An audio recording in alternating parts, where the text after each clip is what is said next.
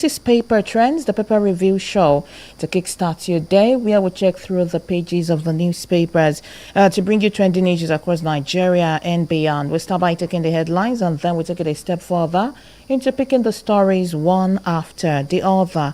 We also get to open the phone lines for you, our listeners at home, to be a part of the conversation. Welcome to the final installment of Paper Trends for the week. Don't forget that you can catch up with us live on Facebook at Midas Radio 905, at Midas Radio 905, to be a part of the conversation. Stay with us, don't go anywhere.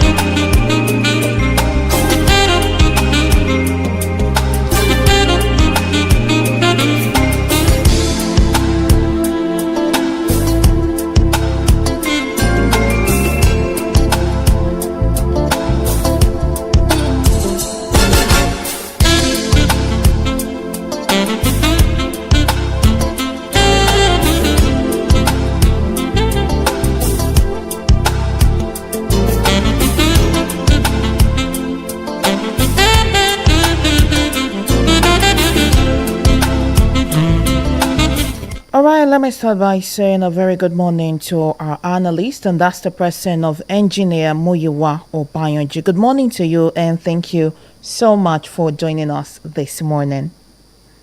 Good morning, Esther. Good morning to our listeners. Happy weekend, and thanks for having me. All right, let's start by taking this one that happened yesterday with Sheyi Makinde joining alliance with the APM and stating that other members that want to run would also be running on that platform. While we don't know how that alliance really came to be, we don't know how formidable that alliance would be, because we did not see anywhere where Makinde said he's no longer a part of the PDP. And so, in all of this, what should we expect at this point? First, from the alliance. Secondly, or let me say first, from Makinde as a person. And secondly, from the alliance in the coming days? Well, as a Nigerian, I think he has every right to declare interest in any political party that he likes. And don't forget that there have been issues with the PDP divided into two. One is recognized, the other one is not recognized. And even though they are given different interpretations to it, even at that, many still did not believe that, well, the interpretation can see the light of the day. More so that the INEC is holding meeting with the weakest faction, communicating with them and giving them instruction and so on. So that may be the handwriting that by people like Makinde and others. Don't forget Bala also saying the same thing on the aisle and on the wall, while he left too. So Makinde felt that, well, those that are loyal with me are probably those PDP from Oyo State. Let me take them to this APM so that at least from there we see what we can do about it. After all, NDC also came from nowhere, and Seriake didn't take away MDC, former governor, former senator. And he asked people like Peter Obi, now if I take also APM, and people that are loyal to me can go there, and everybody I want to contest as far as your state is concerned can do that under that arrangement. So now I was expecting that with Ibadan convention that he will join ADC, and I was also expecting that at least with about the convention, if they can hold that convention together and be truthful to it, that that will also be something to think about by the ruling party. But you see, sometimes something about this ruling party, I don't understand them, that they whatever they are doing, that is making everything to disengage in other position. I don't know, because by now everything is just the Makinde is out too now. Obi is out, Makinde is out. So I don't know what other alliances, what other thing that come out of Ibadan convention. So that becomes what you can describe as a charade, or maybe they are playing, because you will be able to put back together, but they have enough money to play with. And people like Atiku Abubakar doesn't. When he sees somebody that has that money, he goes after the person to support him. So I will be thinking that at least with Obi out, then it is Makinde and Atiku that will go for it. But now Makinde has also pitched his tent against with APM. So now everything is just and I think we are yet to see the end of this political calculations, alignment and realignment as far as 2027 election is concerned. But then to me, what I see there is that I think United will stand should have been the logo and the slogan of these people, and divided we begin to scatter because they are dividing it again and again and again. And give it to Makinde in Oyo State. He may be able to have a sway in Oyo State, and he may not. Politics is not calculation. But because when you want to judge individual based on performance, you can say that, well, Makinde may have a sway in Oyo State. And once Oyo is out, well, not that APC will not get its 25% there, but APT might not be able to win Oyo State by the person of Makinde, by that performance and what he has done. Don't forget, everybody likes him because of his performance. The workers like him because he's generous, gives them money anyhow, give them. So Oyo may go for APM if he shows the candidate and the candidate they come to APM. He may do everything within his power to ensure that Oyo State fall and go for APM, and the APC may not be able to win that state because of the person. But then again, after saying all this, I was saying politics not mathematics. Sometimes what the tactics that change political calculations may be within 24 hours, maybe no less than 24 hours to the election. So we just keep our fingers crossed and begin to work and see. But I think the remaining part of PDP now, if you're able to win the heart of some of the other people, we may have some other people joining from PDP. And that's the only alliance, because I don't know, except APM now want to join ADC. So except that, but I don't see the alliance is talking about now, because NDC is there, ADC is there, PRP is there. Now he has APM now. And the number APC and the Labour Party is also there. No, we don't even see any activities from those ones, but at least they're there. So instead of having a very strong united front of just one party coalition, but now it's becoming a disintegrated coalition. And I don't know how they want to put all those figures together to be able to stand against the incumbency that will know have strong power in any elections. All right, let's take it a step further into this story where in Oyo, aggrieved APC members protest imposition in Oyo State. Some aggrieved members of the APC in Oyo had staged protest over alleged imposition of candidates ahead of the 2027 general election. The protesters who besieged the party secretariat in Okeado in Ibadan, southeast local government area of the state, during the party's leadership and stakeholders meeting with the aspirants, cautioned the APC leadership against monetary influence in the selection of candidates. I think we have probably more like a silent war, if I can put it that way, raging within the APC. Yesterday, while President Bola Tinubu was addressing the party faithfuls ahead of the primaries that would kickstart probably tomorrow following the postponement and all of that, he said anywhere that consensus is not working, direct primaries should be brought on board. And in a place like Oyo State, where we just had the former Minister of Power, Adebayo Adelabo, also joined the train of the governorship seat. What exactly do we tend to see happen? I think a lot of calculation and miscalculation had also been happening in Ekiti. We've been saying no anointed candidate, no this, no that. What should we expect with the APC around all of this in the coming days?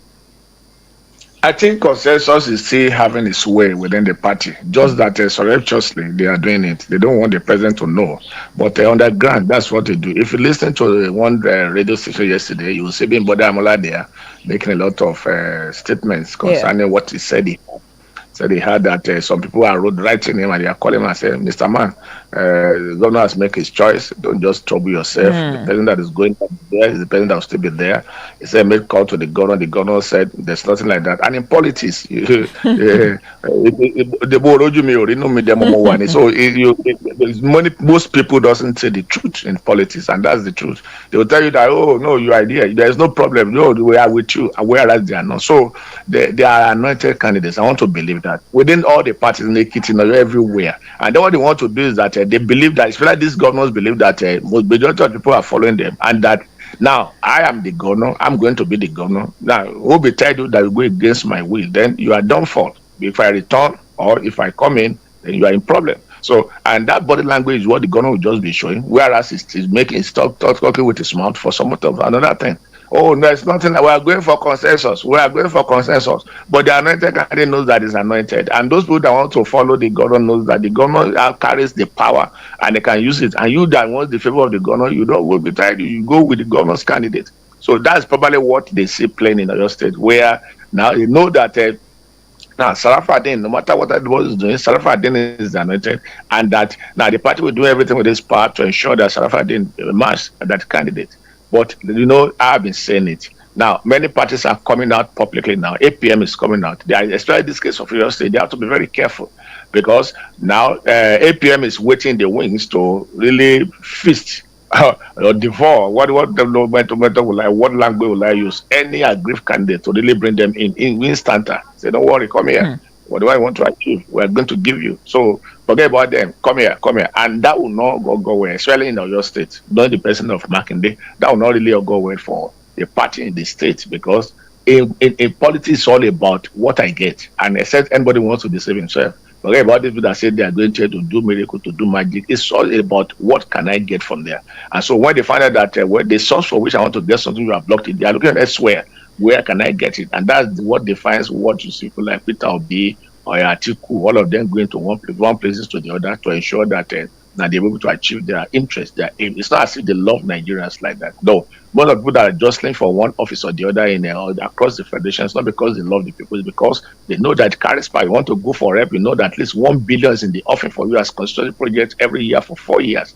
Now you know that about 21 million is also their salary for every month for 4 years. And you know that you will head in one committee or be assistant to the chairman of one committee or the other, do oversight function, and something is coming there and every other thing. So that is what's driving them. And that's why you could see somebody go and look for 50 million, 100 million, as the case may be, to get form of uncertainty. So that is it. So now this is the reason why you find out that once the consensus is initiated like that, it used to generate a lot of problems because many people know that everybody wants to tend towards the governor. And in every state, go and check out, you'll find out that the ESCOs of each of these parties in every state always follow the instruction of the governor. They too also want to find something to eat. So they want to obey the laws of the governor so that the governor will not have problem with them, governor will not remove them. So that is exactly what is happening. Now, you will see at the end of this, all this, what they are so-called primaries, direct primaries, you'll find that you will come here to analyze it.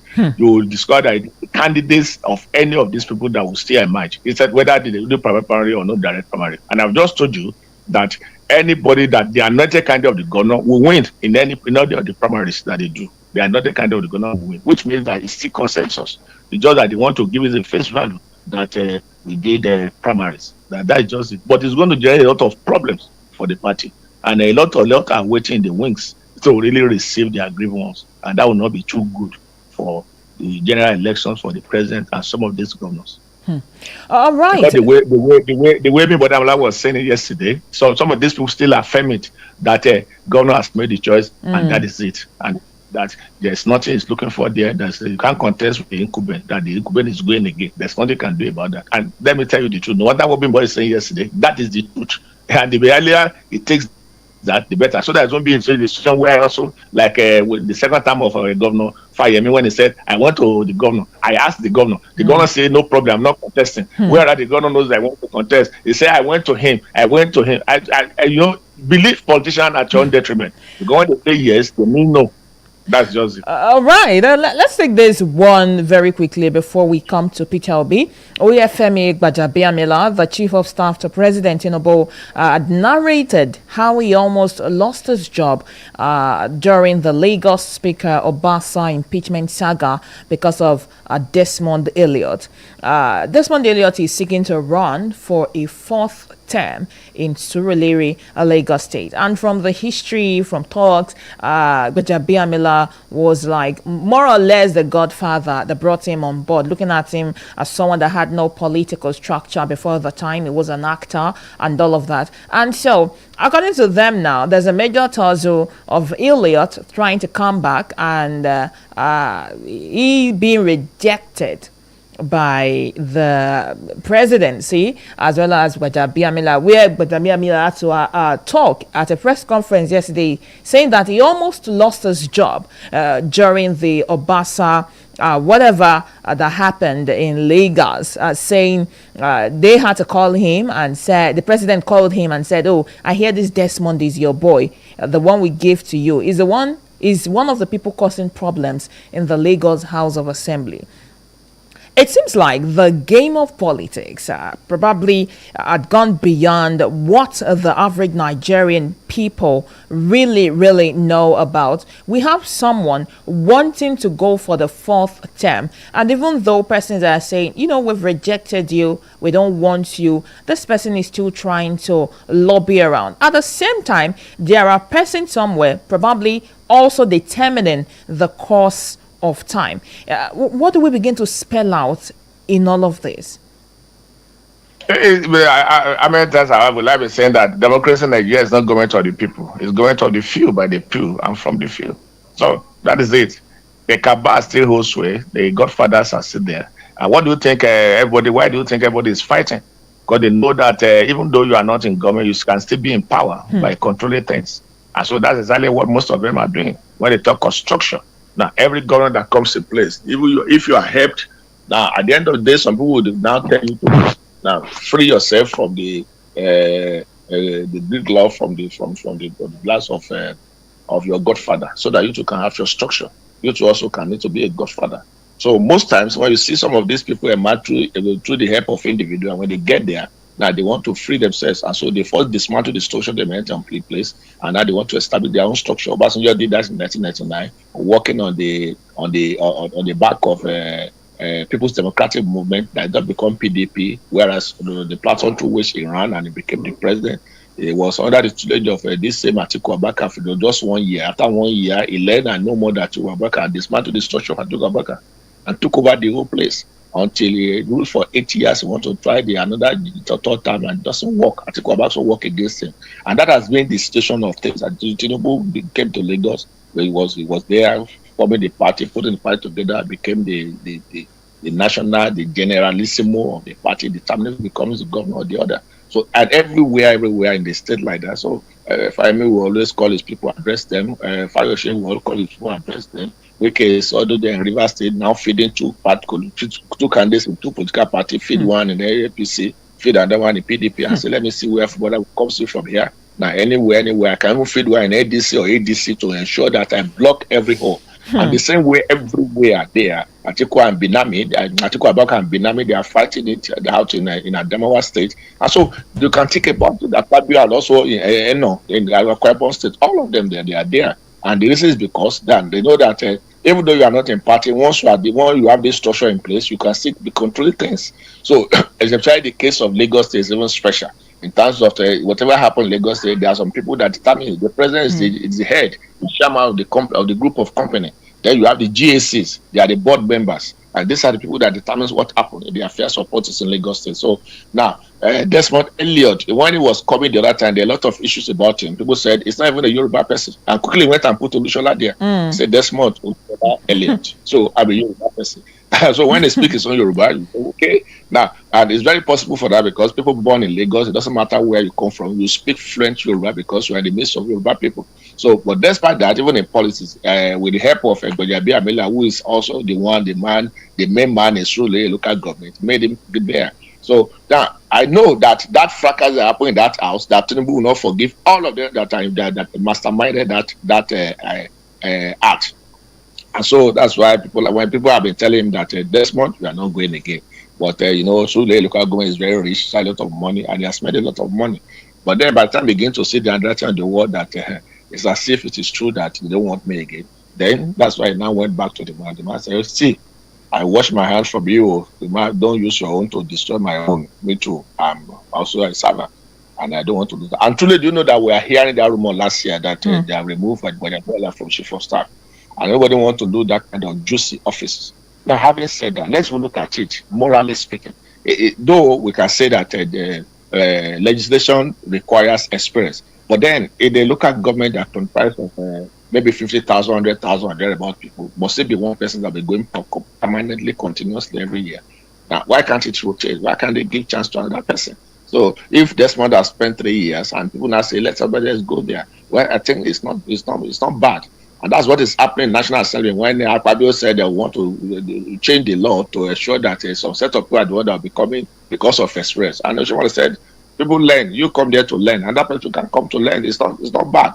So don't fix it as if you are not preparing that place for yourself when you come back again. So to me, I still believe that at least after one has spent 1 or 2 years, when I try to look at his impact, and there's nothing you can say. But even if he has made impact, let somebody else can do more. So because you are not making that impact by your own personal money, you are making impact by the money that is coming. There's a construction project funds, there's oversight funds, there are a lot of funds that you are supposed to use now to better the lives of the people. So that kind of person, why must you return? So that is how to be. It should be somebody else should be allowed to rule. To rule because of the juiciness of those posts. That's why many people don't want to leave National Assembly. Some do not want to leave State House Assembly. Some want to be permanent. Some want to be here. And that's why they are causing all this trouble. Some can go and borrow money to give to government so that they can become another candidate. Some can give money to the chairman of the party in the state. And to this time around, I could be imagine the type of money that these chairmen are making across the state of the federation in the name of this consensus. Everybody wants to be anointed. So you take a lot of money and give it to the chairman. Chairman, please don't forget me, sir. Please help me talk to the governor so that at least I'll go. So don't worry, collect maybe 150 million. Then I'll collect 20 million. Then I'll collect 10 million. So that's what Nigeria policy is all about. It's all about this money thing. And because of this question of APC that is allowing that, why don't you make it complete democracy, where you allow the party members to choose who represent them, who lead them at one form or different place or the other, not by saying somebody is anointed. What do you mean by somebody is anointed? When you just come into the party now, you say he's anointed. That's a very wrong thing. By putting that consensus in the question is the most worst thing to have been done. Not allowing democracy to thrive across board from local to general. Let people now allow and lead. Let people now vote as let the people that will lead them through in a constitutional and democratic means, not by saying somebody is anointed. All right. At the end of the day, when somebody is anointed like that, what do I expect from him? Because to his being, after all, it's governor that put me there. Nothing can happen to me. But when he knows that it's people that put him there, and knows that people can remove him, he begins to function and perform effectively. All right. Before we leave the issues of consensus candidates, Yayi had vowed to sustain consensus governance in Ogun State. The All Progressives Congress consensus governorship candidate for the 2027 election in Ogun State, Solomon Adeola, known as Yayi, has pledged to sustain the tradition of peaceful and consensual transition of administration in the state as established by the incumbent Governor Dapo Abiodun. This tradition, again, according to him, he said, is going to be sustaining that, more like it's now a tradition. Is this something you think can hold water in the run? It's going to have problem. Even by saying that alone, that may even cost him. Though in Ogun State, we know there's no problem with that because it's like everybody accepted him. And that's why a governorship problem case issue in Ogun State has no problem. The only problem is between Dapo and the Daniels, that's the current senator representing that Ogun West also. So now they are fighting it out because the Daniel don't want to leave the place, and Dapo want to use his power as the incumbent governor to get the place for him. That's the only problem. But then for that year, I didn't see much contention against him. But then that is for within the party. It's not going to. He's not going to present himself to everybody in the state and say, "Well, I want to represent him." Until the state say, "Okay, yes, we want you," before he can now begin to make that statement. And by making that statement, he may be giving himself a lot of trouble. Because many people that doesn't like consensus. Majority of people doesn't like consensus. And to me, I don't like consensus. It should have been a sponge completely. You'll have put either direct or indirect primary. That would have been better than consensus. So now using consensus now means that you are superimposing people. That's not democracy. And that is why most people are doing consensus to choose the governor. The governor does not ready to now to face the people. He doesn't want to go for primary because he's afraid. He knows that he may not win. So they will now go and propose consensus. Say he's a consensus candidate because a lot of money has gone on the ground to give to different people. That's not democracy. You can't say if you get through coming through consensus, you can't say you're accepted by the people. You are imposed on the people. And that's what it means. So that means that you won't be liked by the people. Because people will have been looking at you and say, if they subject this kind of person to the democratic process, he wouldn't have gotten this chance. Will have been able to get it. And that's the truth. But maybe a consensus, you will not be accepted. A consensus governor may not be accepted throughout the state. A consensus parliamentarian will not be accepted throughout this constituency. So that's why they will have responded. But then, as far as Ogun State is concerned, I say Yayi was well accepted by the stakeholders.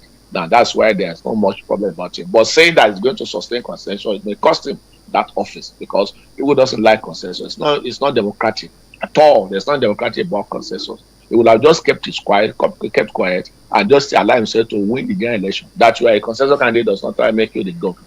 Lots of things can still happen at the time of the election. All right, let's take this one where the presidency had mocked Peter Obi's decision to only run for a term if he emerges the presidential candidate as well as probably the president. He said if they put a gun to his head, he would not be going for a second term. And the presidency had said, Obi, the statement from Obi is not that of loyalty, and that Obi has been known for not standing by his words, because he once said he would not leave ABGA, and he left. He would not leave the ADC, and he left. Is it that if Obi says, I'm very sure that after a term I'm not going to be running again, is it that we cannot hold him for his words? He's telling lies, Jared. And I don't care what anybody is coming to say after this one. Talk to me anyhow now. You sabi. Obi is a liar. Power corrupts, Esther. Absolute power corrupts absolutely. You don't know what has become the present federal program in Nigeria. Somebody can be making money because get there. They will cancel law. Rep. Why do you think everybody is fighting? You think they are fighting because they want to help Nigerians? They are fighting because they know what is there.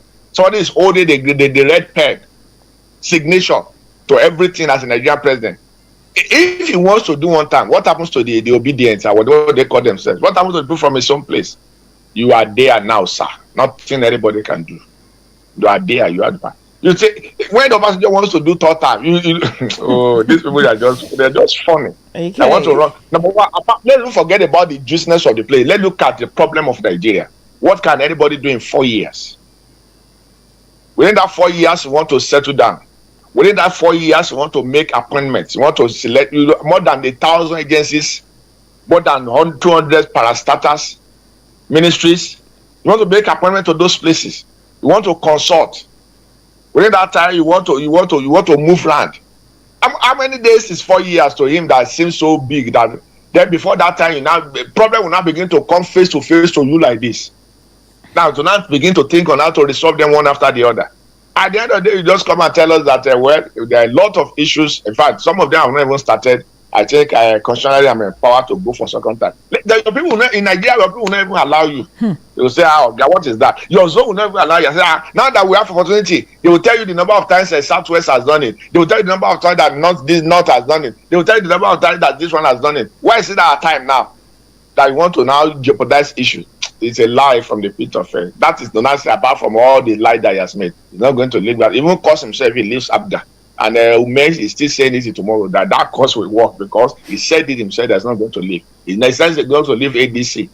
He has said a lot of things that is beginning to unsaid. He has tried a lot of, though that is politics anyway, but saying he will use one time is just a gimmick to really deceive a lot of people to get there. And once he gets there, he begin to wig the big stick against anybody that stands against his ambition. And that is just it. That's the truth. So forget about that one. Anybody can, people play politics with everything. And so they even come online to focus. They will tell you and say, it is true. Everybody is not this. Everybody is, some people are integrity. Forget in politics, forget about it. Now you never go there. The power is too much.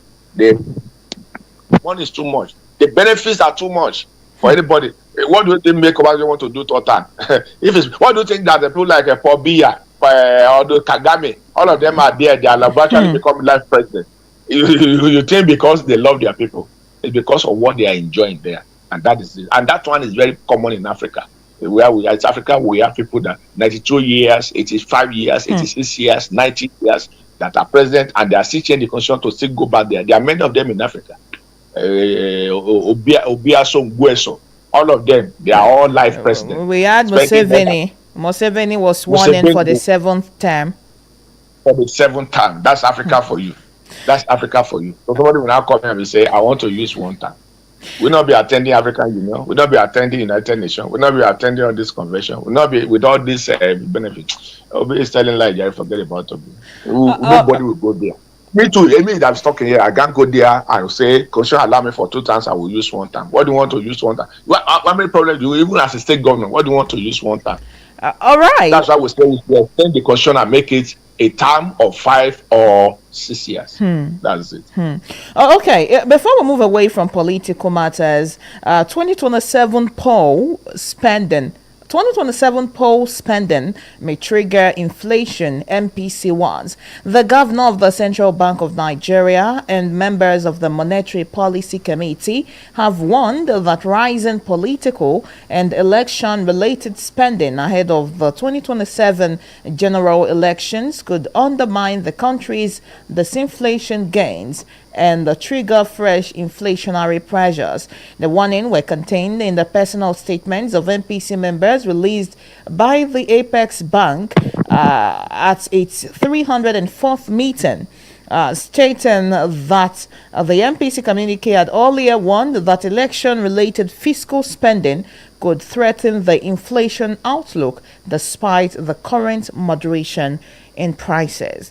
And at the same time, there are speculations that whatever loan is approved at this moment by the World Bank, I think that was yesterday or day before yesterday, that Nigerians flooded the World Bank's comment section on X, begging them to stop borrowing Nigeria, to stop loaning any money to Nigeria, and they had to lock the comment section.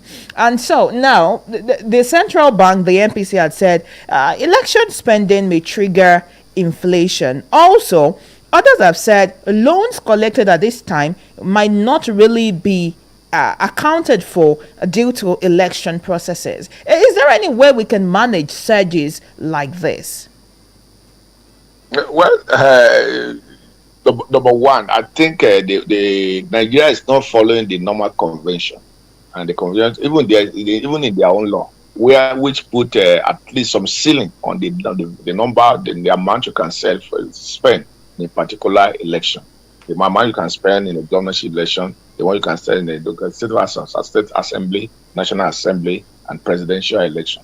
But then they don't follow it. And why? Even when the party put a fee in a very exorbitant high, 100 million. So what do you now expect? So, and that's why. Then number two, now, for example, in a place like the US where you can't use your money to do election, you have to do crowdfunding, that people must be seen to sponsor you. And so those that give you $1, $5, $10, you put all of them together, the auditor will audit it and you spend it according to the law. But there in Nigeria, it is a monetary democracy that would do. So where people buy their way, that's what we just discuss when we talk of consensus. Somebody that wants to become a consensus candidate will take a lot of money to the chairman of the party and the secretary, and they in turn now go to the governor to convince the governor why you are so good and you're supposed to be there, even though you are not good. But because money is playing, the situation where the governor is not performing, but it depends on the money is going to share to the people. And so it goes to look for more money. The money that's supposed to use for infrastructural development to better the lives of the citizens of that state, it begins to keep it. And at the end, during elections, begin to distribute it accordingly. When first early bird, they call it early bird. That amount will be 20,000. That's the first set that comes to vote between 8 in the morning and 10. So from 10 to 12, that one is the dawn. That one is 5,000 or 10,000. Then between 12 now and 3, that one is 5,000 or 2,000. And they begin to give to people like that. So now using money to influence people. And by that time, you see a lot of money going into it. And it's not only one party, it's every party. The party that has the highest is the one that will not win, declare winner. So they have so done it in such a way that everybody now begin to look forward to it. That now they know that during election, at least I want to go there on time so that I collect 20,000. As what they say, okay, some people even in the night towards the election, there are some money that is even going to, please vote for us. They give you 2,000. And that's apart from the rice, apart from the packaged rice, the packaged beans, apart from the packaged different things now. So now this one has been totally monetized that you don't actually see.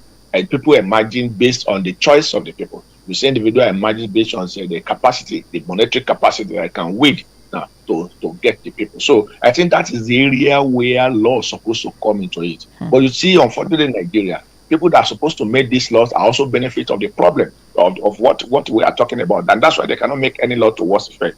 Normally, you're supposed to look at the person, people have to look at the country. If we say people are suffering in Nigeria, I want them to contest election, why do you put it at 100 million? Why don't they say, okay, now this election is just 10 million, just for purchase of form, so that everybody can even come in And some people have become leaders of the individual this thing because of their integrity. So, but because it's duly monetized, and that's the area where you expect a law to play. So, and concerning borrowing, I think what you can't stop United Nations, you can't stop World Bank, because that's their duty. That's what they do. They want more countries, they want more sub-Saharan African countries to borrow more to be in debt so that their currency will be devalued and they depreciated. And that's what they do. But I think what they're supposed to do that they want to do, probably that is exactly what they're expecting, that we squander the money so that will come back again, is to have forced devise a machinery to monitor it.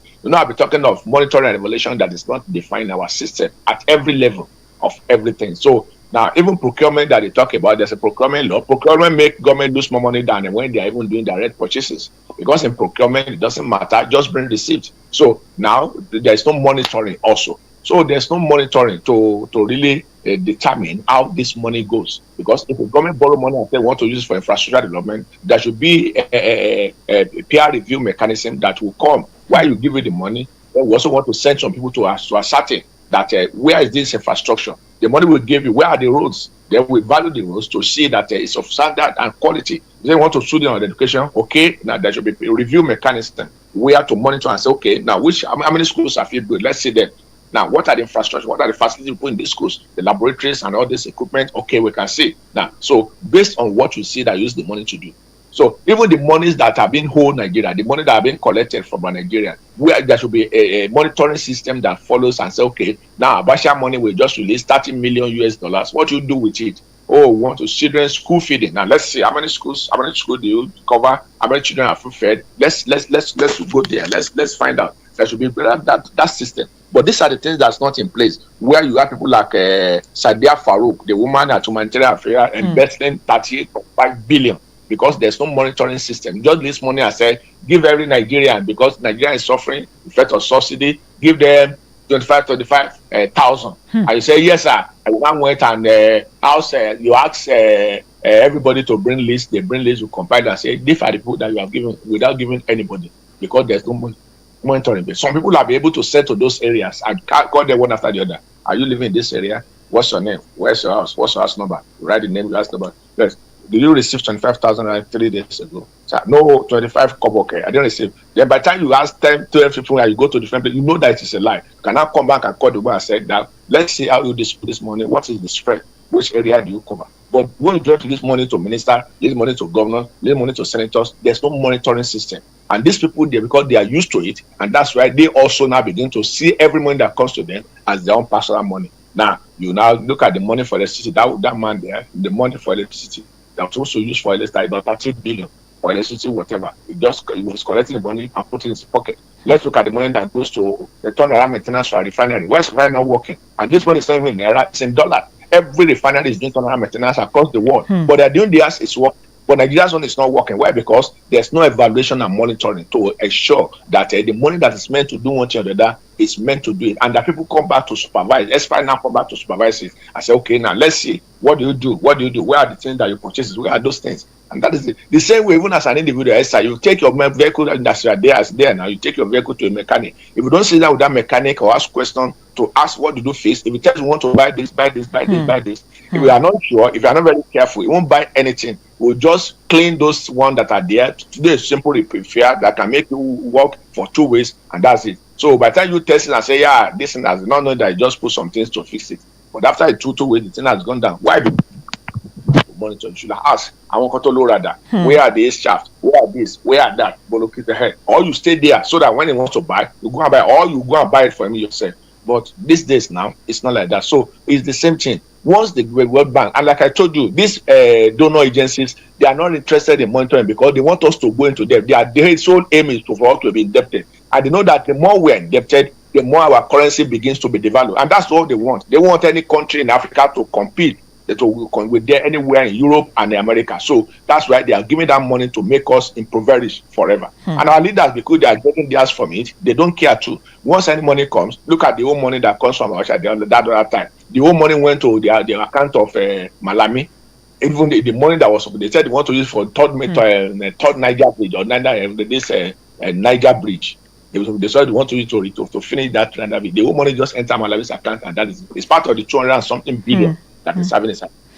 So, but if there's a system where that money, where it's monitored, where people can say, oh, please, ladies and the civil society organization that are even talking about election, they're not talking about those ones. They're supposed to say, this money, where has it got to? The people now talk, where has this money got to? But everybody is just playing politics. So anybody that is there, everybody wants to do their favor. So everything they are doing, even though it is wrong, to people, it is right. Because they want contract, they want appointment, they want money. And so because of that, they begin to do praise singing. At the end of the day, at the detriment of the people. Now, at the end of the day, they give you maybe a contract of maybe 5 million, 10 million, whatever they give you. That's we collect it on behalf of the other people that are suffering. That's Nigeria for you. And that's the present state that we are in. That's why it's very impossible to really ask for accountability from governor. We don't ask for accountability from senator. Everybody in Ekiti is talking about president. Everybody in they've done Akwa Ibom, in Sokoto, but they are governors that are their backyard here. Nobody is talking about to account for what they are collecting on behalf of the people. The senators, nobody is talking to them to account of what they are collecting for the behalf of the people.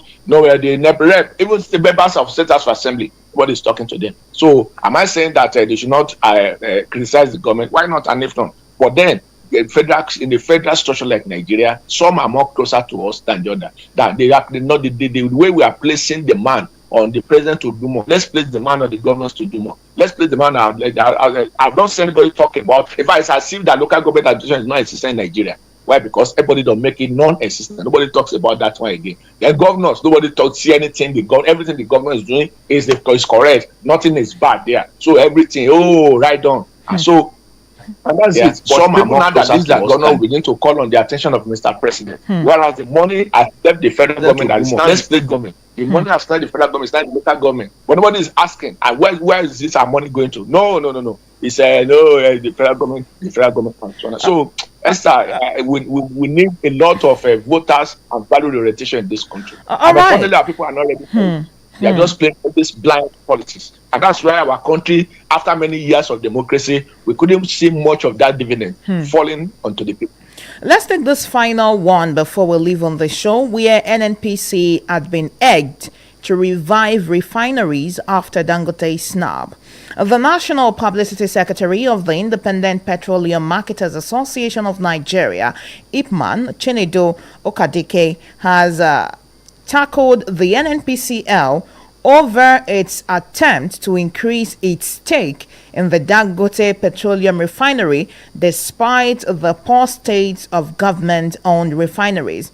It was reacting to comments by the Dangote Group, President of the Dangote Group, Aliko Dangote, that the refinery rejected request by the NNPC to increase its 7.25% stake in the $20 billion facility. We got the news that Dangote rejected the NNPCL's bid to increase its stake with its own with the Dangote refinery, and so persons have been saying, what increase in stake are you talking about when you have a state-owned refinery to look out for? Very recently, they said that they've signed an MOU with 2 Chinese companies to, restart, complete, expand the Port Harcourt and Warri refineries, and saying that Nigeria is not going to spend a dime. We don't know what the agreement might look like, but at this point in time, don't you think the NNPCL just need to wake up and up their game?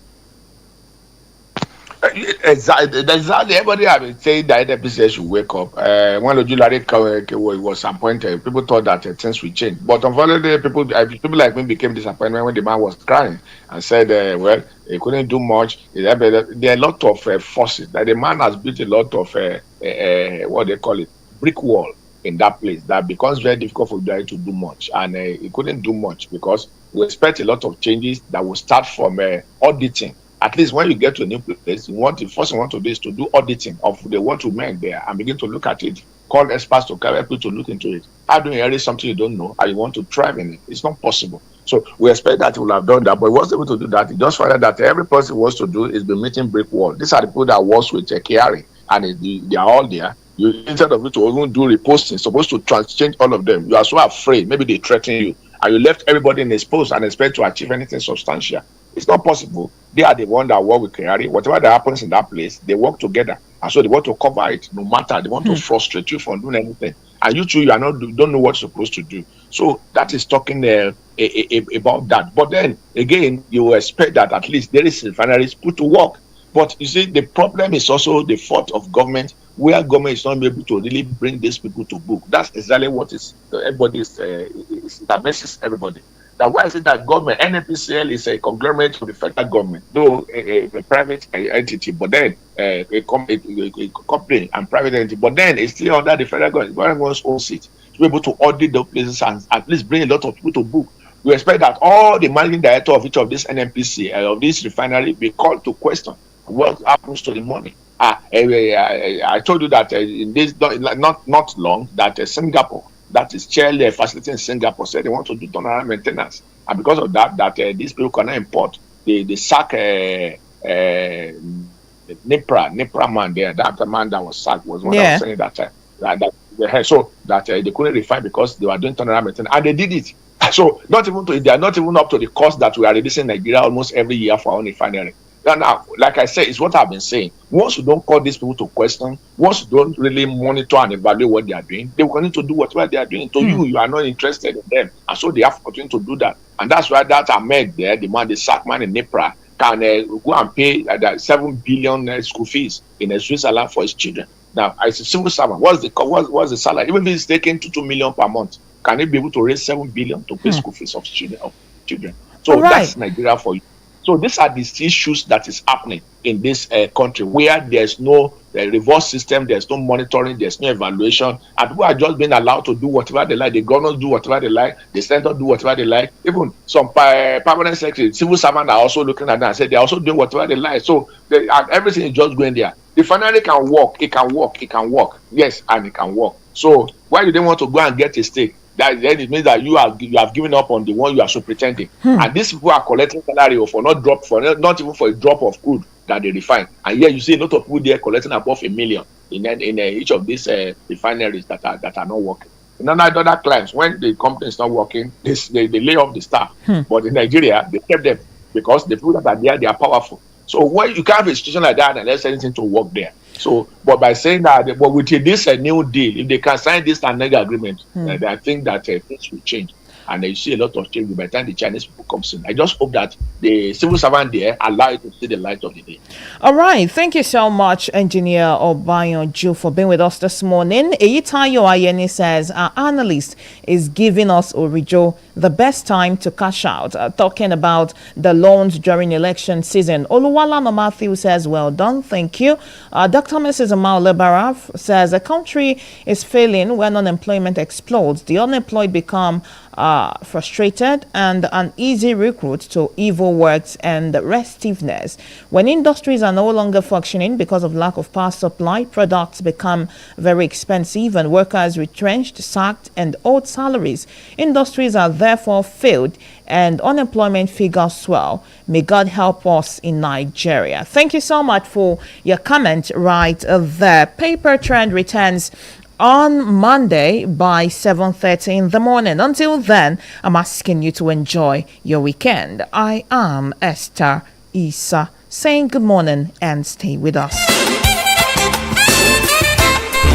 The submissions and opinions on this show are exclusively those of the analysts and the presenters and do not represent the position of the station. Thank you. Midas Radio 90.5 FM, unrivaled entertainment non-stop. Hello, children! Happy Children's Day. Come join and say the world is shining for us. And it's the biggest children's fun fair of the year again. Midas Radio 90.5 FM presents another season of unlimited fun at the Midas Radio Children's Day Fun Fair 2026. A moment of laughter in the world of fun and excitement, and the playground of dreams come alive. There will be thrilling games, bouncing castles, music that keeps you dancing. Lots of gifts to win, sweet treats to enjoy, and surprises you won't want to miss. Tell your friends, your siblings, and everyone in your neighborhood. It's going to be fun! Yes, Get ready for a day where happiness has no limits. The Midas Radio Children's Day Fun Fair is coming soon. It's going to be loud, fun, and memorable. Don't miss it. Happy Children's Day. Let's laugh and play. Sing and dance in a bright new way. A tún ti dé lọ́dún yìí ò bá ṣe ń dé lọ́dọọdún. Àwa ewé ìwò yìí. Olúwa jẹ́ ká padà o. Ẹ kúkú ti mọ̀ wá tẹ́lẹ̀ nílé iṣẹ́ Midas Radio 90.5 FM wípé. Alára àgbà yìí dání wá lọ́jọ́kọjọ́. Àyájọ́ àwọn èwe ìyẹn Children's Day tọdún yìí yóò dùn yóò lárinrin ju tàtẹ̀yìnwá lọ. Oríṣiríṣi ètò alárinrin láti là kalẹ̀ pẹ̀lú àwọn ẹ̀bùn lọ́lọ́kan òjọ̀kan láti lè jẹ́ kí àwọn èwe wa mọ̀ wípé a rí wọn gẹ́gẹ́ bí ẹ̀bùn tó dára láti ọwọ́ Ọlọ́run àti láti lè jẹ́ kó di mímọ̀ fún ọ wípé àwọn gangan lọ́jọ́ ọ̀la wa. Children's Day tọdún yìí ti ń ṣe 27th of May nílé iṣẹ́ Midas Radio 90.5 FM á tún dùn gbọ́ngbọ́n àtúnkàn sí. Ẹ̀yin èwe o ọdún yìí tún ti dé ẹ kú ojú lọ́nà. Àwa ewé ìwò yìí. Olúwa jẹ́ ká padà o. Midas Radio 90.5 FM. Má yí kúrò ń bẹ̀ jọ. Májẹ̀ntó dèròdè rọ̀bì ọlọ́run. Májẹ̀ntó dèròdè rọ̀bì ọlọ́run. Májẹ̀ntá dé Ọ̀yọ́ dóríta mẹ́fà.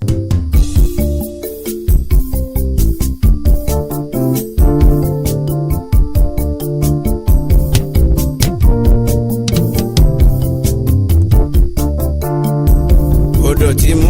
Èdùmàrè ló dirí ẹwà fákùkọ ẹyẹ bí ọ̀kẹ́ òsì olókìtì ọ̀bọ òpé méjì nígbó kò sírò kán láwùjọ òkúta kò sẹ́lẹ̀gbẹ́ iyọ̀ láàrin erùpẹ̀ Midas Radio àwa lára àwa nìdùnnú àdúgbò. Midas Radio ìkànnì aráàlú tó ń fẹ́ taráàlú tó ń ṣe taráàlú ní gbogbo ìgbà. Midas Radio má yí kúrò ń bẹ̀ jọ. àṣẹ̀ṣẹ̀ bẹ̀rẹ̀ o àní kí láti rí o àṣẹ̀ṣẹ̀ bẹ̀rẹ̀ kí láti rí àṣìmágòkè sí torí bí gíga láyé tèmi ó ṣíwájú pé ta láǹtakùn bá kú láti bí dédò ó máa tún takùn lọ dádó wàdó àwáyé àtúnwá tàwé lọ. Heading for the city life.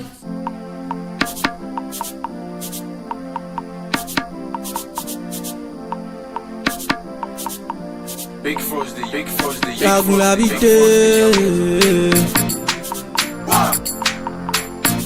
Jọ̀wọ́ pẹpẹ pé hàn tó bá sport pé mi dé bá o. Jagun la bí dé ó yẹ kíra fún ọba wọlé dé kẹlọ sílẹ̀kùn. Ó ń kanna ẹ má lọ fojú rẹ̀ kún ọba òde lè pé méjì láàfin. Jagun la bí dé ó yẹ kíra fún ọba wọlé dé kẹlọ sílẹ̀kùn. Ó ń kanna ẹ má lọ fojú rẹ̀ kún ọba òde lè pé méjì láàfin. Ọba wọlé dé máa gbé wọn sáré Ọ̀túnba sport gbé mi travayé very soon ìgboro máa dé mi ládé. Ọba wọlé dé máa gbé wọn sáré Ọ̀túnba sport gbé mi travayé very soon ìgboro máa dé mi ládé. Ọmọ akínní kò gbọ́dọ̀ ṣojo táwọn lára bí ti rodo polówó kọ́ tó polongo ìlú àtìgbò dé wọn lọ bí Ronaldo ó ti lọ ìṣègò wọn lo tòróró rẹfí ẹ má lọ ṣòjòrò. Jagun labi dé ó yẹ kíra fún ọba wọlé dé ká lọ sílẹ̀kùn. Ó ń kanna ẹ má lọ fojú rẹ̀ kún ọba òde lè pé méjì láàfin. Jagun labi dé ó yẹ kíra fún ọba wọlé dé ká lọ sílẹ̀kùn. Ó ń kanna ẹ má lọ fojú rẹ̀ kún ọba òde lè pé méjì láàfin. Ọba wọlé dé máa gbé wọn sáré Ọ̀túnba sport gbé mi travayé very soon ìgboro máa dé mi ládé. Ọba wọlé dé máa gbé wọn sáré Ọ̀túnba sport gbé mi travayé very soon ìgboro máa dé mi ládé.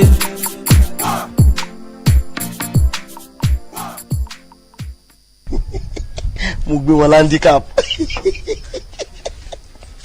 wọ́n kọ́kọ́ gbé ngogo kò lọ gbogbo 1.5 kò work mo sign ní 2.5. Up Chelsea, one goal.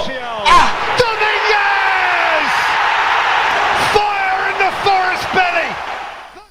Ọ̀túnba Sports tó gara tán. Ọ̀túnba Sports tó gara tán. Ọ̀túnba Sports tó gara tán. Ọ̀túnba Sports tó gara tán. Ọ̀túnba Sports tó gara tán. What's up, ladies and gentlemen? Ẹ máa gbádùn Ọ̀túnba Sports tó gara tán. Ọ̀túnba Sports tó gara tán. Ọ̀túnba Sports tó gara tán. Ọ̀túnba Sports tó gara tán. Ọ̀túnba Sports tó gara tán. Ọ̀túnba Sports tó gara tán. What's up, ladies and gentlemen? Ẹ máa gbádùn Ọ̀túnba Sports tó gara tán. Ọ̀túnba Sports tó gara tán. Ọ̀túnba Sports tó gara tán. Ọ̀túnba Sports tó gara tán. Ọ̀túnba Sports tó gara tán. Ọ̀túnba Sports tó gara tán. What's up, ladies and gentlemen? Ẹ máa gbádùn Ọ̀túnba Sports tó gara tán.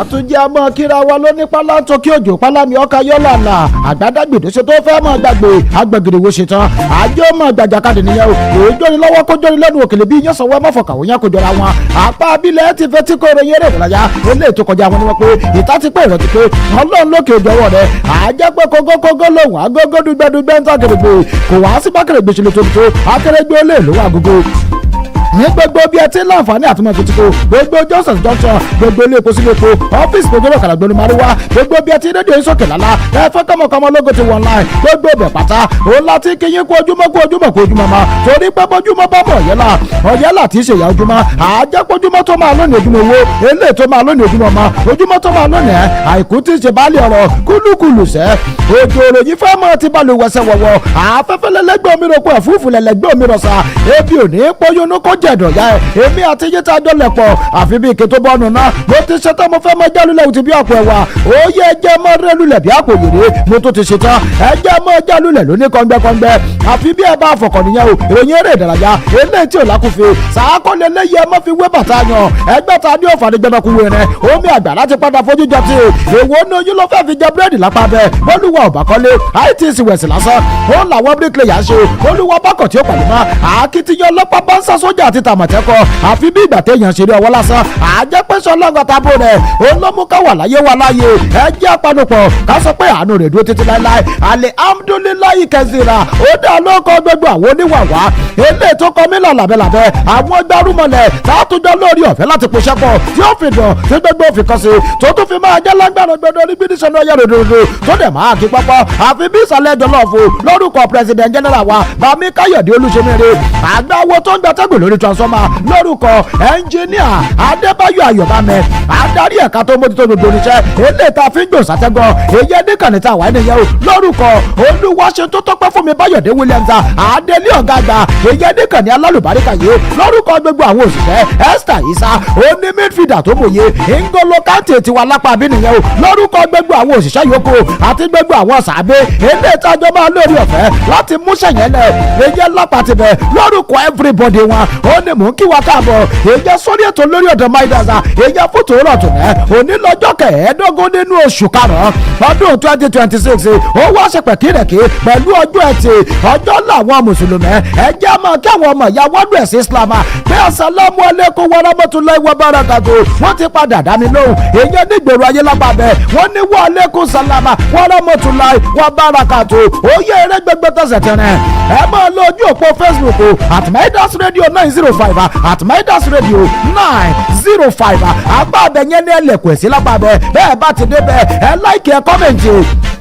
ẹ wá lórí ọ̀fẹ́ láti ṣí ara ẹ pé kọ́dé gbogbo clamati àti tàbí ẹjọ́ dé gbogbo tòsí àtànà jẹjẹ èyí lápá ti bẹ̀yẹ nìyẹn o at Midas Radio 905 apá àbẹ̀yẹ gangan oníkẹ́ àti sáré bá mi ta èyí láàárọ̀ tó nìyẹn o torí ibà méjì kan tí n bá ti ń taari ẹ̀ sápá dé ó yẹ mọ́ lórí ọ̀fẹ́ láti fetí ko èyí lápá ti bẹ̀yẹ gangan nìyẹn o torí pé ń gbọ́gbọ́ náà ń gbọ́gbọ́ ń sọ́sọ́ náà ń sọ́sọ́ tẹ́mi bá ti ń lórí ọ̀fẹ́ láti sọ ẹ̀yẹ mọ́ lórí ọ̀fẹ́ láti fetí ko èyí lápọ̀dọ̀ ti yé nìyẹn o bẹ́ẹ̀ bá ti wá ṣíà ẹ kọ́pì líǹkì yẹn ẹ sáré gbé lọ lóníṣòṣe ìyẹn lọ sáwọn whatsapp platforms eléyìí tó wà ìyẹn lọ́dọ̀ ti yé gangan nìyẹn o ẹ jẹ́ káwọn tí ó mọ̀ pa àti dé ẹ jẹ́ ká mọ̀ pa tó ti wọ̀ online ẹ jẹ́ ká mọ̀ darapọ̀ ìyẹn lóníṣe rere wẹ̀rẹ̀rẹ̀ ó lọ̀rọ̀ ìbálẹ́jọ́ náà ìyẹn lọ́pàá ti bẹ̀yẹn nìyẹn at Midas Radio 905 ó lẹ́fì lórí ọ̀fẹ́ láti máa darapọ̀ mọ́ ibi àlọ́ òjìnà ṣùgbọ́n àyà bí ó pọ̀ díẹ̀ ebẹ́yìn àgbà náà lẹ́kọ̀ọ́wé ẹni bọ́kọ̀ bá jìnà ilá ògbẹ́dọ̀ kó lápá bẹ́ẹ̀ ó ń gbá lára mi lóòrọ̀ tó nẹ́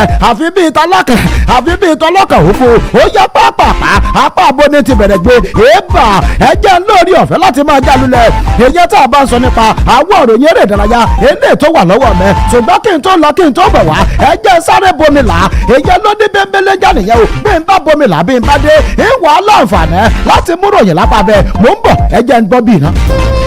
ìgbà tó gbá ní ṣèbálẹ̀ àgbọ̀mì ìran kọ̀ǹkọ̀ tó kọ̀ǹkọ̀ ní ṣèbálẹ̀ odò Midas Hotel irú kan ṣọ̀wọ́n láwùjọ òkúta ẹyẹ tí ó ṣe bí ọ̀kẹ́ òsì nígbó ẹja tí ó wọ àrògìgbà lójú òsínlálẹ̀ odò kìnìún olólà jùlọ bá ẹranko mo débẹ̀ mo bá a bẹ́ẹ̀ àyíká tó fọkàn ẹni balẹ̀ ìgbàlejò tó múnú ẹni dùn iná mọ̀nàmọ́ná oníwákàtí mẹ́rìnlélógún láì ṣẹ́jú rárá yàrá tó tutù fọkàn ẹni balẹ̀ pẹ̀sẹ̀ oúnjẹ àjẹgbádùn amáwọ̀ ẹni dán àjò bí ilé táwọn tó fẹ́ ìfọ̀kànbalẹ̀ tí ń gbádùn ara wọn ààyè wà láti ṣe conference ayẹyẹ àwẹ̀jẹwẹ̀mu ìpàdé iṣẹ́ àti ètò lóríṣiríṣi 15 to 19 Midas Avenue along University Road Adó Èkìtì nípínlẹ̀ Èkìtì láwà Midas Hotel ọ̀gá ni ẹ jọ̀ọ́.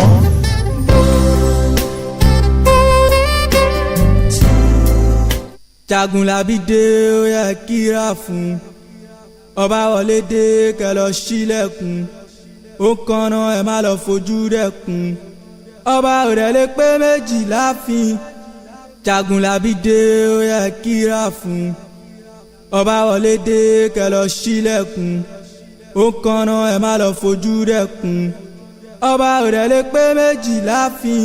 It's your boy Pepe K. I'm hanging out with Otumba Fagbemi Bernard, Otumba Sports.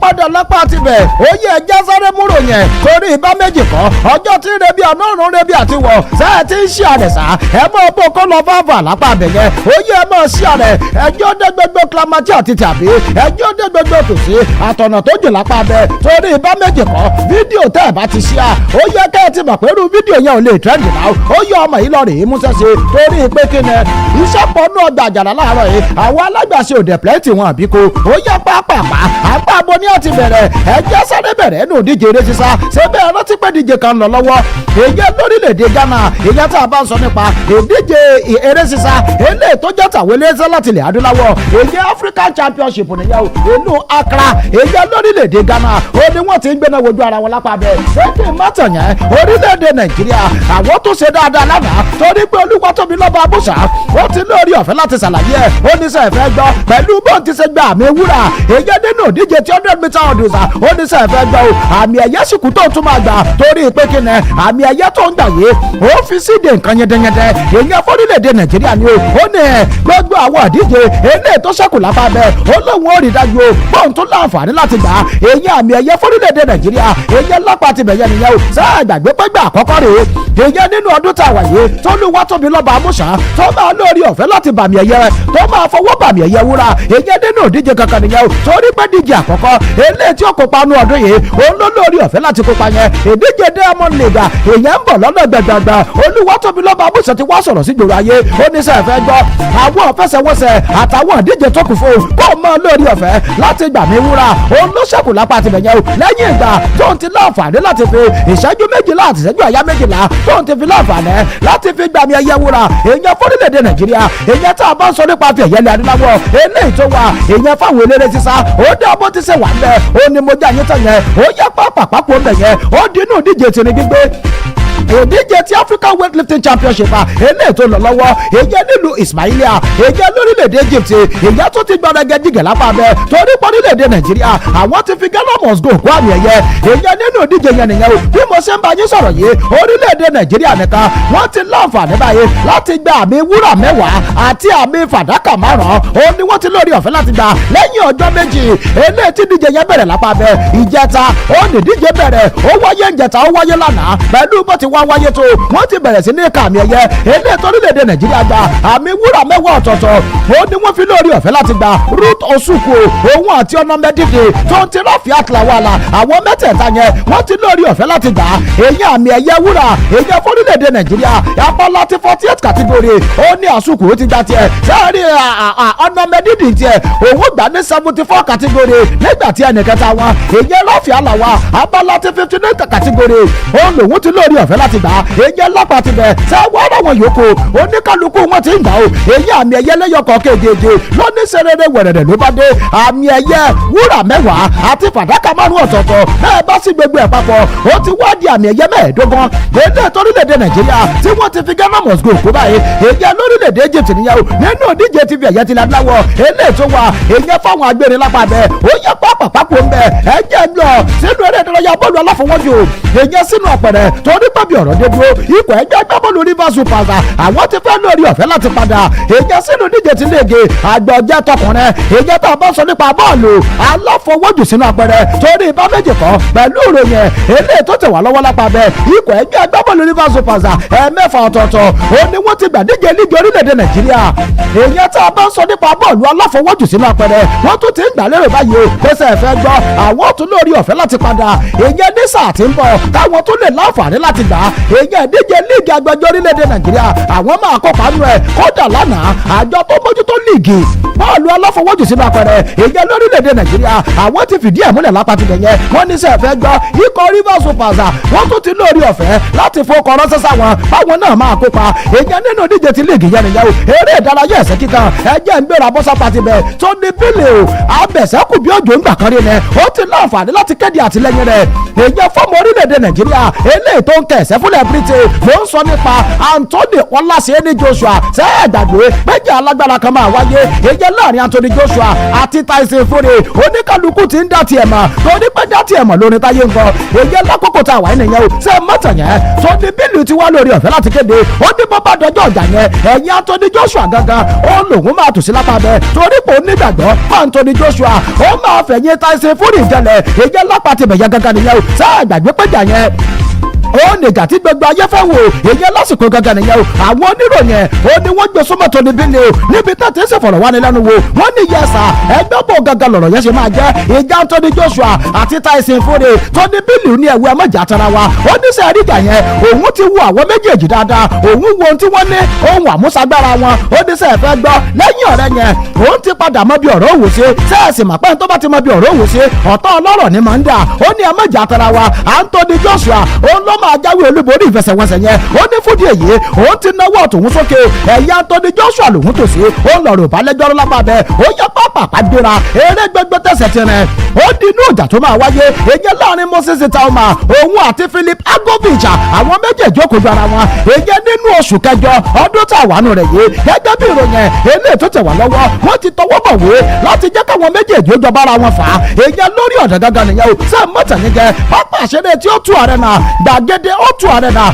ó nìjà alágbára yẹn òun ló ti máa lórí ọ̀fẹ́ láti wáyé ìjà tó fa lọ́ńtà dáná ó nìjà yẹn lápá bẹ́ẹ̀ torí pé Moses Tauma ìjà mọ́kàndínlógún tó ti jà kò dẹ̀ fìdí rẹ̀ mínú kankan lápá bẹ̀ yẹn o sáwárí agovici òun náà máa ja ìjà eléyìí tó lówúra fúngbà àkọ́kọ́ èyí ò lápá bẹ́ẹ̀ pẹ̀lú ibi tọ̀rọ̀ dé dúró báyìí o Moses Tauma ló wà lókè téńté ìyẹn tá a bá ń sọ nípa ẹni àkọ́kọ́ lápá láti WBA àti WBO lápá ti bẹ́ẹ̀ òun àti Michael Govic àwọn méjèèjì wọ́n jọ lórí ọ̀fẹ́ láti kojú ara wọn sáàdẹ̀ gbàgbé báwọn abẹ̀sẹ́kù bí òjò tó gbé ní tẹfẹ́gbẹ́ tó tún gba unbreakable rẹ̀ bọ̀ wọ́n ti kojú Moses Tauma unbreakable fọmọ wọn lọ́wọ́ ẹgbẹ́ Philip Govic kí ló máa ṣẹlẹ̀ láàrin òun àti Moses Tauma mo ní ìjà yín tẹ́lẹ̀ àjọ tó bójútó rẹ̀ sí kíkan èyí lórílẹ̀‐èdè Nàìjíríà àjọ tí NBBF nìyẹn àwọn tí lórí ọ̀fẹ́ láti kéde ẹ̀ lábàbẹ̀ àjọ NBF ẹnu mi àgọ́ àwọn kéde ẹ̀ lọ́dọ̀ tí wọ́n ní sẹ́ fẹ́ gbọ́ àwọn tí ń ṣe ìpàdé báyìí ọ̀nà tí owó àwọn abẹ̀sẹ́kù bí òjò eléyìí tí wọ́n ń ja ẹ̀sẹ̀ lórílẹ̀‐èdè Nàìjíríà èyí àwọn professional fighters wọ́n láwọn ń wọ ọ̀nà eléyìí tó wo wọn tó tún fi máa gbé pẹ́ẹ́lí sí èyí lápọ̀ ọ̀dọ̀ tàwọn gangan nìyẹn sẹ́kì mọ́tò yẹn wọ́n ní gbogbo ọ̀nà làwọn ti mú sàlóògùn báyìí o láti rí i dájú pé owó àwọn abẹ̀sẹ́kù bí òjò èyí àwọn akẹ̀sẹ̀ eléyìí tí wọ́n ń kẹ̀ ẹ̀sẹ̀ dáadáa èyí lórílẹ̀‐èdè Nàìjíríà kọ́wọ́ òun ò lè bá àgbé pẹ́ẹ́lí sí bó ti ṣe lórí ọ̀fẹ́ láti wà ó ní mò ń jà yín tán èyí lápá ti bẹ̀yẹ nìyẹn o gẹ́gẹ́ bí ìròyìn eléyìí tó ń ti àwa lọ́wọ́ èyí lápá ti bẹ̀ ó yẹ pápá pápó ń bẹ̀yẹ ẹ jẹ́ ń lórí ọ̀fẹ́ láti máa san èèyàn sanwó ọ̀wájú ṣẹ́ka wọnú díje bọ́ọ̀lù aláfẹsẹ̀gbá torí bá méjì kọ́ ọjọ́ tí ń rebi àná òrùn rebi àti wọ̀ aago mẹ́sàn-án ó ti kù ìṣẹ́jú mẹ́jọ lápá bẹ́ẹ̀ ó yẹ pápá gbéra ẹ jẹ́ lórí ọ̀fẹ́ láti máa bẹ̀rẹ̀ èèyàn látàrí gbogbo orílẹ̀-èdè Nàìjíríà ọ̀dọ̀ àjọ NFF àjọ tó mójútó bọ́ọ̀lù aláfẹsẹ̀gbá èèyàn lórílẹ̀-èdè Nàìjíríà ẹ jẹ́ bẹ̀rẹ̀ lọ́dọ̀ ti alápá bẹ́ẹ̀ torí pé kíni ọ̀rọ̀ tí lórí ọ̀fẹ́ láti fojú wọn òní gangan ó ló máa láǹfààní láti wáyé èèyàn tá a bá ń sọ nípa èyí kótó díje ti President Federation Cup eléyìí tó máa jẹ́ ti abalẹ̀ lẹ́nu méjìlélọ́gbọ̀n round of 32 ó ní wọ́n máa lórí ọ̀fẹ́ láti ló máa kópa èyàn nínú díje tàwọn tóbìnrin nìyó ikọ̀ méjìlélọ́gbọ̀n èyàn 32 teams ló máa kópa lọ́dọ̀ tàwọn obìnrin ṣé wọ́n ní tàwọn ọkùnrin round of 64 làwọn ti máa bẹ̀rẹ̀ èyàn mẹ́rìnléní ọgọ́ta ó ló máa lórí ọ̀fẹ́ láti kópa èyàn lábala tàwọn ọkùnrin nìyẹn òní òde yìí ó ní wọ́n máa da woro sí woro wọ́n máa yí kòtò lápá bẹ̀ oníkàlùkù máa mẹ́ tó máa kojú èyí lábala ti round of 64 èyí fáwọn tọkùnrin round of 32 òun ló máa jẹ́ fáwọn tó bẹ̀rẹ̀ lápá bẹ́ẹ̀ gẹ́gẹ́ bí ìròyìn eléyìí tó lé tèmbọ̀ èyí sọ́dọ̀ tèmi lápá ti bẹ̀yẹ òní gangan òní wọ́n kéde rẹ̀ lápá ti bẹ̀yẹ ó dá lábala lára àwọn ikọ̀ tó máa lórí ọ̀fẹ́ láti kópa èyí nínú ìdíje yẹn lára àwọn láti rí ikọ̀ ẹgbẹ́ agbábọ́ọ̀lù Kwara United eléyìí tó jẹ́ pọ́wọ́ wọn gangan ó ní díje President Federation Cup wa sẹ́bẹ̀ àmọ́ pàwọn wọn gbà ń sàtó kọjá ikọ̀ Shooting Star tilẹ̀ Ìbàdàn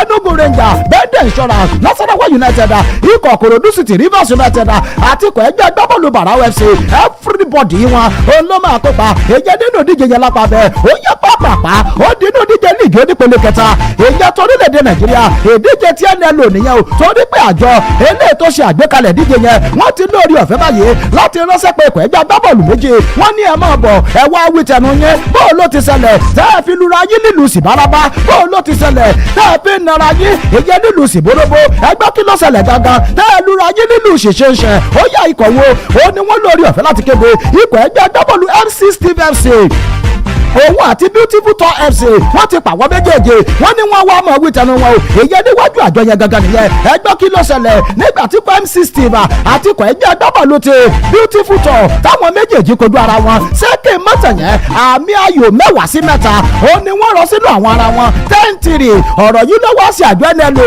ó ṣe wọ́n ní kàkẹ́ wọ́n bá ní ó dáa ẹ máa bọ ẹ wá ṣàlàyé kí ló dé tẹ́ ẹ sọ de bọ́ọ̀lù aláfẹsẹ̀gbá tẹ́ ẹ sọ de bọ́ọ̀lù aláfọwọ́jù sínú apẹ̀rẹ̀ kí ló dé tí fúbọ́ọ̀ di basketball mọ́ yín lọ́wọ́ ẹ wá ṣàlàyé ẹ̀ kó yé wa bóò gangan lẹ́sẹ̀ gbà tẹ́ ẹ fi nara yín mẹ́wàá wọ́n ní ẹ̀ wò àwọn suspect àwọn kẹfẹ́ bẹ́ẹ̀ ti lọ rèé ẹ ti lọ rèé dọwọ́rú ẹ ti ta máàcì fúnra yín ọjọ́ 14 oṣù karùn-ún ó ní wọ́n lórí ọ̀fẹ́ láti gbá fẹsẹ̀wọnsẹ̀ yẹn ìfẹsẹ̀wọnsẹ̀ yìí òun ló ti wá dá wàhálà lẹ̀ èyí láàrin ikọ̀ ẹgbẹ́ agbábọ́ọ̀lù láàrin àjọ eléyìí tó mójútó bọ̀ lálàfà líìgì onípele kẹta èyí lórílẹ̀‐èdè Nàìjíríà wọ́n ní bó ti ṣe lórí ọ̀fẹ́ láti wà àwọn ti ránṣẹ́ pẹ̀kọ̀ ẹgbẹ́ agbábọ́ọ̀lù MC Steve àti ikọ̀ ẹgbẹ́ agbábọ́ọ̀lù Beautiful Tour wọ́n ní káwọn méjèèjì káwọn ọmọ wí tẹnu wọn ó lọ̀rọ̀ balẹ̀jọ́ lápá bẹ́ẹ̀ ìdá inú ọkọ̀ ẹgbẹ́ agbábọ́ọ̀lù obìnrin tọ́jú orí wọn wà èyí lábẹ́ ọdún mẹ́tàdínlógún under 17 èyí tó bìnrin orílẹ̀-èdè nàìjíríà nìyẹn o wọ́n sọ nípa ọkọ̀ ẹgbẹ́ agbábọ́ọ̀lù the flamingos lánàá wọ́n tún gba ìfẹsẹ̀wọnsẹ̀ ọlọ́rẹ̀sọ̀rẹ̀ ọmọ ọlọ́jọ́ òdìdé ẹ ti jayé pa lánàá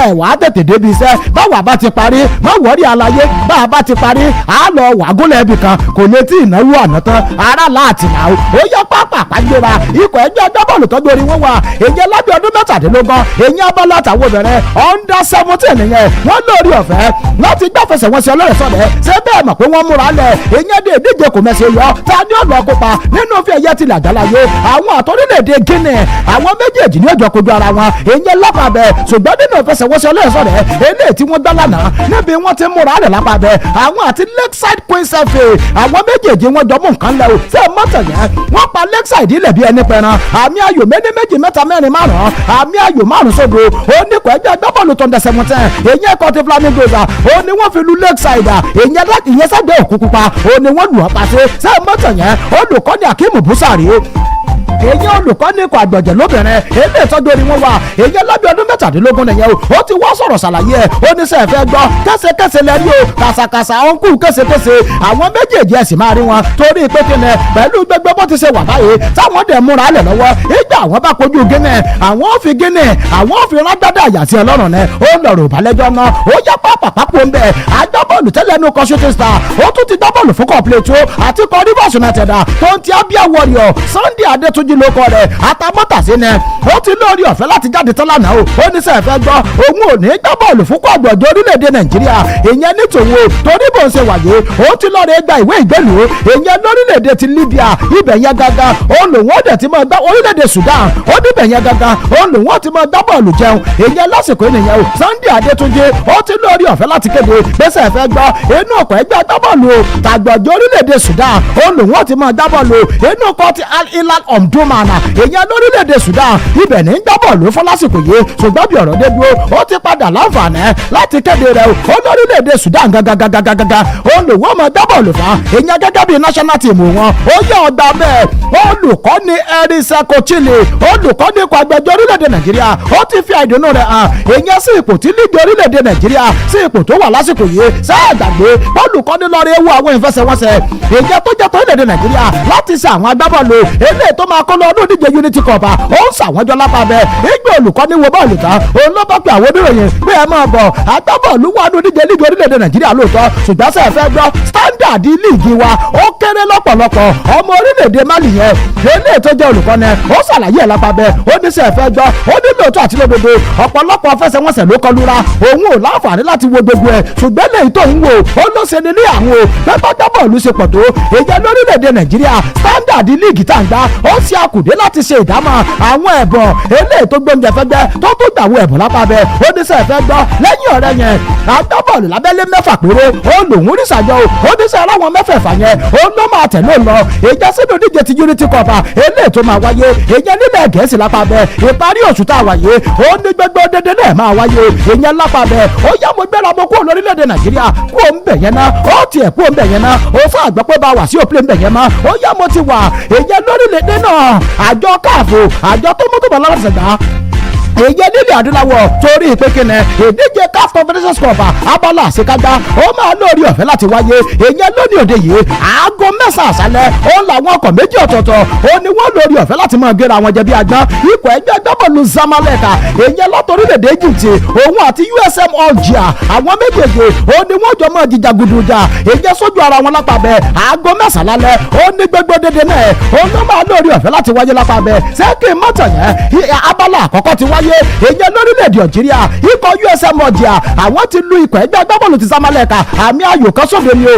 Ahmed Kaude olóògbé penalty sínú àwọn ṣé mọ́tò yẹn ìgbésẹ̀ ẹlẹ́ẹ̀kejì alẹ́ òní gangan ló máa wáyé ẹgbẹ́ sẹ́kọ̀ Zamalek àwọn máa wà ní pápá ṣeré Cairo International Stadium ṣé wọ́n máa lórí ọ̀fẹ́ láti dá bọ́ọ̀lù ẹyọ kan yẹn padà wọ́n ti lórí ọ̀fẹ́ láti máa jẹ́ nìyẹn òní òde yìí ó ní gbogbo dédé náà ó ló máa lórí ọ̀fẹ́ láti wáyé èyí ò lápá bẹ́ẹ̀ máa bá wá lórí ọ̀fẹ́ láti jáwé olúborí èló gangan náà máa gbà èèyàn ikọ̀ tó bá gba ìdíje ti CAF Convention Cup èló gangan lówó ẹ̀ lápá bẹ́ẹ̀ ṣé ń gbé yín débẹ̀ dáadáa £100,000 òun ló máa lórí ọ̀fẹ́ láti sà èló ló máa jẹ́ tẹ́ bá ṣẹ̀ sí náírà ẹ̀yin ọmọ mi burúdi change ó yẹ sáré ṣe bó ti máa lórí ọ̀fẹ́ láti jẹ́ nìyẹn o sẹ́kẹ̀ mọ́tàn yẹn adarí ayò tó máa darí ìfẹsẹ̀wọnsẹ̀ yẹn ẹgbẹ́ kí ló kọ rẹ̀ ẹgbẹ́ ń gbé yín débẹ̀ dáadáa kí n jà yín tán adarí ayò èdè tó máa darí ìfẹsẹ̀wọnsẹ̀ yẹn gẹ́gẹ́ bí wọ́n ti lórí ọ̀fẹ́ láti kéde ẹ̀ Pierre Acho ló kọ rẹ̀ Pierre Acho ọmọ orílẹ̀-èdè Gabon ní bó ti máa lórí ọ̀fẹ́ láti jẹ́ nìyẹn ẹjẹ́ ń yàbàrà ẹjẹ́ sáré dọ́dọ̀ àwọn tèmi tó ti ṣí à 99 shares ó máa tó 100 sáàdẹ̀ gbàgbé pé 200 shares là ń lọ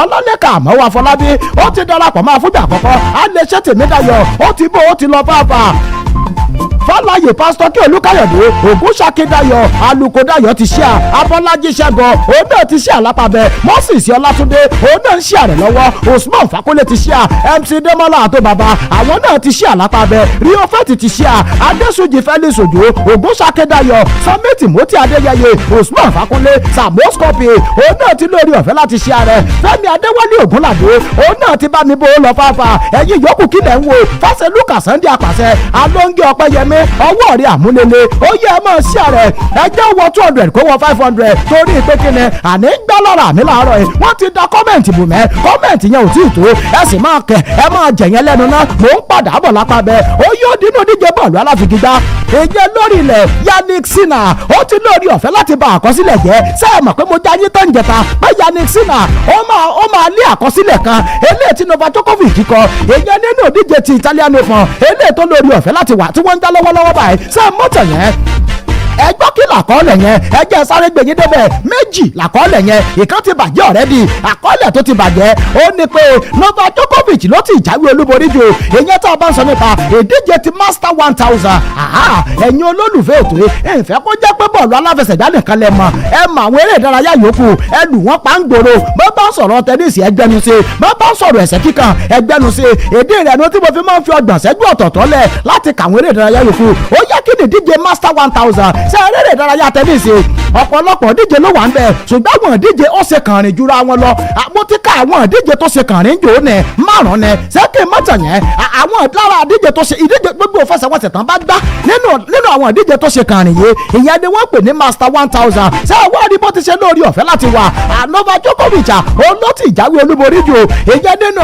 ìdíje yẹn nìyẹn o ṣùgbọ́n gbà tí díje Italian Open ó bẹ̀rẹ̀ Yannick Sinner ó kù ìfẹsẹ̀wọnsẹ̀ méjì tí ó fi bá Novak Djokovic ó kù ìfẹsẹ̀wọnsẹ̀ ẹyọ kan tí ó fi bá Novak Djokovic ó ti ná ìfẹsẹ̀wọnsẹ̀ ẹyọ kan yẹn ó ti bá àkọọ́lẹ̀ yẹn ṣùgbọ́n lánàá ó tó kojú Andrew Rublev àmì ayò 4-2 4-4 òun ló fi pa Rublev fúlẹ̀ ó ti wá la àkọọ́lẹ̀ eléyìí tí Novak Djokovic ní ìyẹn lásìkò gàgà nìyẹn o pẹ̀lú bó ti ṣe wà báyìí Yannick Sinner òun gẹ́gẹ́ ló ti lórí ọ̀fẹ́ láti ní ilẹ̀ ní báyìí o ìyẹn àkọọ́lẹ̀ eléyìí tó lórí ọ̀fẹ́ láti pọ̀ jùlọ tá a bá ń sọ nípa tá a ló jáwé olúborí èyí nínú àwọn ìdíje eléyìí tó jẹ́ ti Master 1000 ṣé mọ́tò yẹn àlàyé yẹn ti lórí ọ̀fẹ́ láti fàkọọ́lẹ̀ yẹn ó ti fi balẹ̀ lápá abẹ ẹ̀wọ̀n àgbọ̀ o tó bá gba ìdíje Italian Open àjẹpọ̀ tó ti di eléré ìdárayá tẹ́nísì àkọ́kọ́ eléyìí tó máa gba ìdíje tó ṣe kànrin jùlọ ìyẹn nínú ọ̀tàn gangan nìyẹn ó yẹ fìyẹn lẹ̀ lápá abẹ mọ́ padà síbi eré ìdárayá bọ́ọ̀lù aláfẹsẹ̀gbá àwọn olùkọ́ni tí wọ́n yàn èyàn fún kọ́ńdà 20 orílẹ̀-èdè Nàìjíríà abala tọkùnrin ni o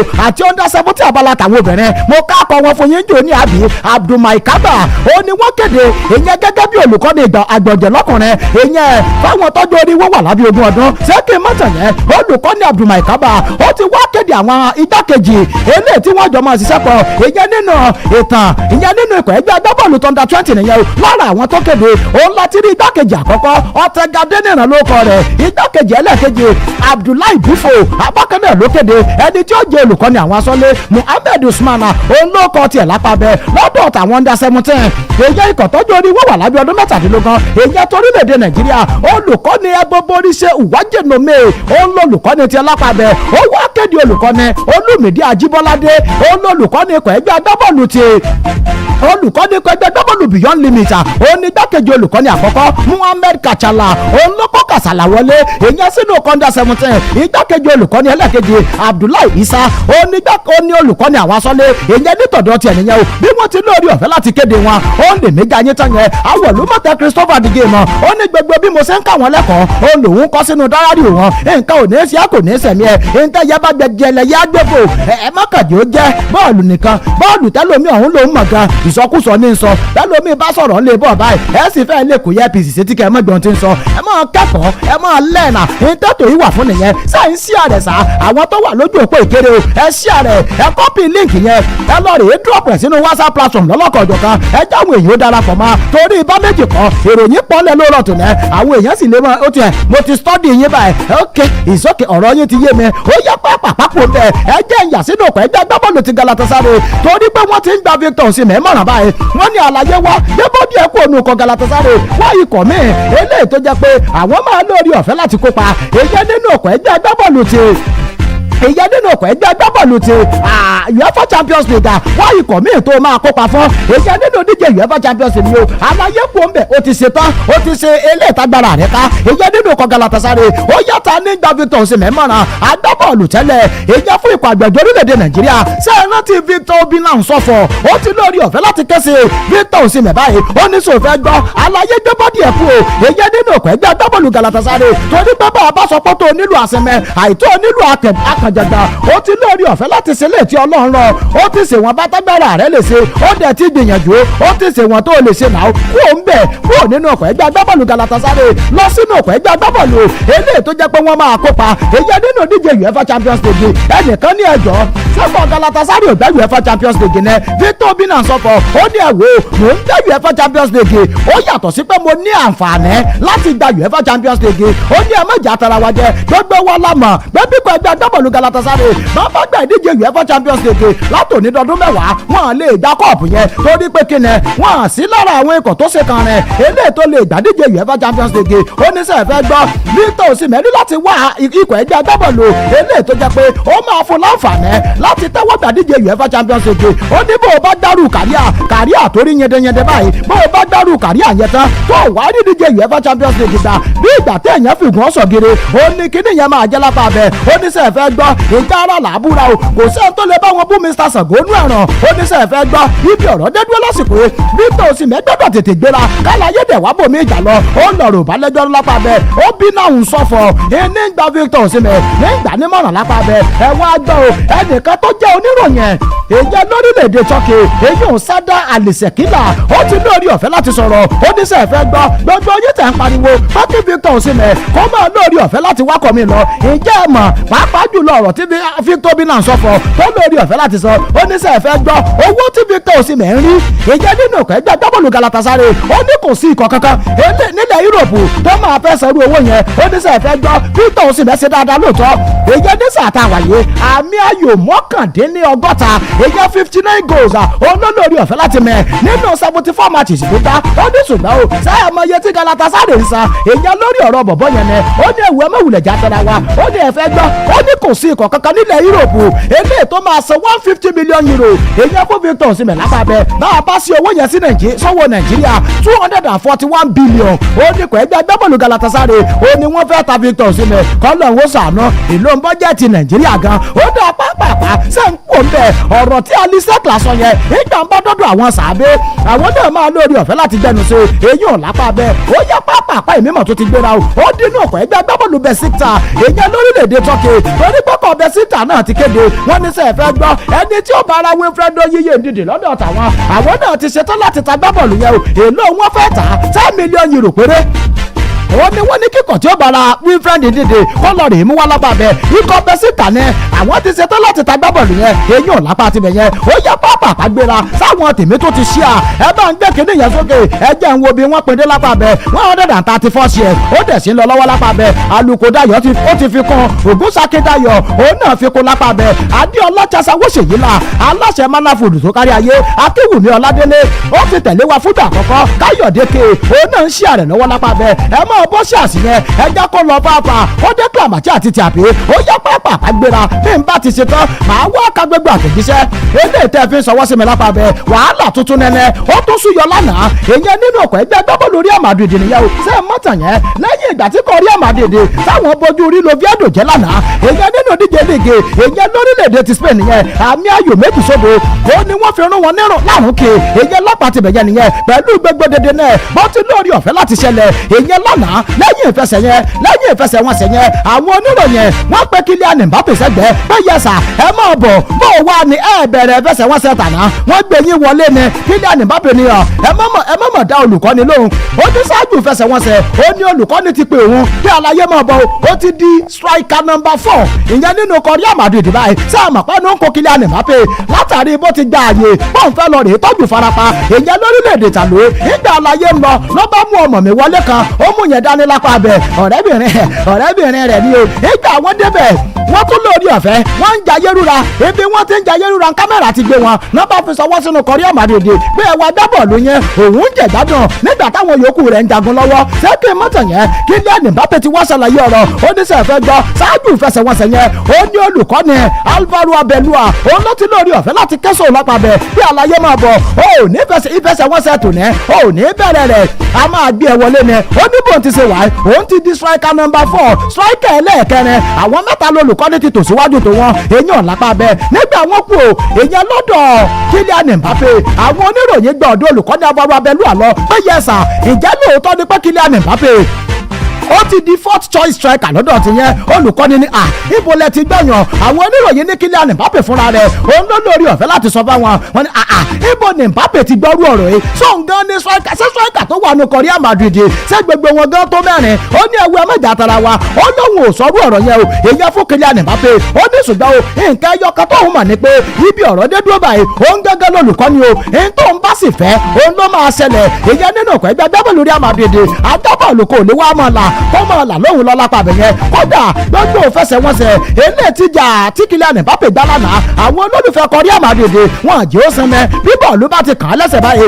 wọ́n kàn máa pariwo lé lórí ni orí ọ̀dàlẹ̀ orí èké ó ní wọ́n kọ fún Kylian Mbappé lánàá wọ́n ní ó dáa ìwọ tó fà àwọn ẹkẹgbẹ́ rẹ lẹ́ẹ̀bí wọ́n ti ń jagan tí ìwọ wá ń lọ rèé gbálọ̀lá gbálolo ìyá lórílẹ̀‐èdè play ọ̀rọ̀ ń bọ̀ lórí ẹ̀ bí n bá dọ́dọ̀ àwọn sàbẹ̀ ó yá pápá pálápá bẹ́ẹ̀ lánàá olùkọ́ni dídí adíṣọ̀fà ó ti lórí ọ̀fẹ́ láti yọ̀ǹda ọkọ̀ àwọn agbábọ́ọ̀lù eléyìí tó máa kó lọ èyàn sórílẹ̀‐èdè Amẹ́ríkà Canada àti Mexico èyàn nínú díje fẹ̀yẹlẹ̀ àgbáláyé nìyẹn o agbábọ́ọ̀lù mélòó olólórí ọ̀fẹ́ láti kéde wọn ó kéde agbábọ́ọ̀lù mẹ́rìndínlọ́gbọ̀n èyàn 26 man squad eléyìí tó máa kó lọ èyàn sórílẹ̀‐èdè ti Canada USA àti Mexico láti lọ rèé kópa nínú fẹ̀yẹlẹ̀ àgbáláyé àwọn agbábọ́ọ̀lù eléyìí tó lùkọ́ni kéde wọ̀nyí ó lọ́pọ̀ àwọn agbábọ́ọ̀lù eléyìí tó lùkọ́ni kó lọ lánàá Mike Magna asọ́lẹ̀kọ̀ ẹgbẹ́ agbábọ́ọ̀lù AC Milan ọkọ rẹ̀ wà ń bẹ lápá bẹ Robin Riza asọ́lẹ̀ lẹ́ẹ̀sì tó gbàmì ẹ̀yẹ́ ń jò ní ọkọ tiẹ̀ náà wà ń bẹ bákan náà ni Bryce Samba asọ́lẹ̀ ẹ̀kọ́ Rennes ló wọn èyàn lórílẹ̀‐èdè ti France náà ní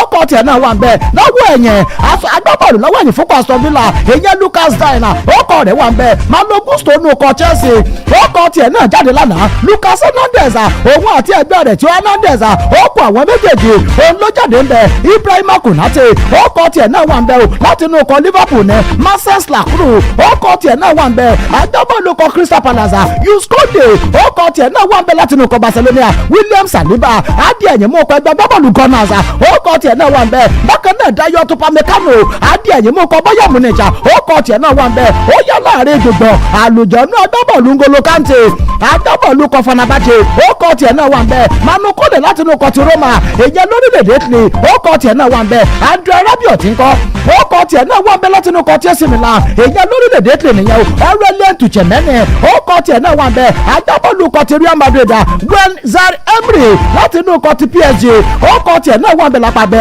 ó dà lọ́wọ́ iwájú Mani Akluche ọkọ̀ rẹ̀ wà ń bẹ láti inú ọkọ̀ Monaco Brady Bakola agbábọ́ọ̀lù ọkọ̀ PSG Ryan Cherki láti inú ọkọ̀ Manchester City Ousmane Dembele agbábọ́ọ̀lù Paris Saint-Germain Desiree agbábọ́ọ̀lù Paris Saint-Germain Michael Olise ọkọ̀ tiẹ̀ náà wà ń bẹ láti inú ọkọ̀ Bayern Munich Kylian Mbappé láti inú ọkọ̀ ẹgbẹ́ agbábọ́ọ̀lù Real Madrid Yan Philippe Mateta láti inú ọkọ̀ Real Madrid láti inú ọkọ̀ Crystal Palace mi àgọ́ Marcus Thuram agbábọ́ọ̀lù kọ́ńtàmìlà èyẹ lórílẹ̀‐èdè tàló ó kọ́ tiẹ̀ náà wà èyẹ nínú àwọn agbábọ́ọ̀lù eléyìí tó lùkọ́ ní dídí adíṣàbà tó lórí ọ̀fẹ́ láti kéde lánàá ó ti ṣe kéde ẹ̀ ó ní mo jẹ́ ayé tó lápá bẹ́ẹ̀ ó yẹ eré gbogbo tẹ̀sẹ̀ tẹ̀rìn ẹ jẹ́ mọ́ gbẹ́rùwọ́nù kọ́ ẹgbẹ́ agbábọ́ọ̀lù Chelsea ọ̀dọ́ Alhaji Musiliu Salimon Ọlálérè agbára àtàṣẹ Chelsea èyẹ nípínlẹ̀ Èkìtì nìyẹn o Alhaji borí pé lóòtú sara agbára tó gbé Chelsea dùn gbogbo faglo gbogbo Chelsea lápá ti bẹ̀ bẹ́ẹ̀ bá bá rí ẹrù 60/120 bàmí ọmọ abúlẹ̀ sówó ẹni mo kí Adélé lápá bẹ̀ fálọ́dún ògolúwa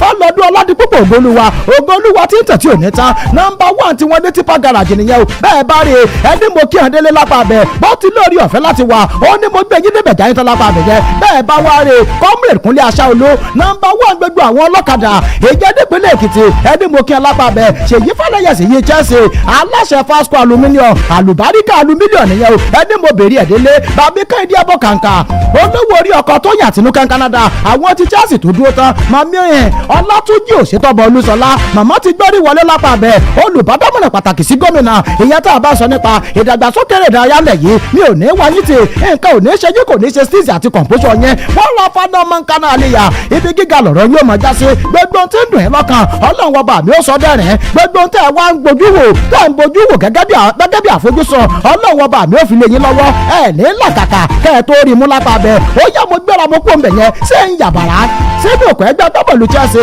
torí pé wọ́n bí agbábọ́ọ̀lù lọ́wọ́ iwájú wọn èèyàn Yao Pedro wọ́n lórí ẹgbà mí kẹ́ tí n bá sọ nǹkan tí dókítà obìnrin Olúṣọlá Òṣètọ́ba sọ ń bí ibà yóò tún dá wàhálà lẹ̀ any lady that is interested in marrying my handsome son Ọ̀túnba should contact me ọ̀gbẹ́ni Gbẹ̀ngà Ọmọnìyí Fuji Scorpido ìjàkíjàkí èèyàn Ibrahim Dias ọ̀gbọ̀nà ṣùkú wà ṣé ẹ ní nǹkan kan sọ sí ọ mo mọ̀ pé bẹ́ẹ̀ ṣe sọ̀rọ̀ lẹ́tí ń bóyin kẹ́ bí àǹkárá tán fò ó mọ̀ fọ̀ ṣé ẹ ní nǹkan kan sọ ṣe request tí dókítà Olúṣọlá Òṣètọ́ba. a ní kankan sọ. kí lẹ sọ.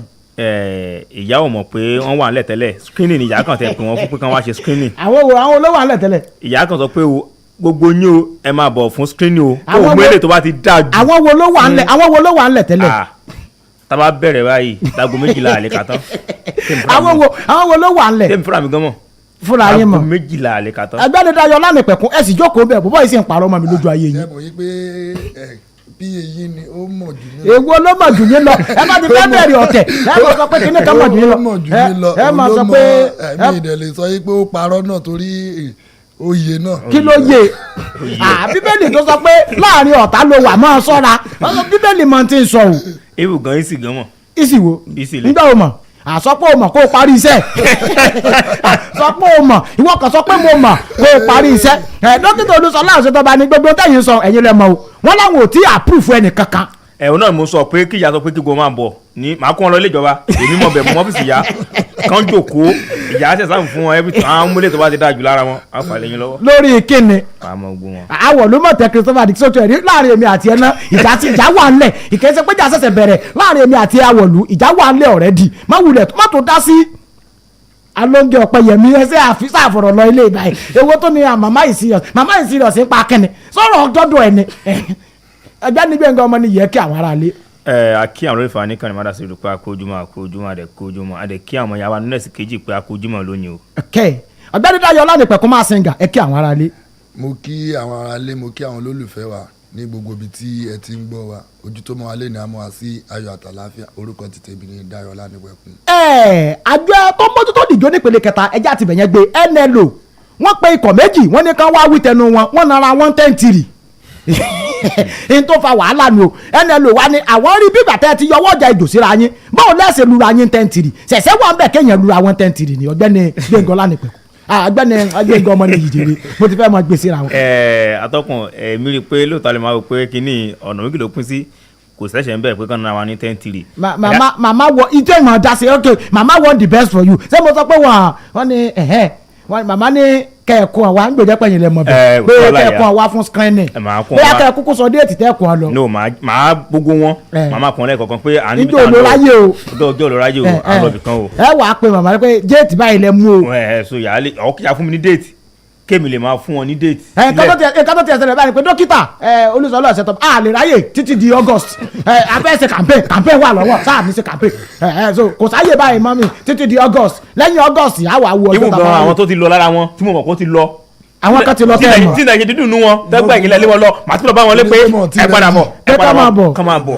Fálẹ́yẹ Olúwaṣèyí ṣé nọ́mbà lọ́ọ̀yà mi yẹn sì wà lọ́wọ́ ẹ̀ màá rán bọ̀bọ̀ ẹ̀ ní àfàwọ̀ màá rán lọ́nà àfàwọ̀ dókítà mà kò lè sí ààyè gbogbo yẹn táìmù à ń ṣe campaign lọ́wọ́ mà ẹja mójútó campaign bàbá ti parí campaign ní tábà ti dìbò tán àwọn àfihàn oṣù mẹ́ta sinmi so yóò ti máa wọ January next year a máa ṣe eléyìí tí ó yà mọ̀ ń gbọ́rọ̀ yìí. Atọ́kùn mi rí i pé kò sí kan tó burú bẹ́ẹ̀ ń gbà mí ẹ jẹ́ ká wò gbàgbọ́n tí Man United na Arsenal ní 10-2 àmọ́ ti rí nínú JPL wọ́n yẹ lọ pa Arsenal pé kí ló ṣẹlẹ̀ nígbà tí wọ́n fi náà yín 10-2 àti lílẹ̀ tó ti ṣẹlẹ̀ nínú gbà kan náà bámu ní ṣe náà Barcelona ní bóyá bí ọdún bíi 8-2 náà gbogbo ẹ̀rẹ́ láàrin lọ́tún láàrin lọ́sì ṣùgbọ́n a mọ̀ pé ti Nàìjíríà àrí pé ó máa ń lọ́wọ́ kan jà mọ́ pé kì í lọ bó ṣe kó lọ láfi wò pé 10-3 yìí tó yẹ kán pè wọ́n sẹ́jọ́ Atọ́kùn. pé agbẹdùn alamọ bó ṣe ń lọ ọ̀gbẹ́ni Táyọ̀ Ọlánìpẹ̀kun àná ni ní 10-3 tó jẹ́ bàbàrà tó jẹ́ tuntun nínú òdíje tó yẹ kó jẹ́ tuntun lórí bọ́ọ̀lù aláfẹsẹ̀gbá ṣé kò mọ ṣẹlẹ̀ lókè òkun.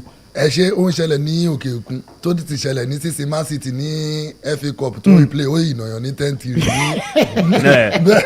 ní FA ó ìnàyàn 10-3 bọ̀ ó jẹ́ wípé ní ọ̀dọ̀ wa bíbí ó máa ń jọ wá lójú ni pẹ̀lú ìṣọwọ́ tí a bá fi ń play torí tí a bá ń gba ìṣọwọ́ tó fi ń gba la máa fi ń wòye gbé kì í ṣe ibi tó yẹ kí ẹni tó sáré bí obìnrin ṣé kò yẹ kó lé bọ́ọ̀lù yìí so ó máa ń rí ọwọ́ kan bí ọwọ́ kan nínú la máa fi sọ yìí pé kò yẹ kí bọ́ọ̀lù yìí rí bẹ́ẹ̀ so àwọn tó pè wọ́n bí a mọ́ ní fídíò òun tó fi wòye gbé kò yẹ kí bọ́ọ̀lù yìí rí bí eléyìí ló fi dàbẹ́ ni pé ó máa rí bẹ́ẹ̀ ní ọ̀dọ̀ wa bíbí wípé ẹja pé wọn pé báwo ló ṣe jẹ bẹ́ẹ̀. ok pé wé àmàna tán fi lù sí bọ́ọ̀lù tó yẹ kó o dá síta tó gbà sójú ilé ààrẹ á pè ọ́ lẹ́jọ́ ó ṣe jẹ́ bẹ́ẹ̀ ìǹtẹ́ ẹ̀sọ́ ti yé mi oje ìǹtẹ́ ẹ̀sọ́ ti yé mi ó yẹ pápá àpàgbéra dókítà Olúṣọlá dá kì í bọ̀ ṣe pé mi ò mọ̀ síríọ̀sì màmá mo síríọ̀ dodo dẹ́sọ̀ yìí náà èmi náà fi ṣàdúrà o kódà orí òkè mo sùn mọ́jú kọ́rọ̀ ilé bá àmúyẹ̀sì náà ni ìgbà mo promise yín kẹ́ẹ̀ tó parí ọdún mẹ́jọ yìí kẹ́ẹ̀ tó parí láti kóṣù mẹ́fà tẹ́ parí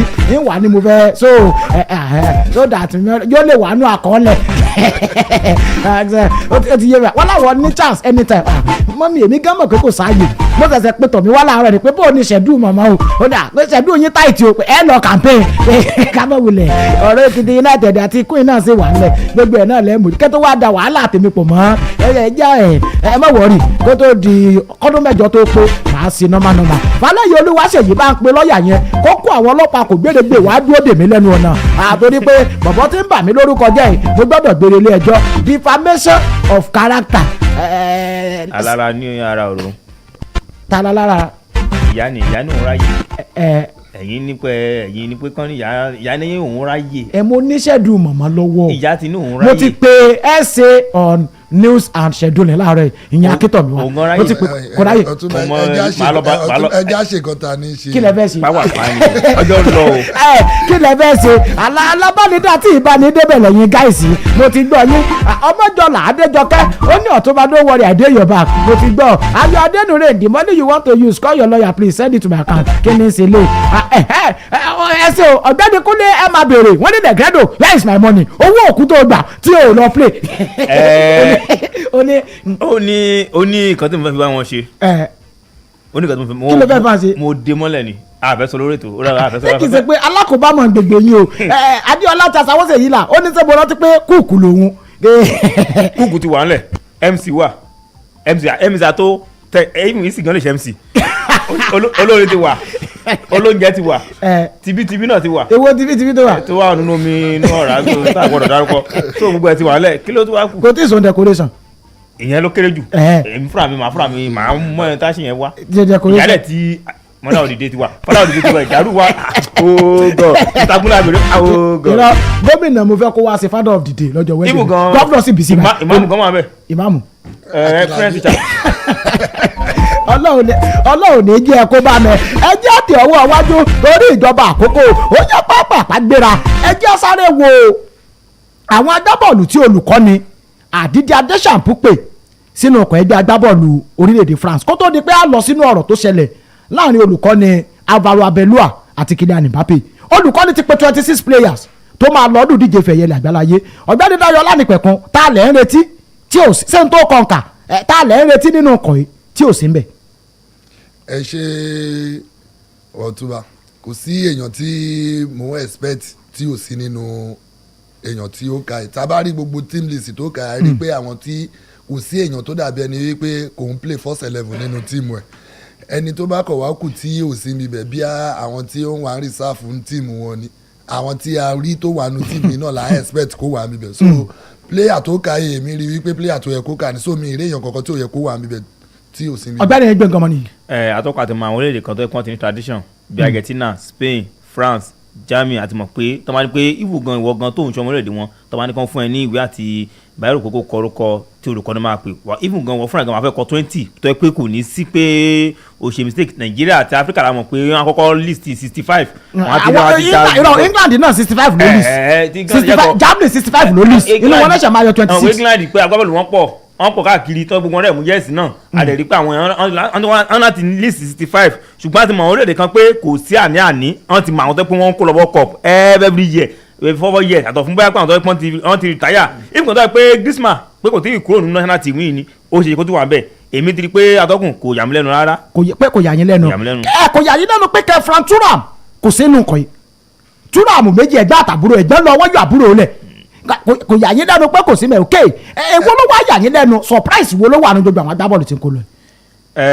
atọ́kùn ìkan surprise tèmi kan tẹ̀ rí ń bẹ̀ tó dà pé èmi ń wò ní pé Mateta yìí yá Philippe Mateta tó wà ní mọ́kàn Crystal Palace yìí a rí pé ọmọ yẹn náà ó mú yẹ̀sì fún Crystal Palace yìí dáadáa a rẹ̀ rí pé Olympic náà gbá kẹ́yìn a rí kan tó ọmọ yẹn ṣe fún France èmi wò pé lọ́tọ̀ àrèbá ọjọ́ orí tùgbọ́n 28 ni àtàmọ́tà sílẹ̀ ni tó ẹ pé ó sì ní yẹ̀sì àtọ́bá fi mú galongolo káàtẹ̀ bàbá 35 tó lọ tó sì lọ èmi rí pé kò bẹ́ẹ̀ wúdé náà fún mi. jẹ́ rí ẹni tó wà nínú kò asọ́fìlà kò kọ̀ yà mí lẹ́nu torí tí a bá rí nǹkan tó ń play tábàdẹ̀mọ̀ nǹkan tá asọ́fìlà ń ṣe é sí asọ́fìlà tá à ń sọ amọ̀ bí tán wà ní ìdíje Europa ń sìn àdẹ̀mọ̀ àwọn tí ó gbé wọn débẹ̀ àmọ̀ nǹkan tó ṣe nínú kò asọ́fìlà so wípé ó wà nù tíìmù yìí kò yà mí lẹ́nu ní ti tèmi. ló kò yà yín lẹ́nu bẹ́ẹ̀ni. ok ó dé ọlọ́pàá bẹ̀ ẹ pẹ̀lẹ́ gbogbo ẹ̀yin tẹ̀ ń ṣe donation èyàn lórí ọ̀rọ̀ wedding mi màmá ni mo wọ̀rì pé tó bá jẹ́ gómìnà mo fẹ́ jẹ́ father of the day àwọn ọmọ bá ṣe invite gómìnà ẹ̀ sáfẹ́ ẹ̀tọ́ ok kò sí wàhálà ẹ kẹjà fún gómìnà láàyè kí gómìnà fi parí ká àmọ́ ẹni bá máa di January next year á ṣe screening tẹ̀sán bó bá wá di 2027 or 2028 gbogbo ètò ti tò tí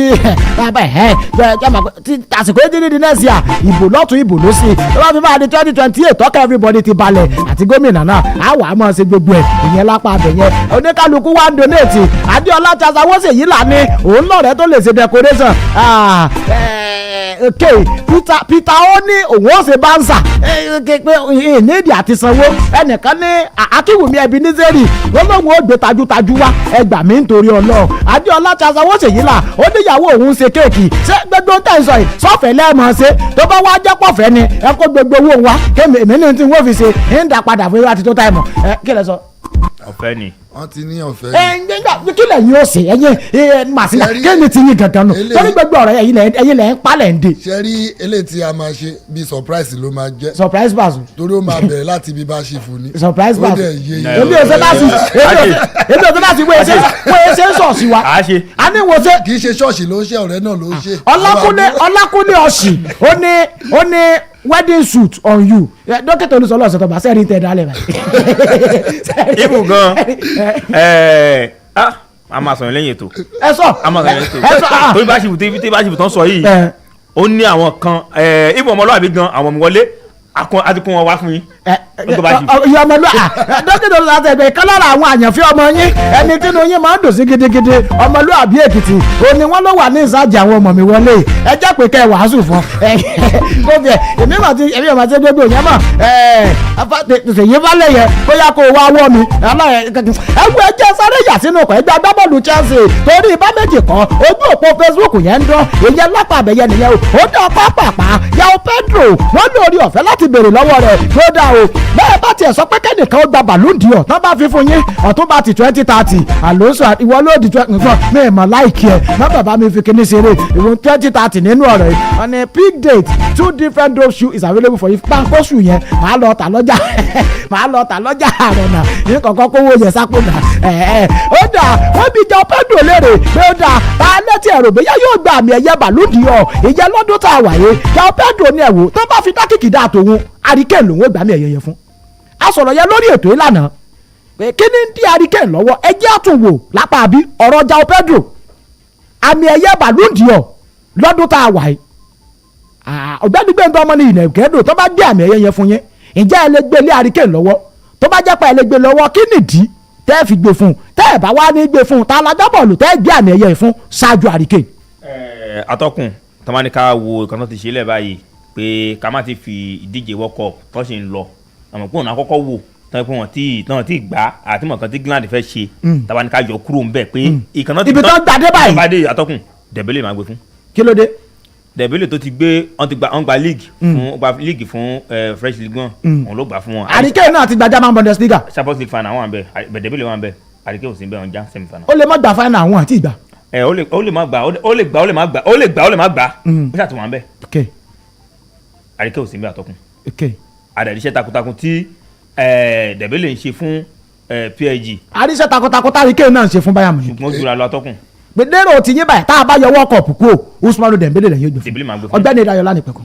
tí èmi ò gba nǹkan tí Negredo sọ torí tí wọ́n bá ní kọ́ńsọ̀ máa fún Hurricane lọ́wọ́lọ́wọ́ tó bá ní general highest goal scorer all over the world Hurricane for presently nísìnyí kò sẹ́ni tó score tó kò sí èèyàn tó score tó Hurricane presently pẹ̀lú kan tó ń gbá sin pẹ̀lú kan tó ń gbá lọ́wọ́ tá a wáyé yàtọ̀ sí ọ̀rọ̀ World Cup kò sí èèyàn tó yẹ kó bá Hurricane drag ẹ̀ torí tí a bá sọ̀rọ̀ Dembele tán bá wo gbogbogbò Dembele kò tó gò Hurricane presently kan tí Hurricane gbá ní bọ́ọ̀lù tán fi jọ Hurricane jù lọ ní ti bọ́ọ̀lù gbígbá kan gbé àwọn méjèèjì sílẹ̀ bí ilé kan gbé àwọn méjèèjì Hurricane mọ bọ́ọ̀lù gbá ju Dembele lọ so tí a bá sọ̀rọ̀ bọ́ọ̀lù ń ṣe presently pẹ̀lú bí tó dé yìí o ẹ má jà tán Hurricane lówó ọtẹ bọ́ àti ilé wa sọ́ọ̀sì torí wípé World Cup ìwà wájú gbogbo aládẹ̀mọ̀ wípé ọ̀rọ̀ World Cup ló máa ń jọ́jì ibi tí tó bá ti jẹ́ World Cup yẹ ló máa ń jọ́jì ọ̀rọ̀ World Best but presently ń ṣe ẹ má jà tọ́ra wa ní nǹkan tí Hurricane gbá kì í ṣe ọ̀rọ̀ sísì méjì mẹ́ta mẹ́rin márùn mẹ́fà láti inú Tottenham ìgbà mélòó la ìmọ̀ Dembele ó ṣẹ̀bẹ̀ lọ́dún bíi méjì mẹ́ta sí bíi but Hurricane tó ti wà consistency for almost bíi 4 5 6 7 wọ́n lè má fi consistency ṣe wọ́n lè má fi consistency ṣe o. mo accept but pẹ̀lú nǹkan tó ìgbà presently ní last season àti this season Hurricane wọ́ tẹ̀. Atọ́kùn náà kan tó tún wà bẹ́ẹ̀ ni pé Dembele yìí o kì í ṣe starting náà o winger ni winger ni bọ̀ nínú kọ́ PSG báyìí àárín ló ti ń gbà ẹgbẹ́ Kvaratskhelia àti àmọ́ àwọn àkọ́kọ́ tó yẹ pé táwọn ní pé góòrò wọn lọ́rùn Bayern Munich yìí ni pé gbogbo ọwọ́ igun wọn méjèèjì Hurricane starting náà wọn ẹ wo bọ́ọ̀ tí Diaz àmúwá ẹ wo lè tí Olise àmúwá ọwọ́ ọ̀dọ̀ Hurricane ló ń lọ o ṣùgbọ́n Dembele yìí ẹ jẹ́ ká gbogbo àwọn arúgbó látàn gbọ́dá ti ta ẹ jẹ́ ká àwọn free kick tá gbá ẹ jẹ́ ká àwọn assist tá múlẹ̀.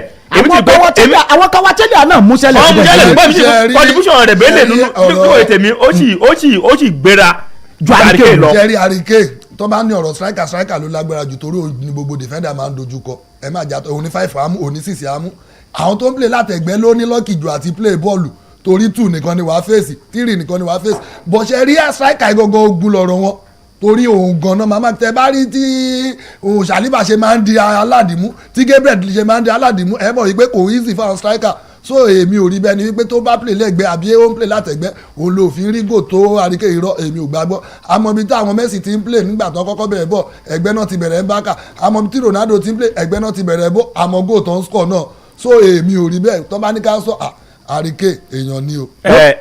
tó bá ní pé àgbà ló ń bẹ̀rẹ̀ látẹ̀gbẹ́ àtọkùn ó depend team o ìgbà tí Messi ń bẹ̀rẹ̀ lẹ́gbẹ̀ẹ́ tí Ronaldo ń bẹ̀rẹ̀ lẹ́gbẹ̀ẹ́ a rí pé ìgbà yẹn ẹ̀kọ́ Barcelona first náà máa ń lò kò yí pọ́n dédé ní bí starting nine kan tó jẹ́ bí gbàtẹ́yẹ́tò tí kúrò mbẹ́ tó jẹ́ bí starting nine even David Villa gan nígbà tó wà ní ikọ̀ Barcelona ẹgbẹ́ náà ló ti múṣẹ́lẹ̀ bí òun máa ń lò bí first nine èmi rí i pé ó depend ikọ̀ Bayern Munich ṣe ikọ̀ tó yẹ pé starting nine máa ń lò wíńgà méjì láyé kíni la máa fún níṣẹ́ o. ọ̀gbẹ́ni Dayola nípẹ̀kun ẹnìkan ní ẹ fún David Raya tàbí Declan Rice ẹgbọ́ tá a bá sọ̀rọ̀ Ballon d'Or sáà lè kàwé lè náà David Raya or Declan Rice. ẹ má jà tọra wa kò síbi táwọn yẹn fi fẹ́ sí ní 1 to 2 kò síbi tí wọ́n ti fẹ́. wọ́n lè 1 3 4 5. wọ́n lè 1 3 4 5. bọ́n wọ́n lè sin top 2. wọ́n lè sin top 2. ọ̀gbẹ́ni Gbẹ̀ngàn ọmọ nìyí. atọ́kùn Declan Rice ifu gan màá sì mú agáwòlù bíi màá sì mú Bruno ṣáájú Declan Rice kan kọ́lé kan máa Arsenal máa gbọ́ màá sì mú Bruno ṣáájú Declan Rice nínú ikọ̀ Arsenal yẹn ṣùgbọ́n Raya a lè máa wò pé ó jẹ́ amúlé atọ́kùn ọ̀rẹ́ ẹ̀ka lọ wò tán bàlúùdì ọ̀ amúlé ó máa ń difficult ilé tó wà ń bẹ̀ gan bíi tọ́ọ̀dù ló ṣe.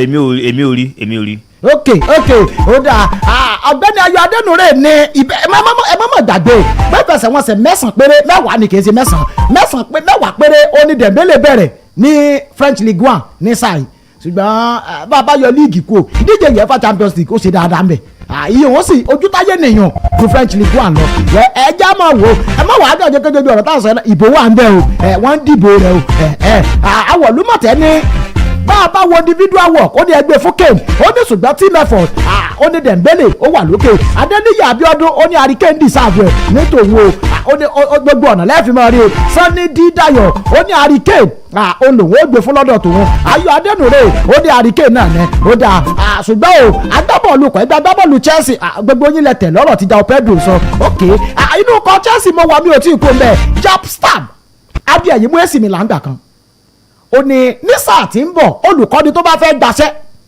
nínú ọkọ̀ ẹgbẹ́ agbábọ́ọ̀lù Chelsea ó ní ẹ watch out fún ọmọ kan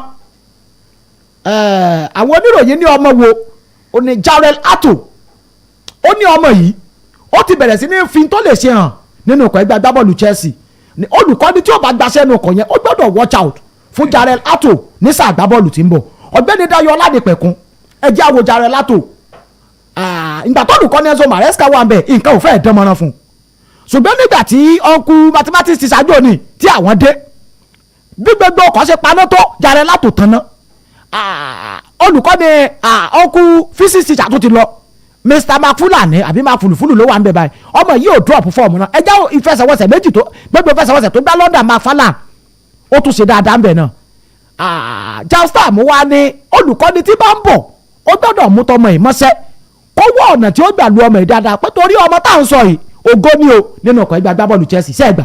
ẹ ṣe mo gbà lóòótọ́ Ọ̀túnba torí number one ó depend lórí coach tí o bá ṣe ní rapport pẹ̀lú player ni player ṣe deliver fún ẹ má jà tán ra wa. left full back lọ́mọ yìí ṣùgbọ́n láyé Rosinho center ló ti play ó dẹ̀ fẹ́ dáadáa. ṣe rí ọmọ tí ẹ ń sọ yìí kò sí ibi tí ẹ fẹ́ lò sí ní ẹ̀yìn tí ò ní bá yín play ẹ má jà tán ra wa but ó wá depend lórí coach tí o bá ti ní tó bá ti sọ fún ẹ pé go and play. wàhálà mọ̀ wá dé báyìí o Honorable Ìṣọ̀lá Adéléjà sọ kẹ́ ẹ má bínú o wọ́n ní mo fẹ́ dàpọ̀ àwọn agbábọ́ọ̀lù àṣà mo wá sọ pé àwọn eléyìí náà ẹ má bínú Yorùbá ní ìtàbùkù àwọn agbábọ́ọ̀lù yìí àwọn Nkuraya àti Declan Rice ṣé ó ti tẹ́ lọ́rùn sá àwọn Mr. Raya àti Mr. Rice ṣé àbí kí n lo àwọn Saraya àti Rice ṣé ó ti tẹ́ àbí kí n lo àwọn Kábíyèsí Raya àti Kábíyèsí Rice ṣé ó ti tẹ́ yín lọ́rùn sá ẹ ṣé mo dúpẹ́ mò ń gbọ́ yín ọlọ́mọ asánú mi lọ́wọ́ àwọn asánú àbáyé o.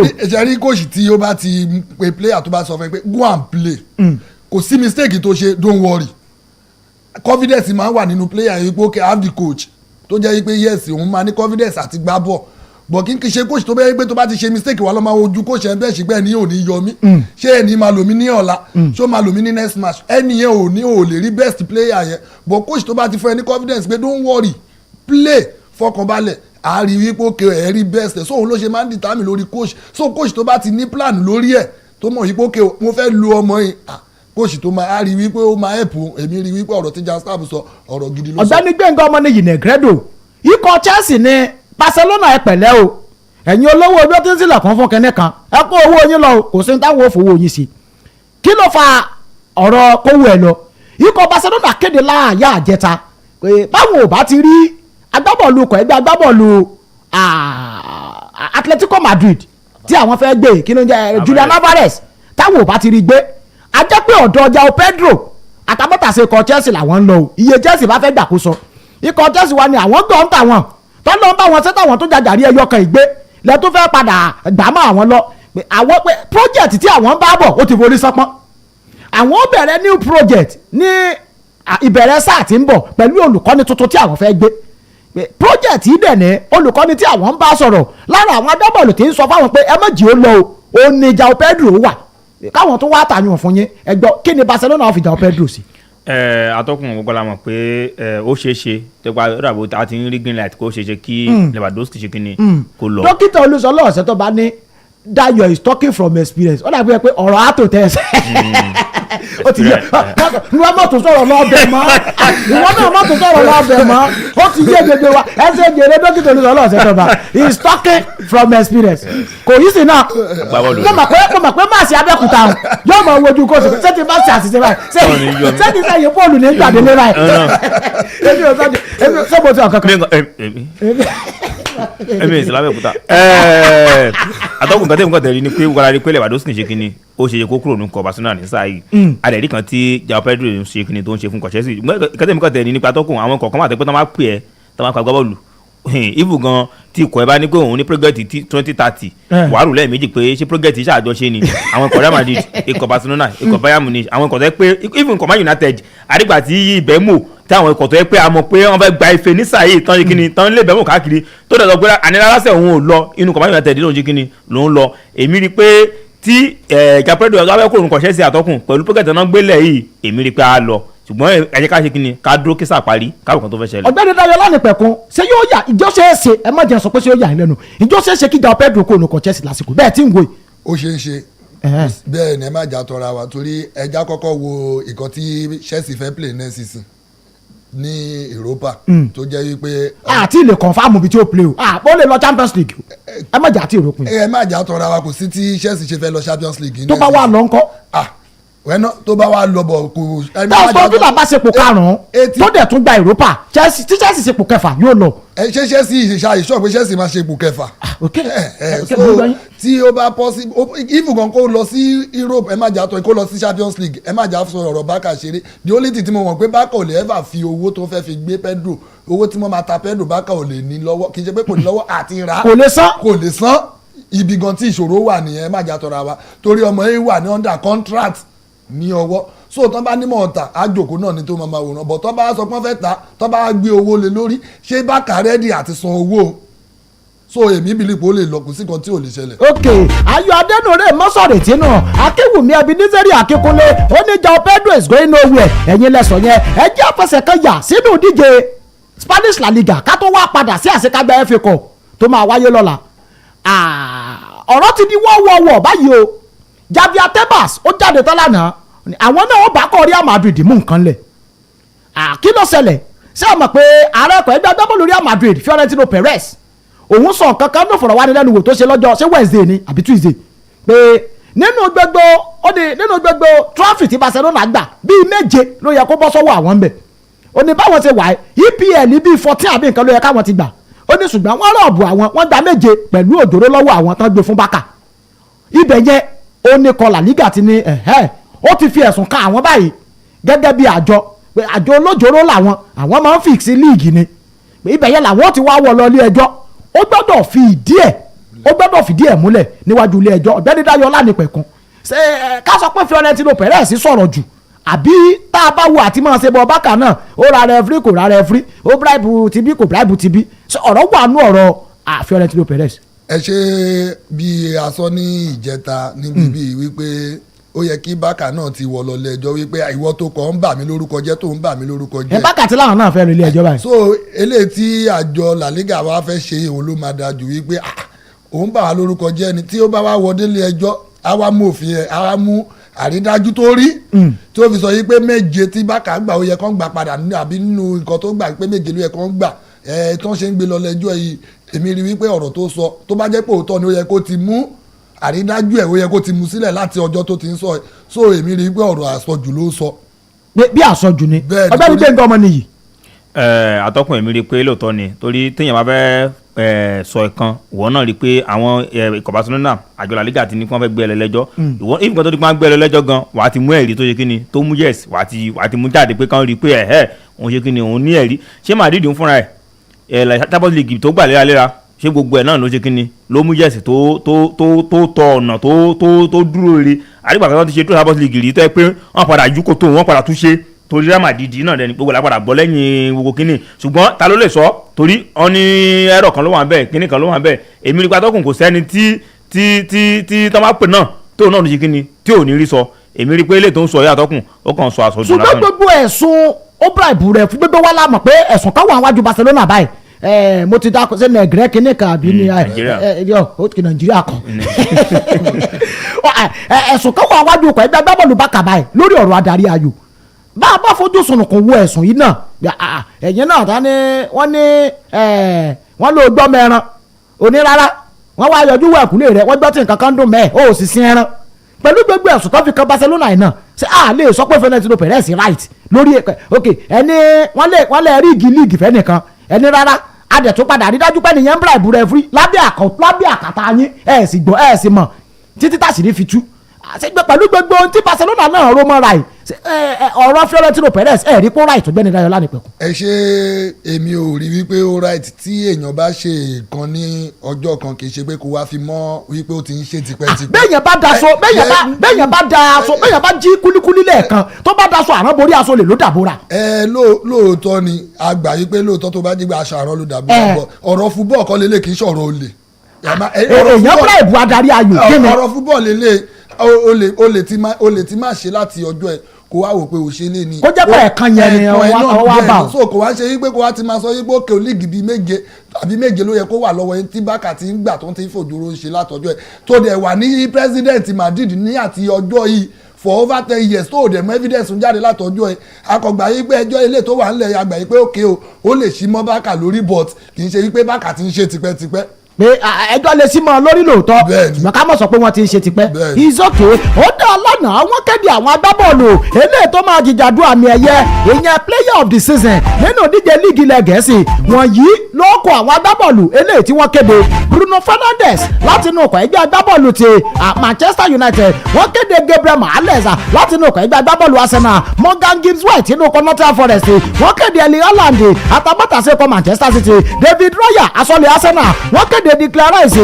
láti inú ọkọ̀ ẹgbẹ́ agbábọ́ọ̀lù Arsenal Anthony Semenyo láti inú ọkọ̀ ẹgbẹ́ agbábọ́ọ̀lù Manchester City Igor Thiago láti inú ọkọ̀ Brentford ṣẹ́ẹ̀gbọ́ àwọn ọkọ̀ yẹn ọ̀gbẹ́ni Gbẹ̀ngàn Ọmọnìyí 1 2 3 4 5 6 7 mẹ́jọ ni wọ́n kéde yìí ẹyọ márùn kù kan kù mẹ́ta ṣé fún yín ló kọ ẹ jẹ́ kí n pa mẹ́ta tó máa kù. oya ẹ kọ́kọ́ yọ mẹ́rin kù okùn mẹ́ta. máa yọ Igor Thiago kúrò bẹ́ẹ̀.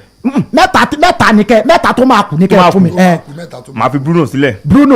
máa fi Gabriel sílẹ̀.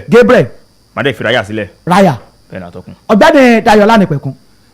èmi máa fi. lójú òpó Facebook ó yá o. mẹ́ta èmi máa fi Haaland sílẹ̀ máa fi Bruno sílẹ̀ máa fi Thiago. Igor Thiago sílẹ̀. Gabriel ńkọ́. èmi ò ní fi Gabriel sí. kí ló dé.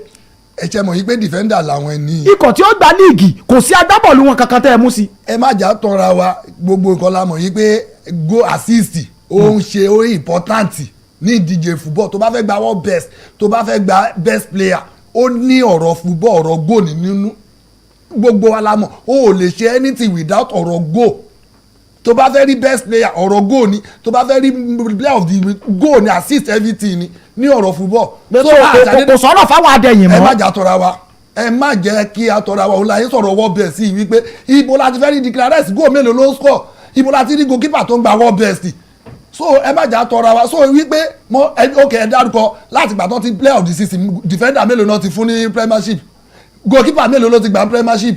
ok ẹ má jà tọ́ra wa. lédè kan báyìí ẹ mú Bruno bẹ́ẹ̀ni Haaland àti Igor Thiago nínú àwọn mẹ́tẹ̀ẹ̀ta tẹ wá mú yìí ẹ gbé fẹ́ nìkan.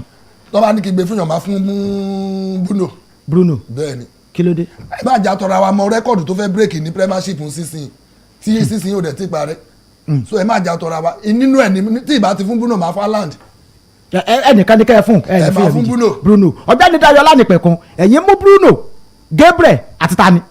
no Bruno Haaland àti Igor Thiago. ọ̀gbẹ́ni èmi mú Bruno Raya àti Gabriel ẹ fẹ́ nìkan náà àwọn mẹ́tẹ̀ẹ̀ta. àtọ́kùn máa fún Gabriel kí ló dé. torí ẹ jẹ́ ká wo adé ẹ̀yìn mú lóòótọ́ amọ̀rẹ́mọ̀kọ́ adé ẹ̀yìn mú wọn gba kínní ṣùgbọ́n ẹ jẹ́ ká wo goal tí Arsenal ṣe kínní tán ti kò sí ìdìbò ṣe kéré tó adẹ̀rí ìgbà tí Gabriel àti Saliba tán máa ti ṣe kínní tán máa ti play tán sí lọ́wọ́ ẹ̀yìn Arsenal àti mọ̀ pé ìṣòro ṣe kínní ó ti dé bá Arsenal ní ìdíje tán gbá lọ́jọ́ nìyẹn èmi rí i pé atọ́kùn nǹkan tí Gabriel ti ṣe fún Arsenal ní sáà yìí. lásìkò gbogbo ìgbà tí nǹkan wọ́ fásẹ́nà àsìkò tí Gabriel ó ti forí ẹ̀mí ní sáà yìí pé wọ́n gbá free kick wọ́n gbá corner wọ́n gbá gbogbo ẹ̀ góò tó ti forí mì ìgbà tí gbogbo àwọn eléta lọ ra yókèrèsì gbogbo declarations gbogbo wọn tán mọ́júlé mọ́ àti Saka gan àdìpé Gabriel yìí nìkan àti Saliba ló kù fún wọn tó ń ṣe kí ni tó ń forí mi àwọn èmi rí pé atọ́kùn máa gbé fún Gabriel. Gabriel ti mi goal mẹ́ta season yìí ó ṣe assist 4. atọ́kùn ló yà fún defender ládàá ẹ̀yìn mú tó gbé kọ́nà lọ́wọ́ kọ́nà rẹ̀ ní gbogbo yìí. àti defender tó score 8 ní líìgì rí bẹ́ẹ̀ ni. sẹ́kọ̀ defender yẹn gba líìgì. àgbà ẹni tẹ́rì ń jẹ́ tẹ́rì ìgbà ọ̀nà gba líìgì bẹ́ẹ̀ ni tó ní 8 goals ní season. ok Chelsea sì gba líìgì sáà. ó lè gba líìgì season so sílọ̀ sí mọ̀ fún ní player of the season so ẹ já kúrò lórí ọ̀rọ̀ defender ẹ má kọjá lóòótọ́ Gabriel gbìyànjú ẹ má já tọra wa gbogbo alámọ̀kan tí Gabriel ṣe season bọ̀ ibi tí wọ́n ti ń dìbò ibi nǹkan tó ń ṣe nǹkan tó ń wò ẹja bá wọn wò. ní tèmi ẹ fún mi láwọ̀dù yìí máa gbé fún Raya tá a bá yọ iye sẹ́ẹ̀fù tí Raya ti yọ lọ́rọ̀ ara Arsenal ká ní kò sí Raya lójúlé Arsenal ni Arsenal ọmọ jàdú relegation báyìí ni ṣé ẹ mọ iye sẹ́ẹ̀fù èmi ò gbé fún Raya lọ́dọ̀ tèmi o lọ́dọ̀ ti yí Bruno lẹ́yìn fún Bruno lẹ́yìn fún ẹ̀yin gbé fún Gabriel ti yín. àtọkùn nǹkan tó mi ní gbé fún Raya ṣe jẹ́ kí n mọ̀ ìgbà tí amúlé kọ́ra màdìdì tẹ́lẹ̀ ọmọlédè Spain yìí amúlé wọn yìí. níbo ìkẹ́ Casillas tó ń jẹ́ Casillas tó kó Spain lọ World Cup tí ọmọ yìí gba World Cup tó ń gba Euro ní following year tó ń gba Madrid tó ń gba Champions League àtọkùn kò gba Ballon d'Or kò gbà kú Casillas kò gbà kú. ṣé ikọ̀ lè máa ṣe dáadáa kí ni ṣé Casillas ṣe dáadáa ń gbà yẹn. ó ṣe dáadáa Casillas tí 2010 World Cup tọ́lọ̀ gbé fún Messi náà World Cup ẹ̀ fún World Cup ẹ̀ imu Ballon d'Or jàre Ballon d'Or tó ń gbé fún Messi 2010 èmi ti ọmọ Senegal yìí Wesley Sneijder làwọn yàrá òbí ọkọ ẹ káwọn kan tí yẹ Madrid gba kí wọ́n pè UEFA Champions League. Ita ló gbà ní 2010. Ita ló gbà tó 10. Wọ́n gba La Liga. Wọ́n gba Italian Cup. Ẹ jẹ́ ká ọkọ̀ tó ọmọ ẹ lọ ṣe ní World Cup. Ó ti dé final World Cup. Ẹ jẹ́ ká ọkọ̀ lọ ṣe World Cup. Ẹ̀ríkò ẹ jẹ́ ká ọkọ̀ build up final tó ń gbá tó ń fi mi final goal yìí. Casillas ló fi ṣe build up máyì láti bẹ̀rẹ̀ tó pass gidi àwọn tó mẹsẹ̀ lò ní èmi rí i pé ó wà lára kan tó fi wò pé. pé Raya tẹ̀mí fẹ́ fún ìbáyìí kò mú yẹ̀sì. kò mú yẹ̀sì àtọkùn. kì í sàwọ́dù mi náà èmi kàn sọ tèmi ni lẹ́yìn kan sọ tèmi ni bẹ́ẹ̀ sọ pé kò mú yẹ̀sì. ẹ jẹ́ wọ́ọ̀dù àwọn olùkọ́ni ọjọ́ ti lọ o Kate Andrew nínú ọkọ̀ ẹgbẹ́ agbábọ́ọ̀lù Brentford Mikel Arteta olùkọ́ni Arsenal Michael Carrick olùkọ́ni Man U Pep Guardiola Andoni Raola àti Regis Lebris olùkọ́ni Sunderland ẹ̀yọ mẹ́ta. máa fi Arteta lẹ̀ máa fi mi ní fi Carrick lẹ̀ torí kò bá bẹ̀rẹ̀ sísìn ojú ẹ̀wọ̀n láàrin ni máa fi Guardiola lẹ̀. pẹ̀lú bó ti jọ ìyẹn láàrin náà ó gbé Man U wọ́pọ̀ kẹta. ó gbé wọn wọ́pọ̀ kẹta ní báyìí kó òun ló bẹ̀ wọn bẹ̀rẹ̀ ní sáà ló ṣe kéré ó lè ṣe kó ṣe lè kíṣàn náà jọ wà gan papọ̀ báyìí èmi ò ní fi sí. Mikel Arteta Pep Guardiola àti Raola àti Andoni Raola ọ̀gbẹ́ni Dayo Lánìpẹ̀kun. ẹ ṣe èmi àkọ́kọ́ mú Arteta màá wá mú Carrick màá mú Guardiola. Arteta Carrick Guardiola ok níbo lẹ fi Kate Andrew set piece coach tó sọ ikọ̀ Brentford dọ̀ba níbo lẹ fi sí níbo lẹ fi ok ọ̀rọ̀ àwọn olùkọ́ni náà ó tọ̀fù gbàtẹ́mi gan rí list yẹn lánàá kíní ìtọ́fù o kò sọ́dùkọ́ni tó gbàánú àwọn mẹ́fẹ̀ẹ̀fà tí ò rí gbà tó láwọn mẹ́fẹ̀ẹ̀fà ló ṣe dáadáa. ṣe kò rí nǹkan tí èmi fi Carrick sí ẹni tó dé kò sí big team tí ò nà kò sí big team ẹyọ kan báyìí tí yóò ná. àwọn lu everybody o ó lu everybody. ẹ wá ní mi ní mu. ọ̀gbẹ́ni kúnlé abèrè wọ́n ní kò sí yín lu everybody. ó jẹ́ gbé fẹ́ẹ̀lì kan nínú àwọn mẹ́tẹ̀ẹ̀ta o. èmi tí ni gbé fún èèyàn torí pé a ti parí league tí Pep lọ gba league lọ́wọ́ Arsenal àtọkùn Pep ló làwọ́ dùn. Pep náà gbé fún o. tọ́pẹ́ tó pàṣẹ náà ló gbà pọ̀. à ń gbàdúrà fún pé top 4 Man City tẹ́lẹ̀ à ń gbàdúrà kó lè wọ́ top 4 ní àtọkùn wọn làwọn tó ń gbàdúrà pé ọlọ́jẹ́ kí Pep wọ́ top 4 padà ni tó tó àwọn Arsenal níṣòro tó bá lè lọ gba líìgì automatic Pep ni bọ́tà Arteta bá lọ gba àtọkùn Arteta ló ní.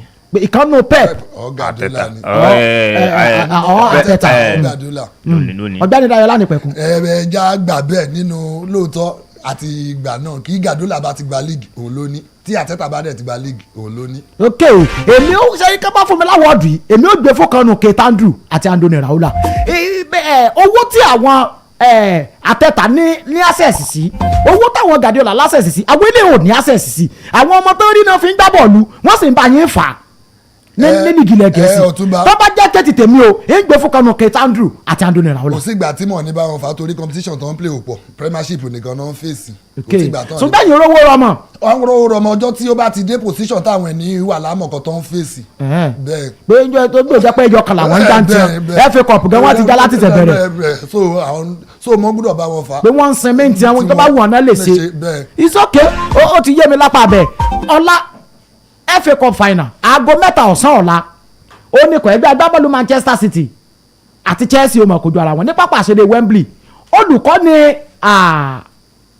McFarlane olùkọ́ni fìdí ẹ̀kọ́ Chelsea ó ti sọ̀rọ̀ ní tiẹ̀ pé ẹ wo ṣe é rí lọ́la ọ̀la ni ó determine season ẹ̀kọ́ Chelsea ó ní gbogbo àwọn agbábọ́ọ̀lù ló ti bá sọ̀rọ̀ ẹ jẹ́ mú gidi lọ́la àwọn bí léèrè pé bọ́ọ̀lù ọ̀rọ̀ ń júrì ó ní àyíjúrì àwọn tó lọ júrì ti ń dè ó ní at least Liv Kowi ti ń gbá bọ́ọ̀lù kí ló kọ captain wọn yìí Reece James òun náà train dáadáa wíìkì ó ti ń gbá bọ́ọ̀lù ó ní Pedro Neto àti Alejandro Garnacho àwọn náà ti ń train ṣùgbọ́n wò ó lè sọ bóyá wọ́n bẹ̀rẹ̀ fẹsẹ̀wọnsẹ̀ lọ́la ṣùgbọ́n wọ́n ti ń train wọ́n á wà nínú match list ní ọ̀la ọ̀gbẹ́ni Gbẹ̀ngà Ọmọnìyí Negredo olùkọ́ni McFarlane ní ìfẹsẹ̀wọnsẹ̀ ọ̀la ni ó determine bóyá season Chelsea yóò jẹ́ success àbí failure ṣe é gbà pé ìfẹsẹ̀wọnsẹ̀ ọ̀la ni ó sọ bóyá Chelsea ṣàṣeyọrí season àbí wọ́n jákulẹ̀.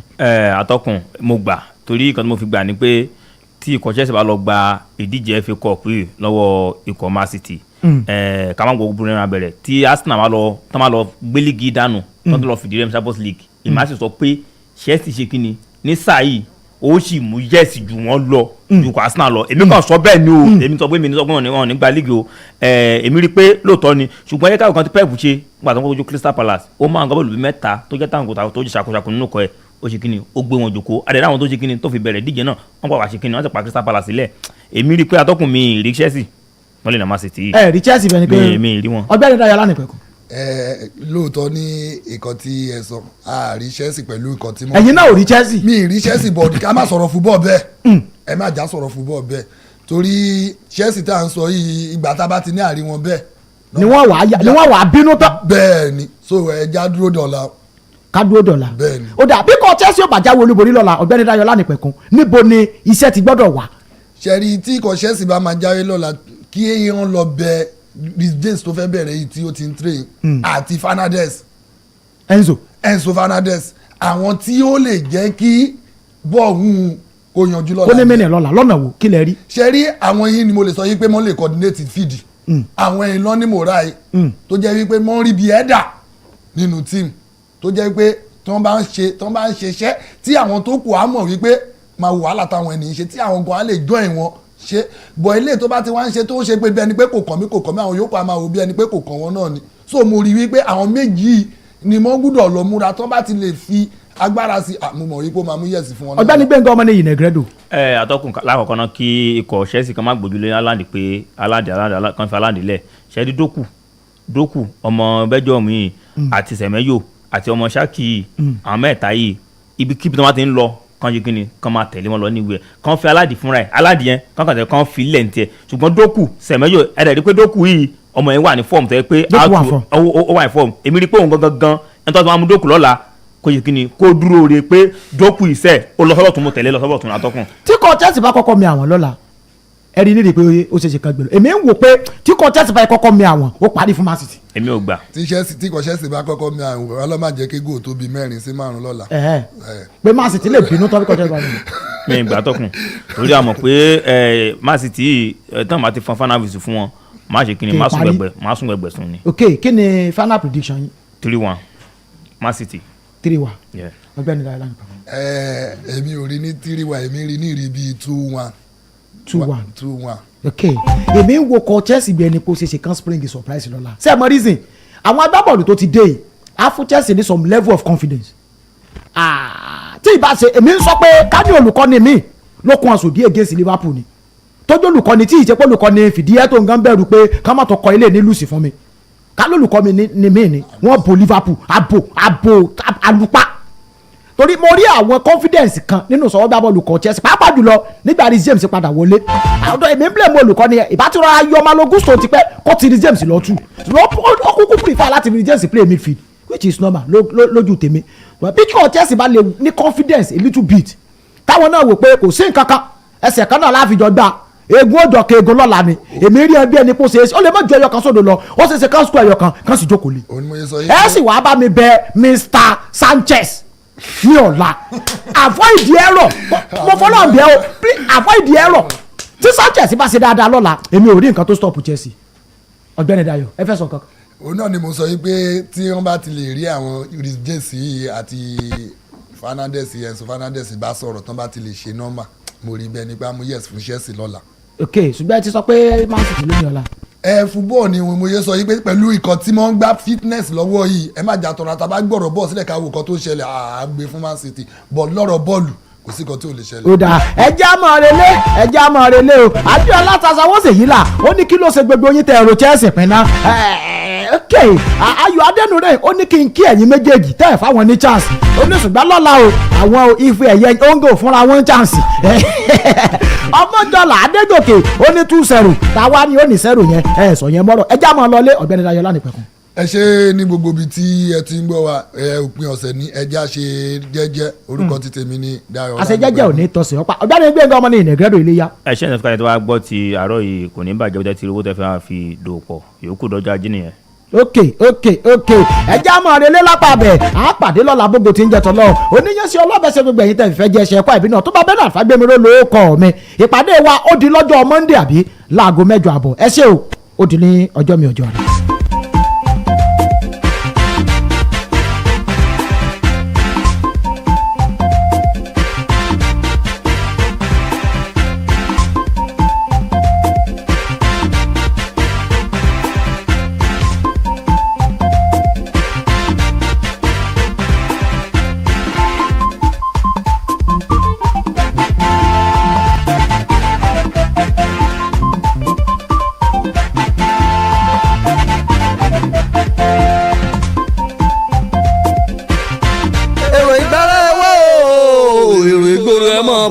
lọ́dọ̀ wa ẹ wá kábi tí wàá gbé tí ń lárugẹ ẹ kó polówó ọjà wá bí kọjá yóò tà lóní wàràwàrà tọ́ḿbó lóní mú àgbọ̀n àṣàlẹ̀ lóní ọ̀wọ̀ọ̀wù tó bá jẹ́ ti káwòrán kedere iṣẹ́ ojú ni bó jẹ́ ti kárìnà wàṣàwàṣẹ́ lórí èké sẹ́sẹ̀ ìkànnì Midas Radio lọ́ba Èdùmàrè gbádé fún òun gangan ládùn ìpínlẹ̀ Èkìtì Adó Èkìtì náà láwa o tá a kárí ilé tá a kábi gbogbo nílẹ̀ yìí ni tàbí lókè òkun kedere ní gbogbo ayé rí wa wò èyí yàtọ̀ Midas Radio 90.5 FM gbogbo ènìyàn yìí síbẹ̀ ẹ má kú níbẹ̀ ní. táwọn yọ Adó Èkìtì la kalẹ̀ sí Midas Radio làwa fẹ́ máa gbọ́.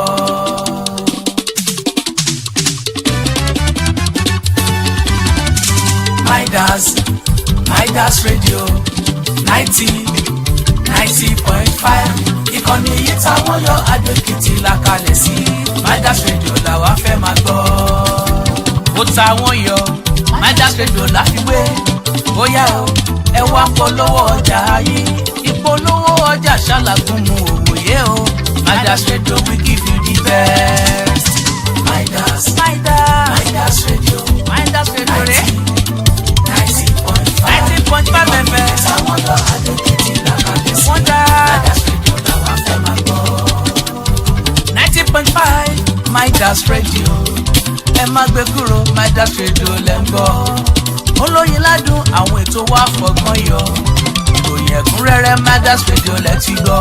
àwọn sọ̀rọ̀sọ̀rọ̀ tó pójú lówó ń bẹ lọ́dọ̀ wa o information education entertainment wa fi sílẹ̀ bẹ́ẹ̀ Midas Radio ẹ máa gbọ́ 90.5 aṣíwájú la jẹ́ o l'Adó Èkìtì yìí Jídé Wọ̀ndà ló ní ẹ máa gbọ́ ó dùn jù Midas Radio 90.5 ìkànnì yìí táwọn lọ Adó Èkìtì la kalẹ̀ sí Midas Radio làwa fẹ́ máa gbọ́.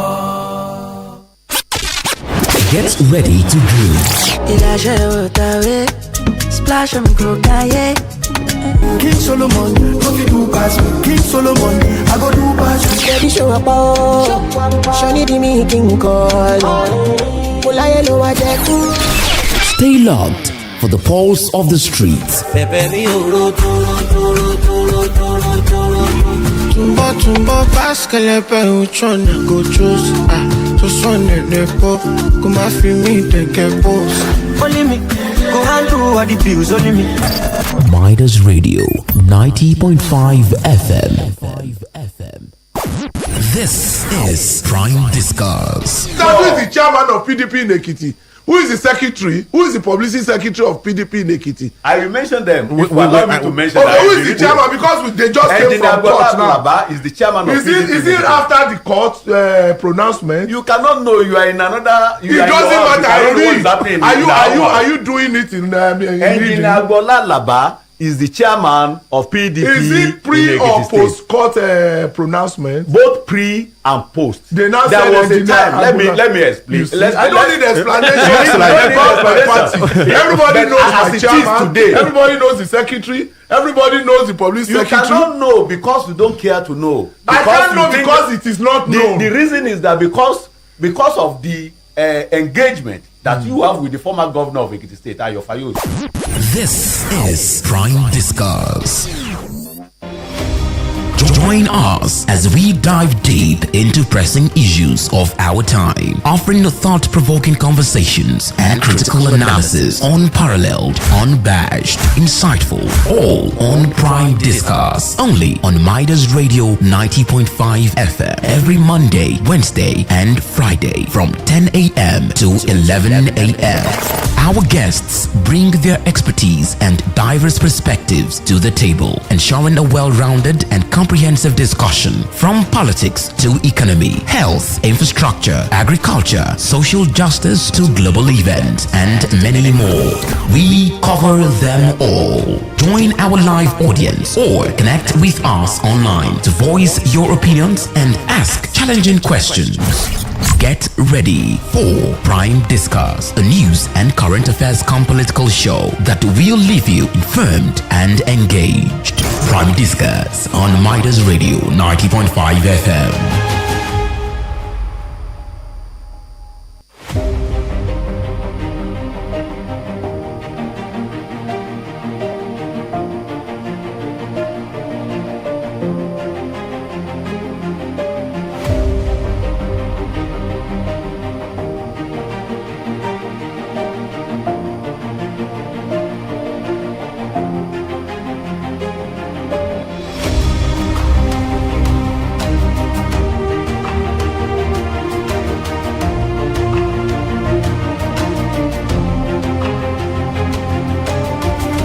And it's a beautiful morning once again to welcome you on Prime Discuss on Midas Radio 90.5 FM here in Ado Ekiti. Prime Discuss is a social political show where we start to examine the policies and the polity that's shaping us as a people, as a nation, as Nigerians. And one of the many things we do is bring our analysts on board to begin to examine these issues one after the other, take a deeper look into what our governance, into a critical social, political, socio-economic issues we have ravaging the nation. Welcome on another episode of Prime Discuss on Midas Radio 90.5 FM here in Ado Ekiti. Don't forget that you can connect with us live on Facebook at Midas Radio 905, at Midas Radio 905 to be a part of the conversation. I am Esther ISAH and I'm welcoming you on the show once again. All right, while we gear up for the 2027 general election, and to begin with, the 2026 June 20 governorship election in Ekiti, we have quite a lot happening across the political scene at the moment. And while individuals, persons, groups have come together to say this is the outlook for the 2027 general election, we've had persons come out to say we have recent happenings that would come that would be shocking. And I think one of the many things we saw yesterday was the alliance between Seyi Makinde of the factional PDP and the APM. And persons are asking, how exactly is this even going to take place? What exactly is this going to look like? And from there, coming to consensus candidateship within the APC, and also talking about the screening of aspirants as they gear up for the elections coming, with Fubara's loyalists not being cleared and the Wike's loyalists being cleared, and persons beginning to ask questions. What exactly is happening on that scene? This and many more are some of the things we're going to be examining on the show this morning. Don't forget that you can join us live on Facebook at Midas Radio 905. At Midas Radio 905 to be a part of the conversation. You can do well to also share the video and let a lot of persons connect with the conversation this morning. All right, let's start by taking the very first part of the conversation coming from Seyi Makinde's alliance with the APM and the outlook for Southwest politics. It seems like a lot is shifting in the coming days. A lot is shifting way beyond what we've expected to happen in the political scene. Let's go back to when we had that opposition summit in Ibadan that Seyi Makinde put together. And back then, while individuals, stakeholders, analysts were speaking about the opposition summit, it seems like a good one for the opposition parties that if they really have the focus, a goal of unseating President Bola Tinubu of the APC, that's the ruling party, in 2027, one of the many things that would work out for them is having to bring the opposition together and field one formidable candidate. And so we thought from the opposition summit in Ibadan, fielding the opposition candidate, one opposition candidate with all of the opposition political parties coming together would give the incumbent president, Bola Tinubu, a run for his money. But unfortunately, about 24 hours, or let me say 48 hours marks after the opposition summit in Ibadan, speculation started coming up. Persons say, oh, we did not join the opposition summit. The AAC, Alex Oti of Abia, some parts of the Labour Party, some parts of the Accord Party, and say they were not a part of the opposition summit, and whatever had been done there, they were not aware. Even the factional PDP, led by the Minister of the Federal Capital Territory, Nyesom Wike.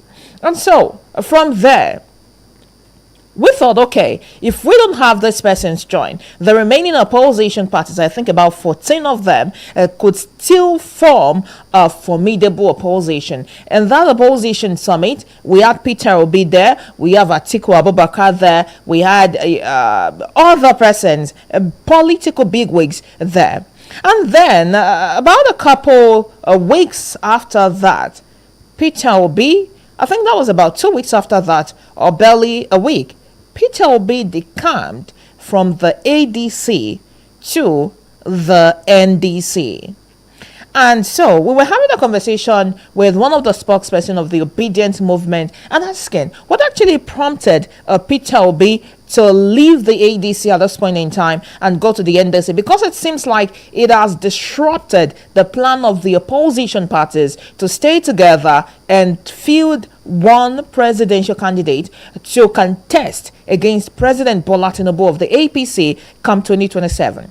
And talks were, while the ADC was trying to say, what, Peter Obi was only concerned about the seat, it was concerned about the power, it was not really in tandem with the manifestos of the party. It does not even know. And at one point in time in one of the interviews, Peter Obi said he had ruled, he had led Anambra State, and he really does not need a manifesto to begin to check out what exactly he has to give to Nigerians. Because according to him, he knows what Nigerians want. It just needs the opportunity to gather and change the hands of the tide.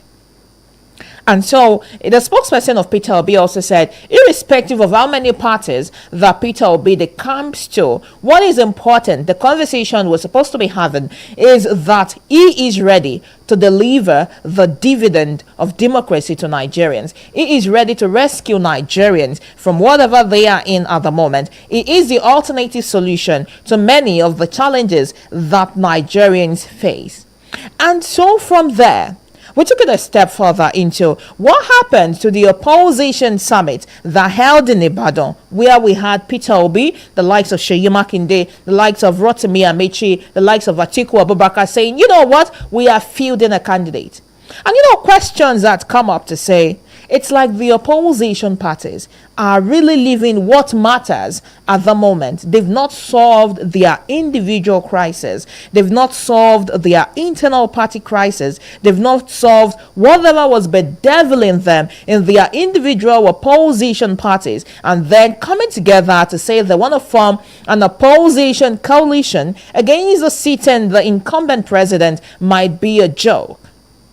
And let's say a couple of weeks, maybe a week or two after that, we'll begin to see that play out. Peter Obi left the ADC and went to the NDC. And from there, we had a Makinde also now moved yesterday, did not originally decamp from the PDP, but was said to have formed an alliance with the APM and asking the people loyal to his faction to also, go contest on the platform of the APM. And like I said, we don't know how this is going to pan out. We don't know what exactly to expect at this point in time.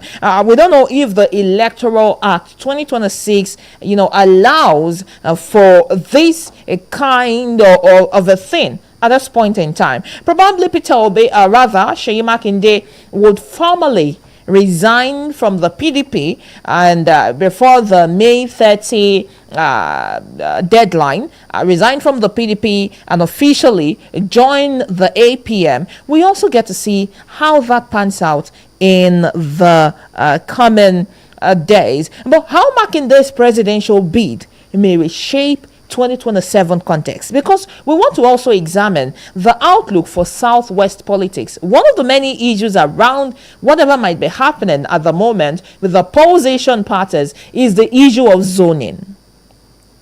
While Atiku does not want to step down, the South, other political parties are saying, it's the turn of the South to produce presidency.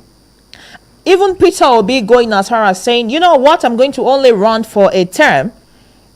Since we have a Tinubu doing 4 years for the South already, as for them, they said they are going to be doing 4 years. And he said, with a gun to his head, he's only going to run for a 4-year term. And presently, is being dragged for that. What exactly does he think he can achieve in 4 years? But in all of this now, from the South, we have a Rotimi Amechi that had submitted his presidential nomination form. We have a Tinubu also from the South. We have a Peter Obi from the South. We have a Seyi Makinde from the South. And probably other political parties would also come up with their own presidential candidate, with the southern part of the country taking majority of, the seats, the candidateship. And you want to begin to look at it. How exactly would this shape the 2027 general election? Because if we go to the polls this way, automatically it seems like the votes from the South or the southern part of the country will be divided. The votes from the southern part of the country will be divided. And any political party at this point in time that most likely fields a northern candidate probably might have a better outlook. Because if we want to look at it, if we have a Peter Obi from the South and we have a Seyi Makinde from the South, we have a Rotimi Amechi from the South, we have a Tinubu from the South, that means they are going to split the votes from the South. So if we have an ADC field a northern candidate. We never can tell. Rotimi Amici and Hayatuddin, as well as Atiku Abubakar, had submitted their nomination form. So if the primaries happen and Rotimi Amici does not emerge, just like analysts have said, the chances that anybody would win or take that ticket, the presidential ticket from Atiku, the chances might be very slim. The chances of anyone taking the presidential ticket from Atiku might be very slim, because he even said it on national television that he had never lost a primary. So let's assume, or let's say we have an Atiku win the primaries in ADC. Peter Obi accused that they wanted a dollarized primaries. We can't tell how that would happen. We'll get to see what happened during the primaries of the ADC. It's going to happen very soon. But what we are saying is, if at all we have an Atiku emerge as the candidate of the ADC, and he's a northern candidate, and then we have a Tinubu from the APC, a Peter Obi from the NDC, we have Seyi Makinde from the APM, and we have others come up with their candidates, and southern candidates take majority of these tickets. I'm saying what might be happening to southwest politics in that area would be that the votes would be divided. Because we have persons loyal to Seyi Makinde, we have persons loyal to Rotimi Amici, we have persons loyal to obedience, Peter Obi, we have persons loyal to President Bola Tinubu. And so the southern states will have to share their votes across board for these persons. And you begin to ask questions. Would this be a better outlook for an Atiku that would be a northern candidate? That is, if he emerges as the ADC presidential candidate for the 2027 general election. Because as it is now, from across these major parties, it doesn't seem like we have so many northern candidates coming on board to contest for the seat. It's like a lot of these opposition parties, a lot of these other parties have said, you know what, we're going the southern way. We're going for a southern presidency. So if Atiku emerges on the platform of the ADC, it would be the only northern presidential candidate as we have it now. Because APC had said, oh, we're going for a Tinubu. The NDC had said, we're going for a Peter Obi. The PDP, PDP loyal to Wike, had screened a lone presidential candidate. Probability is that they might also be fielding a southern candidate. So that means it leaves Atiku as the only candidate from the north, and it might be in his favor. Now with Seyi Makinde in the story, the declaration had put to rest months about the ambition of the governor since the crisis in the PDP worsened, leading to the factionalization of the party, with one camp supported by Makinde and the other camp supported by the FCT minister. And so, with Makinde now intending to contest on the platform of the Allied People's Movement, we don't know what the fate of the PDP might also be at this point in time. The APM looks just like the APM just emerged as well as the NDC, and just like we have with the PRP. And you come to think of it, in elections that we've been having in the country before now, the contest was majorly between two political parties. That's the PDP and the APC. In the last election, we had a twist in the conversation, and that's why we had the APC, we had the PDP, we had the Labour Party, and we had the NNPP, with everybody acquiring up to millions of votes. But now, if we tend to look at the outlook now, It seems like the trajectory of the 2027 general election will be all-time different from what we had during the 2023 general election. The first question we want to begin to ask is that the amount of votes that were amassed in the last election, is this something we can see manifest in this current election? Looking at the fact that the main opposition parties that we had back then are now bedeviled by internal crisis. Now, political parties that were not as prominent as we had in 2023 are now the ones that the persons we call the political bigwigs are running to for safety. Talk about the NDC, talk about the APM, talk about the PRP, talk about the ADC. The PDP that happens to be a major opposition party, it seems to be, a faction of it seems to be in bed with the ruling party. And the Labour Party, we can't tell. They have issues around the chairman of the party, who is going to make the chairman, and so on and so forth. Last election, we did not have the likes of Adeleke have to go contest on the platform of the Accord Party. But because of what is bedeviling the PDP, Adeleke of Osun State had to go to the Accord Party. And so, we are saying, with the outlook and with what we have on the table, the political trajectory in the 2023 general election might really be far apart from the 2027 general election that we are looking at. It seems like at this point in time, the major opposition parties that we used to know have gone into hibernation, even though they are still there. But if they are as formidable as they used to be is a question that we have to ask ourselves at this point in time. If anybody says that the time will come in the space of 4 years that people, political bigwigs, will they come from ruling opposition parties, prominent opposition parties, to opposition parties that are just probably coming up, that don't even have structures at a local level, we begin to think it's a mirage. But we see it happening. And so this means to tell us that we really cannot tell what the political outlook in 2027 might look like. And while persons are saying we don't want a one-party state, here and there, it still seems like, even though we have these political parties, it might still be the case.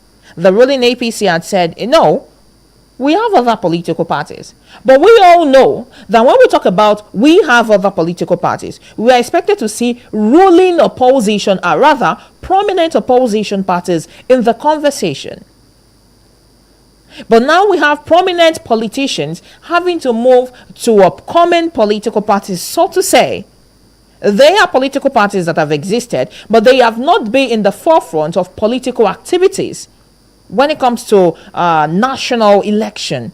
And so at this point in time, we have political bigwigs have to now go to these political parties and seek solace there. And with Makinde now coming into the conversation, it seems like the Southwest politics would be divided. Southwest votes would be divided. Uzodinma was also speaking on the platform of the APC yesterday, and he said he's worried about the number of aspirants that had come out that they want to be voted for. Talking about the House of Representatives primaries that will take place tomorrow, talking about the House of Assembly elections that would come up, he said that he's surprised, is worried about the number of persons that have come out to say, you know what, this 2027, we want to also be on the ballot. And that's why I'm saying that the political outlook in 2027 might be far apart from what we had in 2023. The conditions that made some persons have 6 million votes, 1 million votes, 8 million votes might not be there in 2027. And so I think it's very important the Nigerians also look through the lines in all of this to say this whole fight for power, for position, for whatever we have on the table at the moment? Is it for our benefits? People are moving in their numbers. They want to be voted for. Is it for the benefit of Nigerians? You want to begin to look at the outlook. You want to begin to look at what exactly to expect. Are we going to keep making the same mistake? We go every 4 years, and after 4 years, we come back to complain, and then we recycle again. Because in the midst of this, you begin to think, where is the interest of an average Nigerian? Where is the interest of an average electorate? Where is the interest of an average student, of an average citizen, of a trader, of artisans, and so on and so forth in all of this conversation?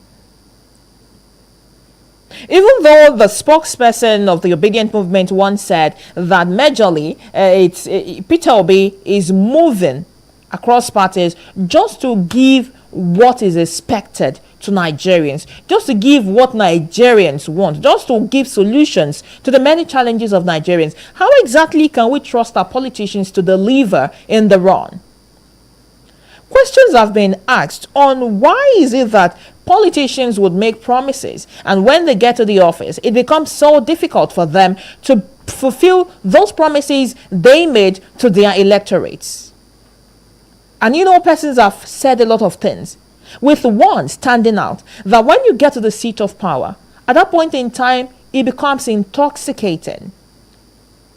And so, when an average person, especially of a Nigerian origin, gets to power, or probably an African origin gets to power, and they see the power, the amount of power they can wield in that office, they don't want to leave. And so the major reason why they were even voted in the first place becomes a story. Then after 4 years, when it's time for another election, they come, deliver a bit, a fragment, a little fragment of whatever they claim to have promised, do it for re-election purposes.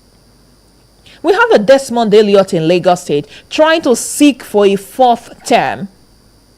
For someone that came into the office on the platform of godfatherism, he had no structure right there. According to the reports we have from there, according to what the Chief of Staff to President Bola Tinubu, Femi Gbajabiamila, had said in a press conference yesterday, saying he even almost lost his job because of that. And in the midst of all of this, you want to still ask important question: where does the interest of an average Nigerian lies?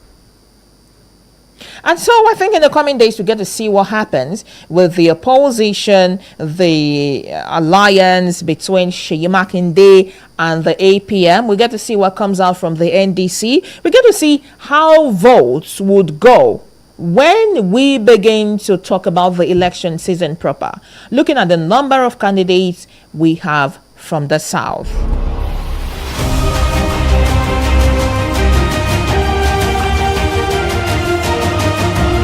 And so, while still talking another part of this issue this morning, it's still Prime Discuss on Midas Radio 90.5 FM here in Ado-Ekiti. You can drop your comments on Facebook at Midas Radio 905 to be a part of the conversation. If you have contributions to make, you can call us in on 0915 090 5905 or 0704 100 1905. Don't forget that you can drop your comments on Facebook at Midas Radio 905 to be a part of the conversation.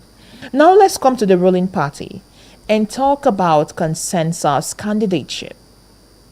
The presidency had said anywhere consensus does not work, they should go for primaries.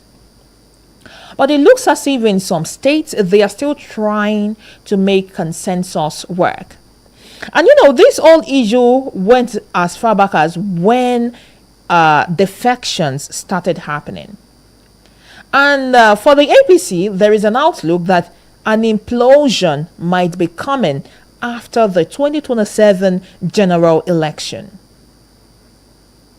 and the implosion might be worse than whatever happened or whatever is happening with the PDP at the moment. That is an outlook from political analysts.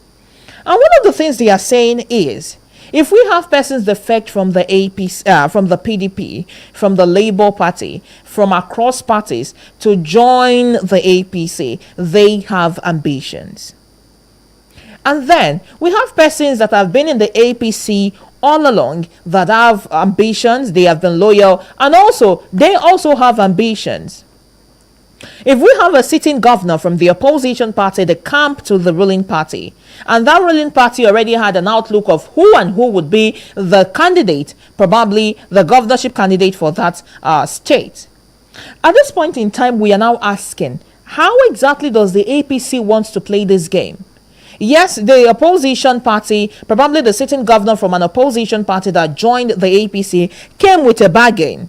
Oh, if I'm coming back to your party, if I'm going to decamp to your party, you will be giving me the ticket for a second term on the platform of your party, forgetting that there is someone in that party that also has the same ambition, that had been in the party all along. And while this conversation was blooming, persons have said at this point in time in the APC, that stakeholders within the party had said it would be more of the party's interest rather than the individual's interest. And we are like, okay, if the APC decides to do, it will be more of the party's interest. We look at what individuals have to offer, irrespective of if they are coming from the opposition or they are in the ruling. They've been in the ruling party all along. I could recall specifically one of our analysts talking about that. That's the person of Mr. Olushoga, mentioned that it's irrelevant if you are in the party for so long and you cannot deliver. So if it is someone coming from the opposition party that can deliver, that person would be the one on the ballot, on the platform of the APC. And so, in the midst of all this conversation, we're asking questions of, are we not expecting an implosion within the APC after the 2027 general election? Because we can't have people just stay loyal to the party without having access to position, without gaining anything. They can't just stay there loyal. It's not in the DNA of an average human to just stay loyal without being loyal to a particular cause. And so, while consensus had not worked out in some areas, for example, we have wards, constituencies in Ekiti that would be going for direct primaries. We're talking about the House of Assembly election, talking about the the National Assembly election. And it seemed more like the candidateship, the consensus thing, really only worked for President Bola Tinubu and to an extent, Governor Biodun Oyebanji of Ekiti and, Ogun State, let me say Ogun State governorship candidate as well, that's Yayi, and some other areas. We have states that consensus is not working, and they are trying to go for primaries. And because they are trying to go for primaries, we have a lot of aspirants coming forward, just like Uzodinma mentioned. And so the question we are now asking, and we want to know ourselves, and you also can be a part of, and you can also probably give a reply to is, after the primaries, if they don't adopt consensus, after the primaries, if aspirants are aggrieved, probably this aspirant did not emerge, this one did not emerge, and all of that, won't they go to court? Won't there be litigation? And whatever the fate of the PDP might have been or is now, won't that be the fate of the APC in the coming days? Even though the APC chairman, Nentawe Yewatida, said, anybody that will try to disrupt the primaries would be expelled from the party. And I asked the question, is that a threat to people that might want to challenge the result of the primaries?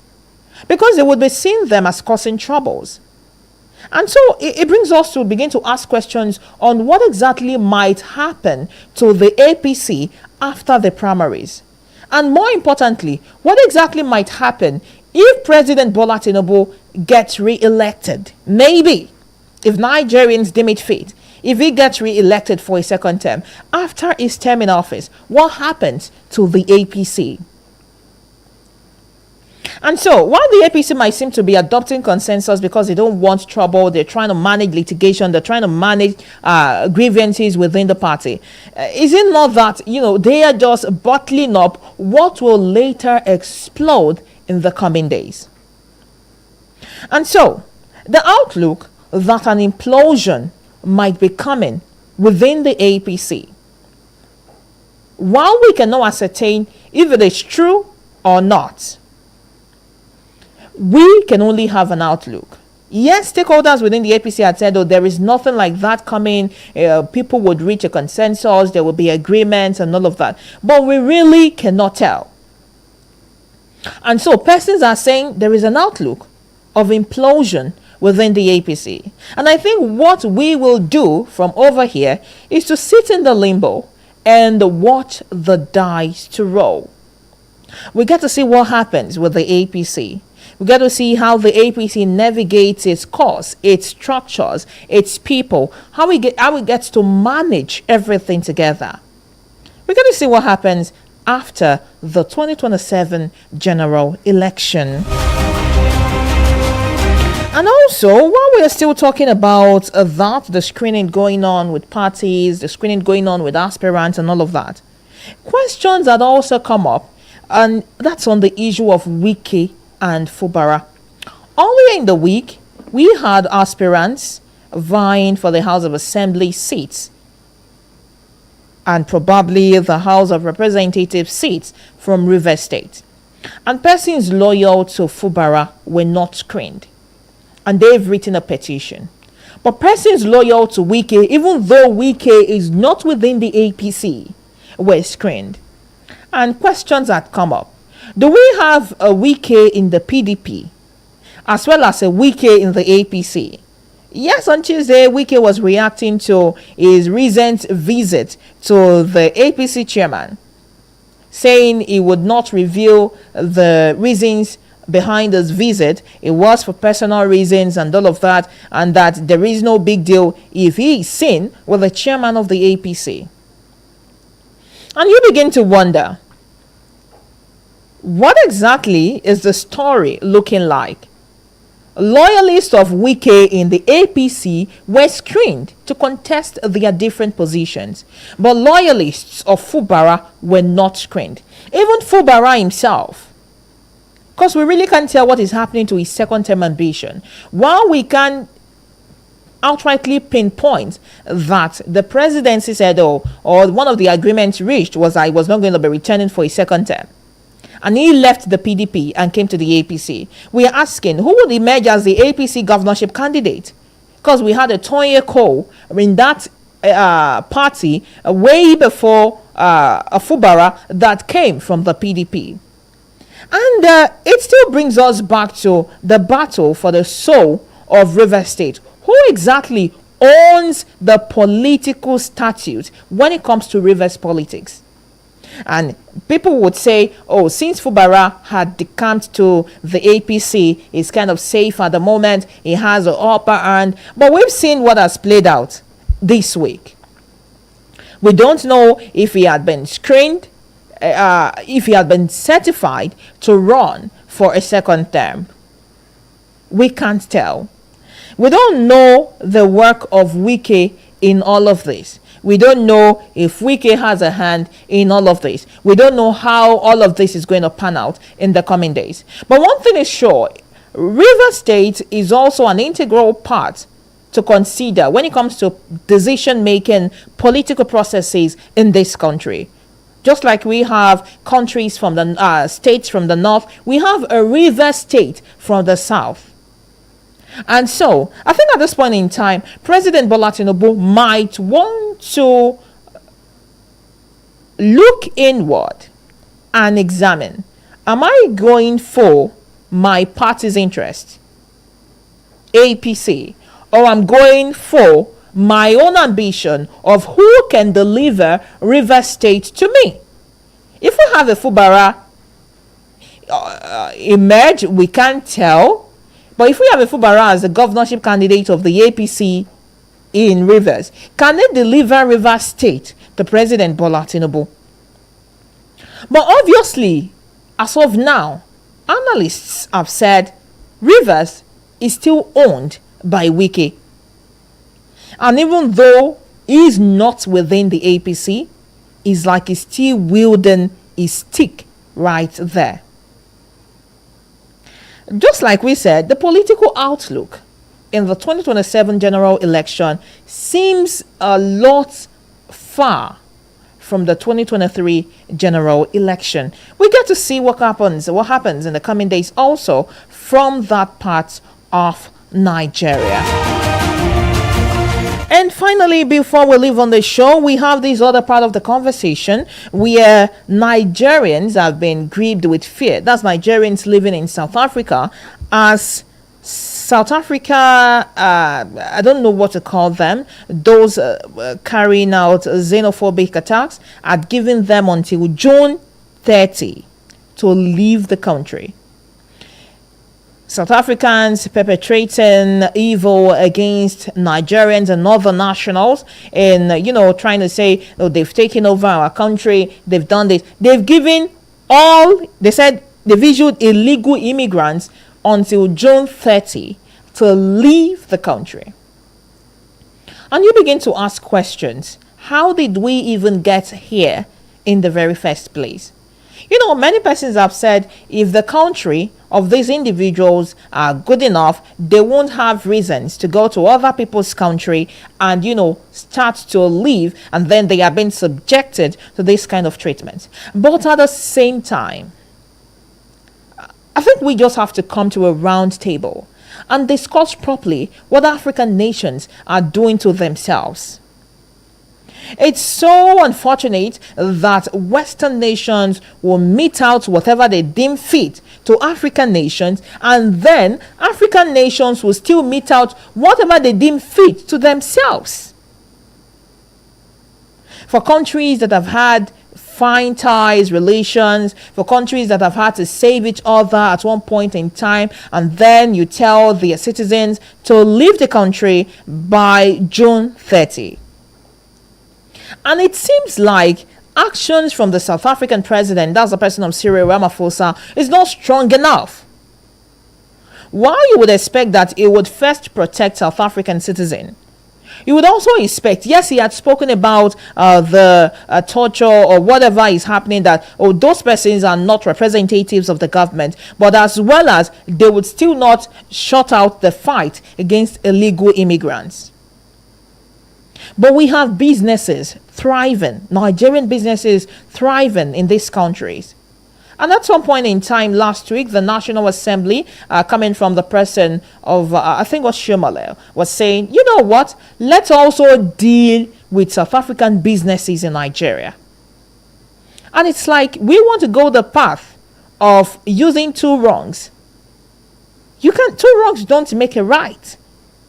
I think it's time African leaders sit at a round table and have proper discussions with themselves on why they continue to perpetrate evil against one another. It's time for African leaders to sit at the round table and endeavor that they protect themselves. We can't have South African nationals have to deal greatly with Nigerians and other African descents, other persons of African descent, all in the name of we don't want you in our country, and then you begin to give them ultimatum, or by June 30, all of you should have left our country. That is not good enough.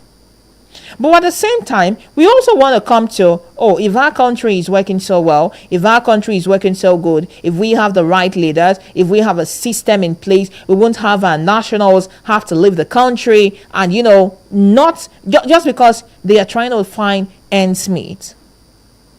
It's very important that we all come back to have discussions on things that will move us forward as a nation. Africans cannot continue to perpetrate evil against each other. South Africans asking Nigerians to leave their country, Ghanaians asking Nigerians to leave their countries, Nigerians asking other persons to leave their countries is not something we should be talking about. We should have a formidable front. We should have a formidable leader that can take us to that point where we want to be in our respective countries. We should have people. The African unity is there for a purpose. ECOWAS is there for a purpose. They should be able to have concrete conversations with African countries. And let's reach a round table. Let's reach a consensus. Let's reach an agreement on moving the continent forward, rather than having to point fingers. With that, there is no way the continent can get to that peak where it wants to be. I don't know the stories we've been sold. I don't know the stories we've bought for ourselves. But I know Africans are supposed to stay together as one. And at this point in time, the government of each country concerned might also want to stand up to the responsibility of also protecting their nationals in foreign countries. You can't just leave them to the mercy of individuals, mercy of persons that just feel like, oh, what are you doing in our country? You can leave our country. You have to leave our country. We can't just leave our own citizens like that. The Nigerian government, the Ghanaian government have been trying to do one or two. They should also step up their game. As well as let us all come together to make our own country good enough for us to stay. And this is not just the sole responsibility of our leaders. We also have a role to play. To you in the corridor of power, where you are, how exactly are you using it? To you that have access to public funds, and you are supposed to do what you are supposed to do with it, but you are not, how exactly do you blame the central government for that? To persons in schools, encouraging examination malpractices, to religious outfits, to religious leaders, to political leaders, to traditional rulers, to we as the electorate, to persons that are planning to engage in vote buying and vote trading and vote selling. How exactly do you blame the central government for all of this? The change you want to see in the country should also begin with you. We have the 2027 election coming. Are you standing your ground to say, you know what, this election, I'm voting my conscience? Can you say this election, I'm going all the way out to do what is needed, rightfully within the ambit of the Constitution? I would not be involved in thuggery. I would not be involved in a ballot box snatching. Have you promised yourself that? Because we can't continue to have these conversations and we are not putting up any change. Then we expect a change. There's no way it's going to happen. We can keep doing the same thing the same way and expect a very different results. And that's why at this point in time, it's very, very important that we all come together as a nation. We stand a chance to change our story. We stand a chance to change the hands of things, the way things are run. We stand a chance if we all can come together to make this work. And on this note, I would say thank you for being with us on the show this morning. Prime Discourse returns on Monday, and on Monday we're going to be talking preparations for the Ekiti governorship election. Until then, I'm asking you to do your best for your country.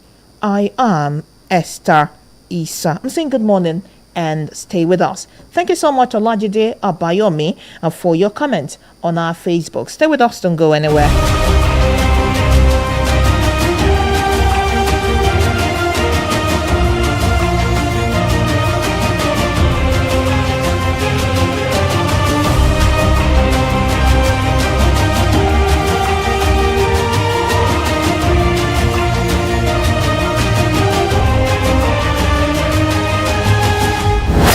All radio stations in town were palm trees, we'd be the one with the biggest coconuts. This is Midas Radio 90.5 FM. Unrivaled entertainment non-stop. This is Midas Radio 90.5 FM. Unrivaled entertainment non-stop. Ó yọ bí ọjọ́. ó lalẹ̀ bí òṣùmàrè. Midas Radio 90.5 FM ládó Èkìtì gbangba kedere ló yọ. àdúpẹ́ àtọ́pẹ́ dán. Sallu ala nabiyyil karim. sallallahu alayhi wa sallam. Ọlọ́run ṣoore fún mi ní ìgbà tí ó yẹ mí. Ṣoore fún mi ní yàrá mi. Ṣoore fún mi lẹ́ǹkùlé mi. Ṣoore fún mi ní ìlú mi kálàbò sí máa sunkún ege. Bọ́lá Muhammad Kẹ́hìndé. Kálàbò sí máa sunkún ege o. Bọ́lá Muhammad Kẹ́hìndé. Ọlọ́run má jẹ́ n kú ó tó gbàdúrà mi. Bọ́lá Muhammad Kẹ́hìndé.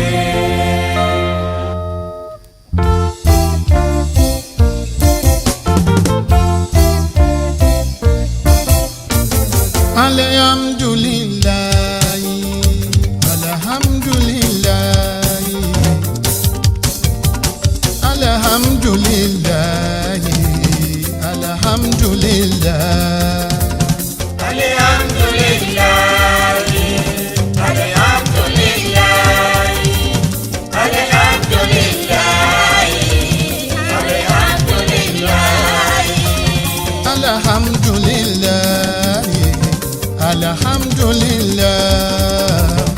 alhamdulillahi, alhamdulillahi. Alhamdulillah, alhamdulillah, Ọlọ́run ó ṣe. Alhamdulillah, alhamdulillah, alhamdulillah, alhamdulillah.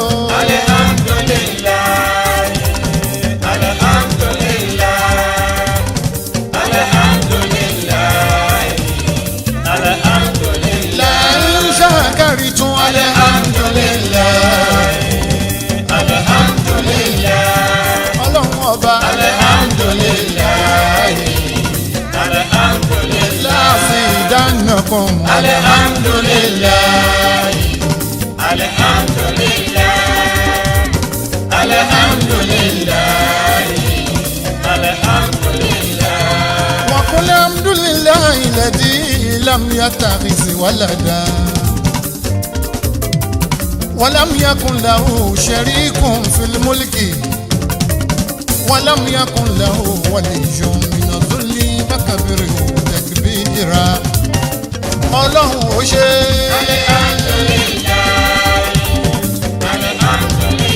Mo dúpẹ́ dúpẹ́ o.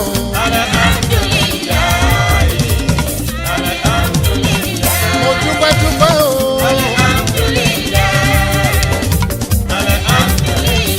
Ọlọ́run ó ṣeun.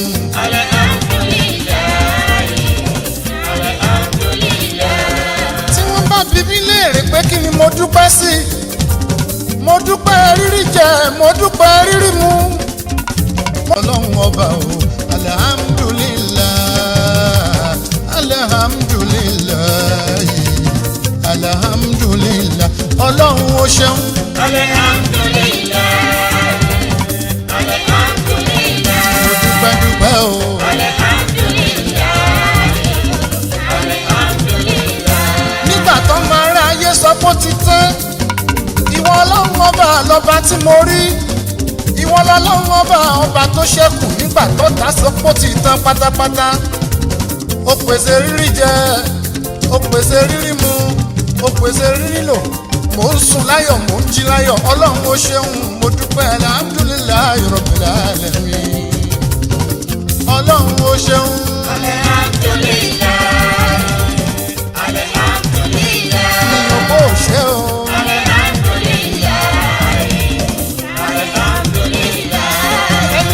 Tí lówó lọ́wọ́ tó rọra rẹ̀ pin pé bóyá lọ́wọ́ ọba ò ṣe nǹkan kan, ó ti gbàgbé wípé ẹni tí ò nílò ní padà bọ̀ wá nílọ́la tó bá dúpẹ́. Ọlọ́run ọba lèmi lọ́ba ọlọ́pẹ́, èmi lọ́ba tó ń gbọ́ pé ẹni tó bá ń dúpẹ́. ọlọ́run mo dúpẹ́ tèmi mo dúpẹ́ rírí jẹ mo dúpẹ́ rírí mu alhamdulilayi rabbil alamin. ọlọ́run o ṣeun.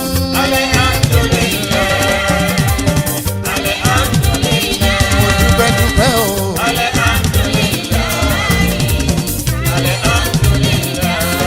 ẹnikẹ́ni tó bá ń wọ̀ mọ́ láyé ọlọ́run ọba lọ́ba tó ń ṣọmọ ẹ̀dá tó lóyún tó bímọ láyọ̀ kò sí ní tó tọ́ sí ju pé kó dúpẹ́ fọlọ́run ọba lọ àìmọye ẹlòmíì náà ni ó wáyé tó jẹ́ pé kò ní ronú dèpòdépò pé yóò rọmọ bí ọlọ́run ọba mo dúpẹ́ tèmi mo bọ́kùnrin mo bóbìnrin ọlọ́run ó ṣeun.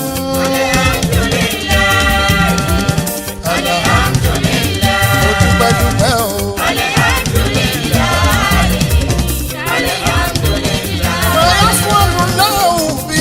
أبيكم إن شكرتم وآمنتم وكان الله شاكرا عليما. ọlọ́run ọba ní kí ni mo fẹ́ fìyà jẹ yín sí nígbà tẹ́ ẹ bá ń dúpẹ́ kí lẹ fẹ́ sọ mí dọba tí ó máa fìyà jẹ yín sí nígbà tẹ́ ẹ róore tí mo ṣe fún yín tẹ́ ẹ dúpẹ́ tẹ́ ẹ tún nígbàgbọ́ lórí gbogbo nǹkan tẹ́mi ọlọ́run ọba ń ṣe ọlọ́run ọba ní tẹ́ bá ti dúpẹ́ padà bẹ́ẹ̀ni ọlọ́run ọba lọ́ba ọlọ́pẹ́ tí mo fi dúpẹ́ fún. Midas ó ti lọ yìí tó ó ti lájú tó you better tune your radio to Midas radio ó ti lọ yìí tó you better tune your radio to Midas radio ó ti lájú tó. Midas ohun tó dùn àṣà tó dùn ẹ̀fẹ̀ tó dùn ètò tó dùn àwa ló ní ìròyìn tó dùn tó kún ọ̀rọ̀ ṣèlú bó ṣe lọ nígboro àwa ló ní.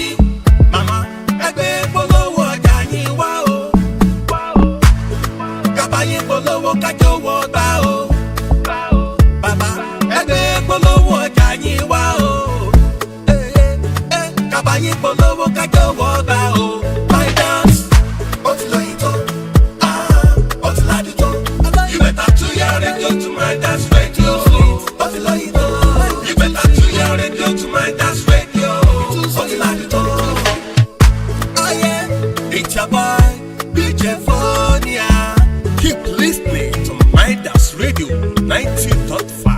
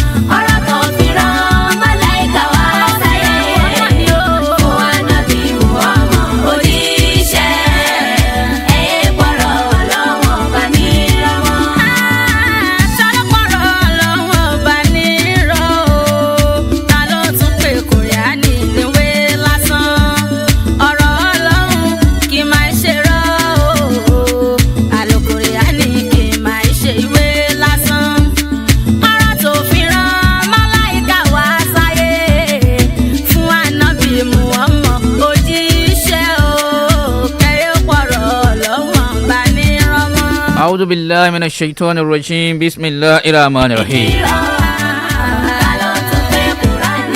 الحمد لله رب العالمين ثم الصلاة والسلام على خير النبي محمد صلى الله عليه وسلم وعلى آله وصحبه وسلم. ọpẹ́ ni fún ọlọ́run ọba wa ìkẹ́ àti ìgẹ̀ kó mọ bá oníṣẹ́ ńlá Ànábì Muhammad.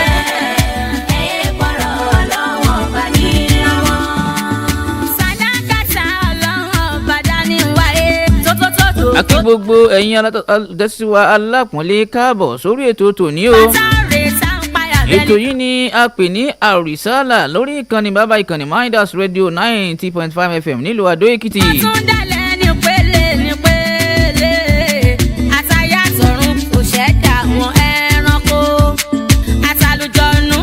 àrísálà lètò tá a mọ̀ ń wá lọ́jọ́ mẹ́jọ lélẹ́yìí tí ń tú ìgbésí ayé ẹnìkankan wá ṣe. à ń sọ̀rọ̀ nípa ẹ̀sìn Islam gbogbo ohun tí yóò mọ̀ ṣe ẹnìkankan wá láǹfààní là ń sọ ń bẹ̀ o. àdúpẹ́ lọ́wọ́ àwọn lọ́gàá iléeṣẹ́ Midas Radio 90.5 FM nílùú Adó Èkìtì. àdúpẹ́ ẹ ṣé púpọ̀ fáǹfààní tẹ̀ ń fún wa iléeṣẹ́ Midas Radio. bàbá wa Káyọ̀dé Olúṣemíire bàbá wa tí ń ṣe wá dáadáa níléeṣẹ́ Midas Radio. ọlọ́run bá wa dúró tì yín Ọlọ́run nípàdà lẹ́yìn láéláé.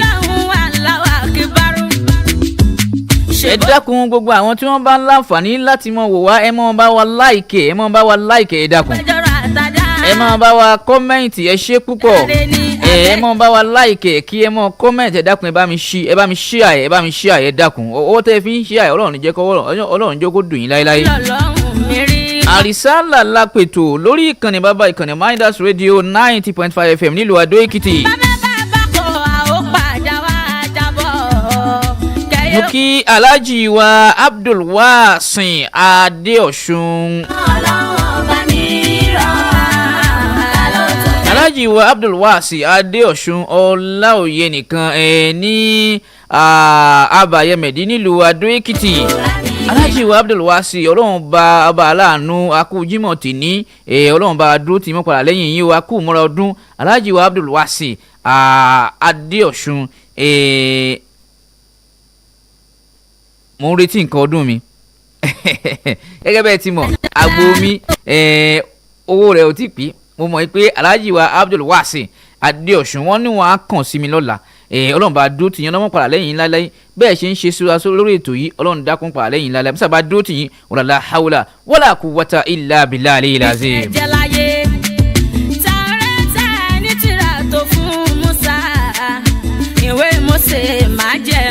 mo kí ọ̀gá wa nílé iṣẹ́ Midas Radio olúwa ṣeun tó tọ́pẹ́ fún mi Báyọ̀dé Wulẹ̀ ẹ ṣé púpọ̀ Ọlọ́run bá dúró tì yín o. James Ọláréwájú wọ́n ní akú Jímọ̀ olóyin King James from Ìlúdú Èkìtì ẹ ṣé púpọ̀ ẹ dákun tí ẹ bá ti ń wọlé ẹ bá mi share as many as possible jazakumullahu khaira.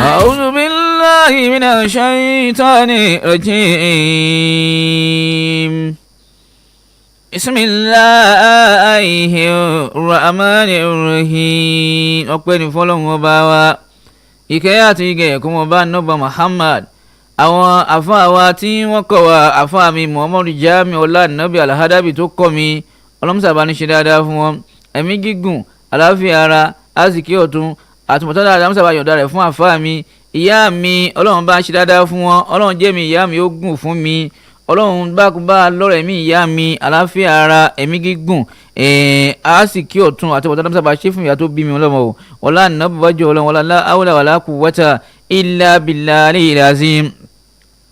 bàbá mi tí wọ́n sáré kìyàmà Ọlọ́run bá kẹ́ wọn Ọlọ́run bá gẹ̀ wọn Ọlọ́run bá ṣe kúnní sí fún wọn wọ́n ṣe wọn lọ́mọ náà bá ṣe wọn lọ́mọ àlìjẹ́nnà ọlá nàbàbájọ Ọlọ́run àwọn ìyànà mi tí wọ́n fún mi níyàwó Ọlọ́run bá ní dúró tì wọ́n padà lẹ́yìn wọn láéláé wala nàbàbájọ Ọlọ́run wala hawla wala quwwata illa billahi al-azim. أعوذ بالله من الشيطان الرجيم بسم الله الرحمن الرحيم. ọpẹ́ ni fún Ọlọ́run ọba wa ìkẹ́ àti ìgẹ̀ kó mọ́ bá nàbọ̀ Muhammad sallallahu alayhi wa sallam. akínyìn ẹ̀yọ́ tẹ́sí wa lápọ̀lẹ́ pé ẹ káàbọ̀ sórí ètò wa àrísálà lórí ìkànnì bàbá ìkànnì Midas Radio 90.5 FM nílùú Adó Èkìtì náà lẹ́ni a fẹ́ sọ fúnra wa nípa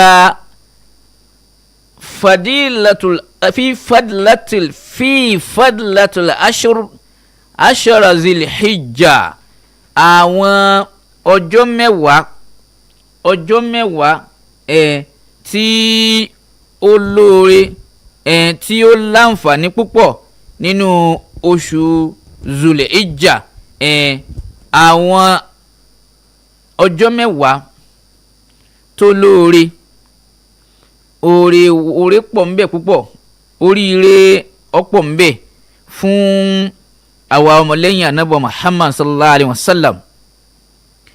Irú ẹran wo ló yẹ kẹ́ ẹ rà? Bó lẹ ṣe fẹ́ ṣe àwọn ẹran iléyá yín? Pẹ̀lú ògo Ọlọ́run àwọn nǹkan tí a mọ̀ bára wa sọ lónìí nìyẹn. Ọlọ́run kó wọlá Ànábì Muhammad sallallahu alayhi wa sallam kọ́lọ́ musa bá gbà ní ẹ̀sìn fún ẹnìkankan wa wala la awla wala quwwata illa billahi al-azim.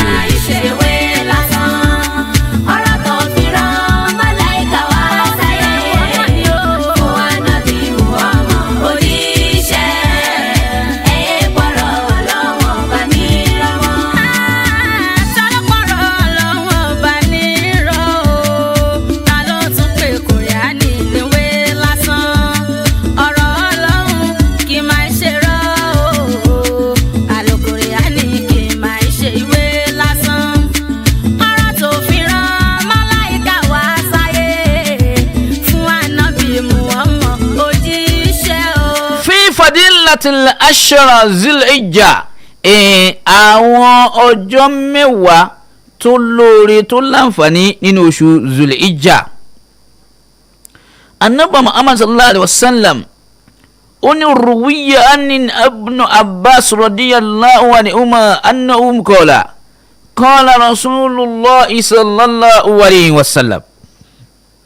Ànábì Muhammad sallallahu alaihi wasallam unmanni anabi ni man min ayyami amalan salih fi ahabba illallahi man min hadhihi li ayyami sallallahu alaihi wasallam.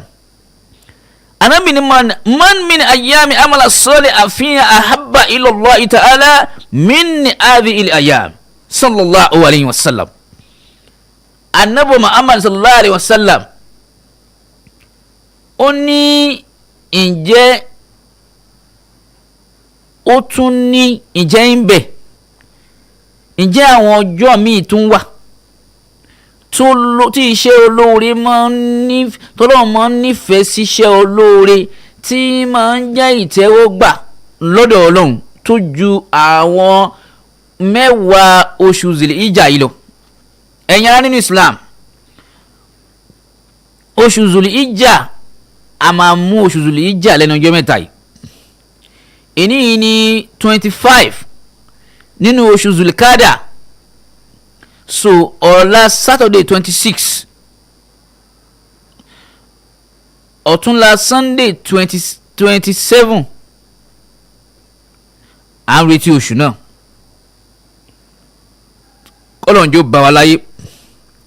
So ruwiya an ibn Abbas radiyallahu ta'ala anhu anabi ni man min ayyami aba illallah an ya'budu fiha min ashra Zulhijjah. Anabi ní nínú àwọn oṣù nínú àwọn ọjọ́ tọ́lọ́hun máa ń nífẹ̀ẹ́ sí kí ẹrú òun ó máa sìn Ọlọ́hun, òun náà ní ọjọ́ mẹ́wàá, àwọn ọjọ́ mẹ́wàá tí ó bẹ̀rẹ̀ oṣù Zulhijjah sallallahu alayhi wa sallam. So ó ní ya adil sawmu kullu yawmi min as-siyam sanna sallallahu alayhi wa sallam. Ànábì ní gbogbo ẹni tí máa ń gbààwẹ̀ lọ́jọ́ kọ̀ọ̀kan nínú oṣù Zulhijjah ó dàbí ẹni tí ń gbààwẹ̀ ní ó gbààwẹ̀ ọjọ́ kan nínú oṣù Zulhijjah ó dàbí ẹni tí ó gbààwẹ̀ ní ọdún kan yípo ni sallallahu alayhi wa sallam. So wa qiyamu kulla laylatun minha qiyamu laylatul qadr. Ànábì ní gbogbo ẹni tó ń bá jí ní àárín òru nínú oṣù Zulhijjah tó fẹ́ lé lẹ́nu ọjọ́ mẹ́ta yìí ó wá dìde lóru ó wá bẹ̀rẹ̀ sí ní bẹ́ẹ̀ lóhùn ó dìde lóru ó ń ṣàdúà ẹ̀rí ànábì ní a fi kẹ́gbẹ́ ó dàbí ẹni tí ń ṣe kìyàmù ó dàbí ẹni tí ń ṣe tó ṣe kò ń gẹ òru Laylatul Qadr sallallahu alayhi wa sallam. ẹ̀yin ará nínú Islam mẹ́wàá nínú oṣù Sul-Hijjah òun la fẹ́ kà fúnra wa yìí mẹ́wàá nínú oṣù Sul-Hijjah òun la fẹ́ láǹfààní láti mọ kà fúnra wa yìí. kí ni àǹfààní tí a fẹ́ ṣe ń bẹ̀ kí ni oríire tí a fẹ́ ṣe ń bẹ̀ kí ni àánú Ọlọ́run tí a fẹ́ ṣe ń bẹ̀ kí ni oríire tá a fẹ́ ṣe nínú oṣù Sul-Hijjah. ẹ̀yin ará nínú Islam mo fẹ́ kẹ́ mọ́ bá mi ká lọ àmọ́ mo wá ní one after the other tí n bá lọ tí n bá padà dé ìmọ̀ wá tẹ̀síwájú ẹ mọ̀ yìí kú ń bẹ̀ fassalamu alaikum wa rahmatullahi wa barakatuh.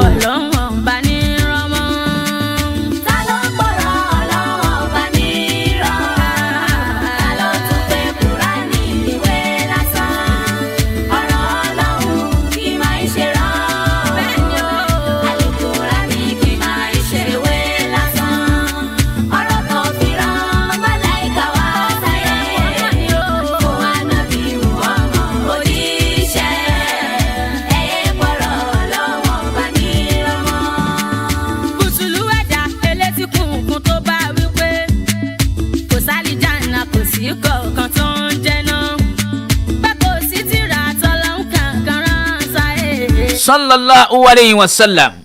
So ruwiya an ibn Abbas an nabi sallallahu alayhi wa sallam. Ibn Abbas ló gbà díìsì yìí wá. So an nabi sallallahu alayhi wa sallam ó gbà wá látọ̀dọ̀ anabi Muhammad sallallahu alayhi wa sallam. Ana ukola. Ona nabi sọ báyìí pé هل يوم الذي غفر الله فيه لآدم عليه السلام أول يوم من ذي الحجة صلى الله عليه وسلم وأن من صام ذلك اليوم غفر الله له كل ذنب صلى الله عليه وسلم.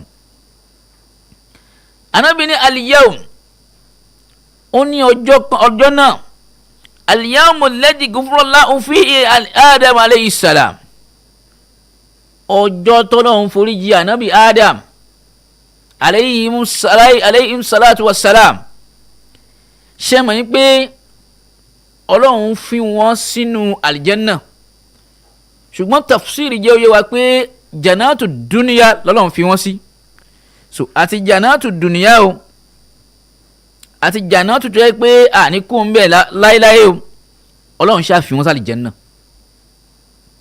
Ọlọ́run wá sọ fún wọn wípé gbogbo èso yìí ni ẹ máa jẹ gbogbo ẹ̀ ni ẹ máa jẹ ṣùgbọ́n la takulu hadhihi shajara eléyìí èso eléyìí ẹ gbọ́dọ̀ jẹ ẹ gbọ́dọ̀ jẹ Ọlọ́run ní ẹ gbọ́dọ̀ jẹ la takulu hadhihi shajara igi èso eléyìí ẹ gbọ́dọ̀ fọwọ́ kàn ẹ gbọ́dọ̀ jẹ kámọ́ wàá fárọ̀ gbogbo yín náà lẹ́ mọ̀ ìtàn yẹn. Ànábì Adam alayhi salatu wa salam ìyàwó rẹ̀ Hawa òun ló kọ́ jẹgi èso ṣètọ́ni tọ́ra rẹ̀ dejò ṣètọ́ni sọ́ra rẹ̀ ó lọ́gbọ́n àrékérekè fún tó fi jẹ èso yẹn èso tó wá jẹ yìí òun ló wá bí wàhálà sí ọrùn obìnrin náà. Ọlọ́run wá ní òun wọ̀nù yín pé ẹ gbọ́dọ̀ jẹ èso yìí ẹ wá jẹ ibitu mi ni àjẹmíyà gbogbo yín ẹ jáde ẹ̀yin méjèèjì ibitu ẹ kúrò ń bì ńgbà tán wá sọ̀kalẹ̀ sílé ayé wọ́n wá sọ̀kalẹ̀ sí ibi ìlú Mọ́kà ni wọ́n sọ̀kalẹ̀ sí ńgbà tán wá sọ̀kalẹ̀ sílé ayé wọ́n wá bẹ̀rẹ̀ sí ní bẹ̀rẹ̀ lọ́hùn níjọ́ náà tí wọ́n bẹ̀rẹ̀ sí ní wára wọn káàkiri. Nana Hawa ń wá Adam anabi adam náà ná ó ń wá nàná hawa tí àwọn ẹlẹ́sìn kejì wa ń pè ní efa pẹ̀lú gbólóhùn rabbana zolamna anfusana wa in lam takfir lana wa tarhamna lanakunanna minal khasirin rabbana ọlọ́run ọba wa o zolamna anfusana lóòótọ́ a ti ṣàbòsí síra wa zolamna anfusana a ti ṣèké síra wa zolamna anfusana into ní oyin tó wí fún wa pé a gbọ́dọ̀ ṣe a ti débẹ̀ rabbana zolamna anfusana fa in lam takfir lana wa tarhamna lanakunanna minal khasirin rabbana ọlọ́run ọba wa o zolamna anfusana àti ṣàbòsí síra wa in lam takfir lana tó bá wa foríjì wa wa tarhamna nígbà tó bá foríjì wa wa in lam takfir lana wa tarhamna tó bá kọ̀ pé ò ní foríjì wa wa tarhamna tó bá kọ̀ pé ò ní yọ́nú sí wa lanakunanna minal khasirin. Ànábì Ádámù gbé inú òfò làwọn wà dákun Ọlọ́hun àdúrà tí wọ́n bẹ̀rẹ̀ sí ní ṣe nìyẹn láì mú iye ọdún. Rabbana zalamna anfusana wa in lam takfir lana wa tarhamna lanakunanna minal khasirin. Àdúrà yìí ni wọ́n bẹ̀rẹ̀ sí ní ṣe wọ́n bẹ̀rẹ̀ sí ní ṣe àdúrà yìí láì mú iye ọdún tí wọ́n fi ń bẹ lọ́hùn. wọ́n fi ń bẹ lọ́hùn pé Rabbana zalamna anfusana wa in lam takfir lana wa tarhamna lanakunanna minal khasirin. Anabi Adam aleyhi salatu wassalam òun àti ìyàwó rẹ̀ ẹ̀rì nàná wà ní wọ́n bẹ̀rẹ̀ sí ní bẹ̀ lọ́hùn. wọ́n wá ń bẹ̀ lọ́hùn títí Ọlọ́hun tí wọ́n bẹ̀ títí wọ́n wá fi wá ríra wọn. nígbà tí wọ́n wá ríra wọn ni wọ́n wá pè ní arọ́fà àríra wa arọ́ftum mo rí ọ arọ́ftum ẹ̀rí arọ́fà ẹ̀rí àríra wa. so Ànábì wa ní al-yawmul ladhi níjọ́ náà ghufirallahu fihi li Adam alayhi salam tá a wá foríjì Ànábì Adam. so awwala yawmi min dhil hijja ọjọ́ àkọ́kọ́ oṣù zulu hijja ṣe rí ẹ̀jẹ̀ tó kí nìkan fún yín gbogbo oṣù ojoojúmọ́ ọjọ́ kan ò yàtọ̀ sọ́jọ́ kan ṣùgbọ́n in tó bá ṣẹlẹ̀ nínú oṣù ní máa ń fi oṣù tóbi ohun tó bá ṣẹlẹ̀ nínú ọdún ní ń fọdún tóbi ohun tó bá ṣẹlẹ̀ láàrin ọ̀sẹ̀ ní ń gbọ́sẹ̀ yẹn tóbi ohun tó bá ṣẹlẹ̀ nínú ọjọ́ ní máa ń fọjọ́ tóbi. Ànábì ní al-yawmul ladhi ghufirallahu fihi li Adam alayhi salam ọjọ́ àkọ́kọ́ ọjọ́ tá a wá yọ́nú sí Ànábì Adam tá a gbàdúrà rẹ̀ eléyìí náà jẹ́ significant kan tí mo fẹ́ kí a encode lẹ́sìn kan bẹ́ẹ̀ tafsiri ijó yé wa tẹ́mi fojú rí wọ́n ní wọ́n bẹ Ọlọ́run fún odidi 40 ọdún ìmíì ní wọ́n bẹ Ọlọ́run fún 20 good years kọ́lọ́run tó foríjì wọn. jàmá a gbọ́dọ̀ ṣàfọ ẹ̀ṣẹ̀ ọ̀kan ni wọ́n jẹ́ o ní wọ́n ṣe o wọ́n ṣe ṣìnà o wọ́n mutí o wọ́n sọ̀rọ̀ lọ́wọ́ láì dá o wọ́n bayé jẹ́ o torí pé jẹ̀so mọ́ jẹ̀so Ọlọ́run pa wọ́n láṣẹ yìí pé èso yìí ẹ̀ gbọ́dọ̀ jẹ gẹ́gẹ́ bí Ọlọ́run ṣe igi ọ̀pẹ kalẹ̀ ó gbé fún wa. igi ọ̀pẹ àǹfààní bíi 14 ló wà ń bẹ lára igi ọ̀pẹ àǹfààní 14 a máa rí epo ń bẹ a rí èkùrọ́ ń bẹ a rí àdín ń bẹ a rí ìgbálẹ̀ ń bẹ a rí igi tá a máa fi ń kọ́lé ń bẹ. so Ọlọ́run wá sọ fún wa yìí pé gbogbo tó lè múyàn hún rírà lára ẹ̀ ni ẹ̀mú wá ọlọ́run ni ẹ̀ gbọ́dọ̀ débẹ̀. The same thing applicable to Adam and Eve tí à ń pè ní àwa tọ́lọ́run wá ní ẹ̀ gbọ́dọ̀ débi igi wọn wá débẹ̀. lára ìmọ̀ye ọdún ni wọ́n fi ń jẹ ìyà tí wọ́n fi ọwọ́ ara wọn fà. wọ́n wá bẹ̀rẹ̀ sí ní bẹ̀rẹ̀ òun rabbana zalamna anfusana wa in lam taghfir lana wa tarhamna lanakunanna minal khasirin. Ànábì wa mú wa fún wa pé hal yawma alladhi ghufira Allahu fi Adam alayhi salam. al yawma alladhi ghufira Allahu fi Adam alayhi salam awwal yawma dhil hijja, ọjọ́ àkọ́kọ́ tí oṣù Zilhijja lé, ìjọ yẹn náà ni ọjọ́ àkọ́kọ́ tí a foríjì Ànábì Adam alayhi salatu wassalam. So man sama dhalika al-yawm, ẹ̀rí man sama dhalika al-yawm, ọlọ́run jọ dáa fún àfáà tó kọ́ mi Muhammadu Jami Ọlánàbí Al-Hadabi, ọlọ́run bá dó tì wọ́n. So man sama dhalika al-yawm, ẹni tó bá wá gbààwẹ̀ níjọ́ yẹn. So Ànábì wá ní gufurallahu kullu zambi, Ànábì ní gbogbo ẹ̀ṣẹ̀ tírú ẹni bẹ́ẹ̀ bá wá ṣe gufurallahu kullu ló pè, kò sọ pé gufurallahu min zambi, kò sọ pé ọlọ́run máa fi díẹ̀ ẹ̀ṣẹ̀ yẹn ó ní kullu zambi. eléyìí náà ò ní ká mọ wá lọ tẹ̀rì sẹ́ṣẹ̀ o, gbogbo ntọ́lọ́run ní yóò ṣẹlẹ̀ sí wa ó ti wà nínú àkọọ́lẹ̀, àmọ́ ẹ má jà torí pé ọlọ́run sọ pé wọ́n á fi borí gbogbo ẹ̀ṣẹ̀ wa jù wá káwa náà mọ̀ wá lọ dẹ́ṣẹ̀. ẹlẹ́ẹ̀kejì wal yawmal sani, tí Zul-Hijja bá ti pé ọjọ́ ẹlẹ́ẹ̀kejì.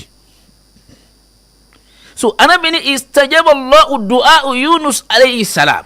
ẹ̀rí Ànábì wá ń sọ fún àwọn àlùmọ̀ rẹ̀ láti jẹ́ kí wọ́n mọ̀ bí oṣù Zul-Hijja ṣe tóbi tó níwájú èmi ọlọ́run.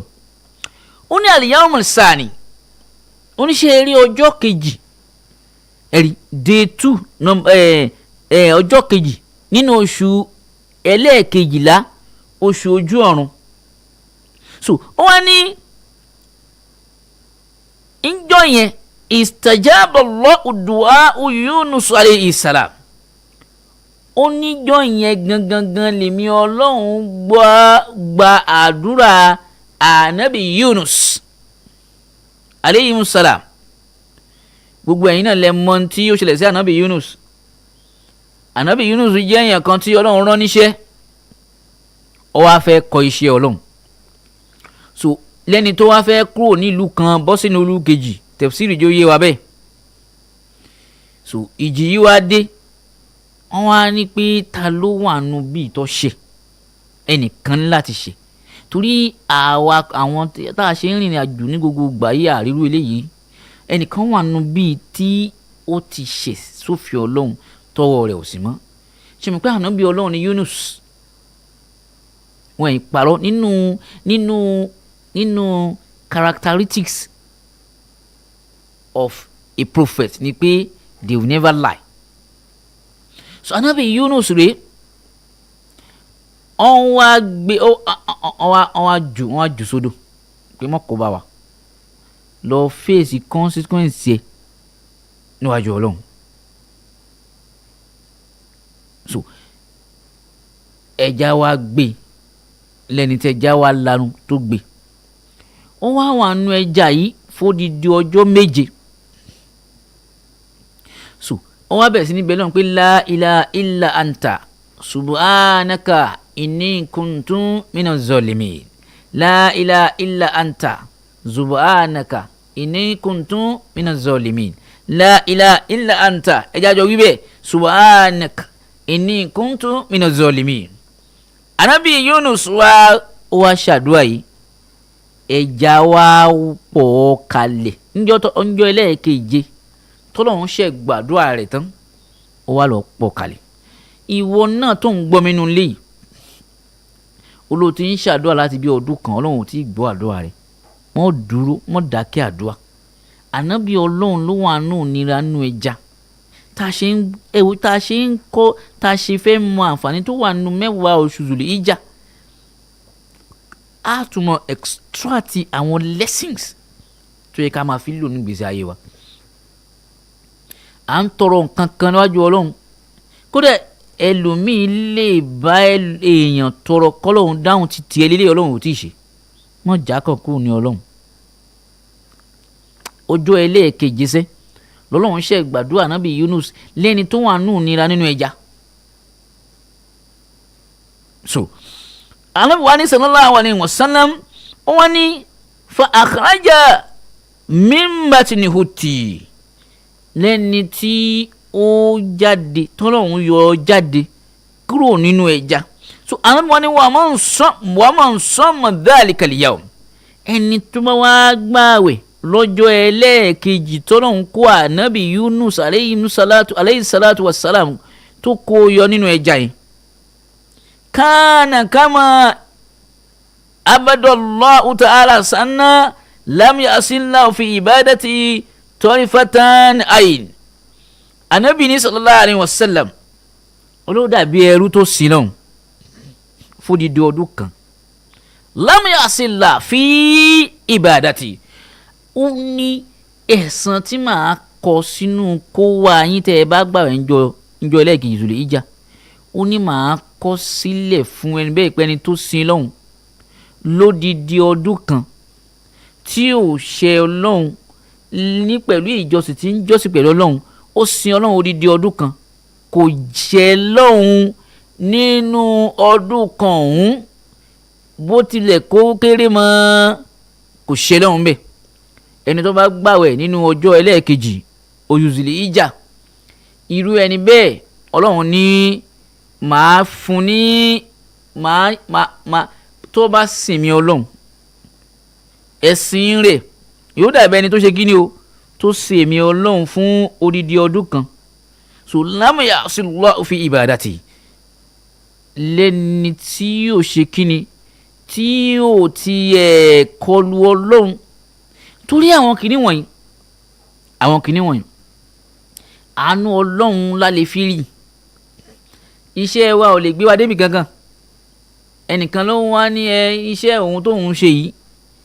ibi tóun bá iṣẹ́ ọlọ́hun dé yìí ọkàn wa balẹ̀ mo ní rárá o èèyàn gbọ́dọ̀ fọkàn balẹ̀ kí lọ́lọ́hun fẹ́ ṣe ọlọ́hun bá ọba ọ̀gá àgbà àṣeyìí òwú ọlọ́hun dákun mọ́fù bá dára tí ọ̀dà nítorí náà ẹni tó bá gbààwẹ̀ lọ́jọ́ ẹlẹ́ẹ̀kejì ọlọ́hun ní màá kọ sínú iṣẹ́ rí rẹ̀ ipe ó sin ẹ̀mí ọlọ́hun lódìdí ọdún kan lam yasillahu fi ibadati kò ṣe ọlọ́hun níbi ẹ̀sìn tó sìn la ilaha illallah muhammadu rasulullah sallallahu alaihi wa sallam tí n bá lọ tí n bá padà dé ìmọ̀ wa tẹ̀síwájú ẹ̀ mọ́ yìí kú ń bẹ̀ Midas Radio 90.5 FM.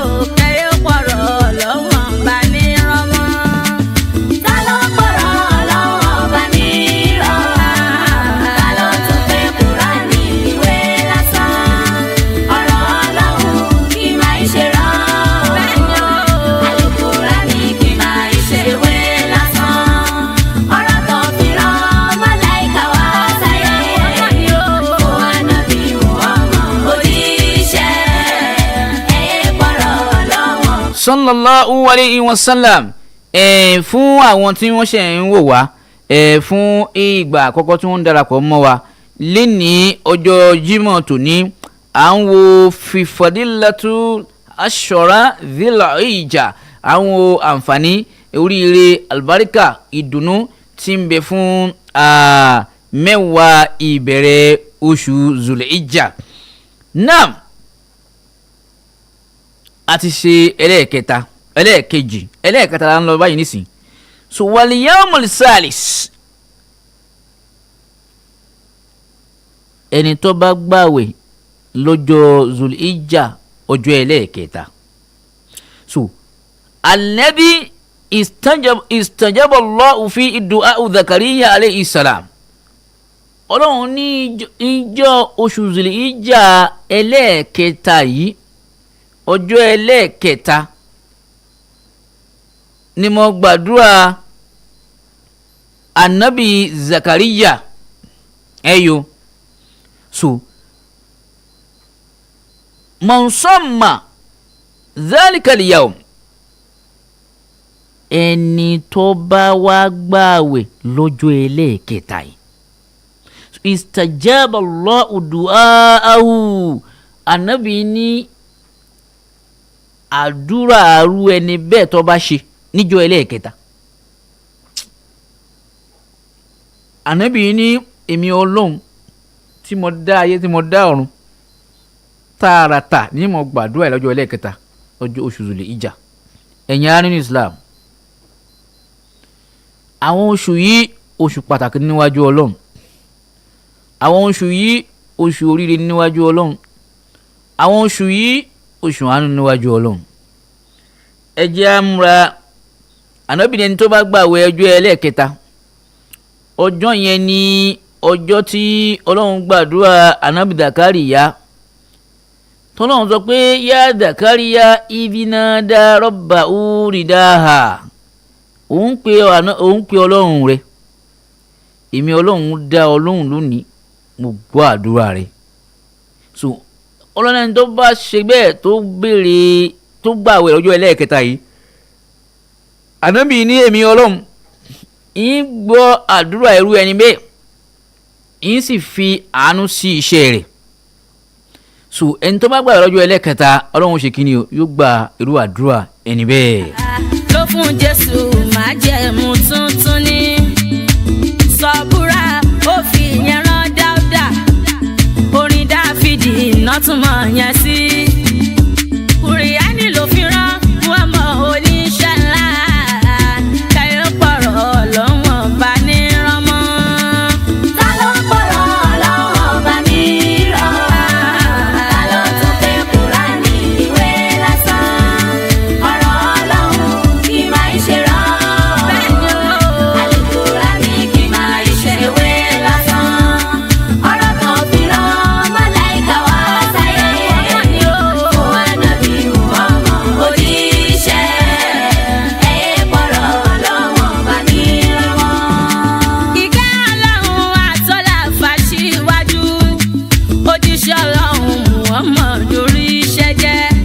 Pẹ̀lú Kùránì ọ̀rọ̀ Ọlọ́run tó pé tán o, ọ̀rọ̀ tó ṣe déédéé ayé àtijọ́, tó ti sàsọtẹ́lẹ̀ ohun tó ṣẹlẹ̀. Sallallahu alayhi wa sallam. Ẹ̀rí wal yawmil rabi', wal yawmil rabi', ẹni tí níjọ́ ẹlẹ́ẹ̀kẹta, níjọ́ ẹlẹ́ẹ̀kẹrin, sùn nínú oṣù Zulhijja ọjọ́ ẹlẹ́ẹ̀kẹrin, sùwúlídà fi ISAH alayhi salam, lọ́jọ́ yẹn ni a bí Ànábì Ìsá. So man sama dhalik, ẹni tó bá wá gbà lọ́jọ́ yẹn, al-yawma nafsi Allahu anil bassa, al-yawmi nafa Allahu anil bassa wal faqr. Ẹni tó bá gbà lọ́jọ́ ẹlẹ́ẹ̀kẹrin yẹn, ọjọ́ ẹlẹ́ẹ̀kẹrin ni Ọlọ́run ni wọ́n bí Ànábì Ìsá alayhi salatu wassalam. Ẹni tí ó bá wá gbààwẹ̀ lọ́jọ́ ẹlẹ́ẹ̀kẹrin, Ànábì ní nafaha hani'u libasa, gbogbo ohun tí ń bá jẹ́ ìdààmú, gbogbo ohun tí ń bá jẹ́ aburú, gbogbo ohun tí ń bá jẹ́ wàhálà, ọlọ́run ní èmi ọlọ́run máa mú kúrò nínú ìgbésí ayé rẹ̀ níbẹ̀ walfakir àti níta ń pè ní òṣì. ẹ̀yin ará nínú Islam nǹkan méjì àfáà yẹn ní ó ní ká ní pé bá a ṣe ń bẹ̀rù òṣì la ṣe ń bẹ̀rù ọlọ́run wàláì àbá ti rí ẹnìkan tí ó wọná ká ní pé bá a ṣe ń bẹ̀rù òṣì la ṣe ń bẹ̀rù ọlọ́run àbá rí ẹni tí ó wọná. Ànábì ní ẹni tó bá gbààwẹ̀ lọ́jọ́ ẹlẹ́ẹ̀kẹrin èmi ọlọ́run máa ṣe kíni o máa là máa tì kúrò kó níbi wàhálà kó níbi ìdààmú àti òṣì nínú ayé sallallahu alayhi wa sallam. ẹ̀yin ará nínú Islam so ẹlẹ́ẹ̀karùn so al-yawmi naam wal-yawm al-khamis ẹni tó bá gbààwẹ̀ lọ́jọ́ ẹlẹ́ẹ̀karùn al-yawm alladhi wulida fihi Musa alayhi salam ọjọ́ tí wọ́n bí ànábì Musa nìyẹn tí a mọ̀ sí Mósè so ànábì wọn ni man sama dhalika al-yawm ẹni tó bá wá gbààwẹ̀ níjọ́ yẹn so ànábì wọn ni al-yawmi olibariyu min an-nifaq aw min adhabil qabr an-nifaq ọlọ́run ní àti gbogbo tí ń bá ń jẹ́ àbúrú wàhálà àmúkó bákan náà ni gbogbo tí ń jẹ́ ìyà inú sàárè àmúkúrò fẹ́ni tó bá gbààwẹ̀ níjọ́ ẹlẹ́ẹ̀karùn sallallahu alayhi wa sallam. ẹ̀yin nínú Islam kódà fakana yawmal qiyamati min safrati walbararatil kiram irú ẹni bẹ́ẹ̀ yóò ti mọ̀ wà nínú ẹni tí yóò mọ̀ pọ́nlé jọ̀gbọ̀n àlìkìyàmọ̀ ẹni tó bá gbààwẹ̀ lọ́jọ́ ẹlẹ́ẹ̀karùn oṣù Zulhijja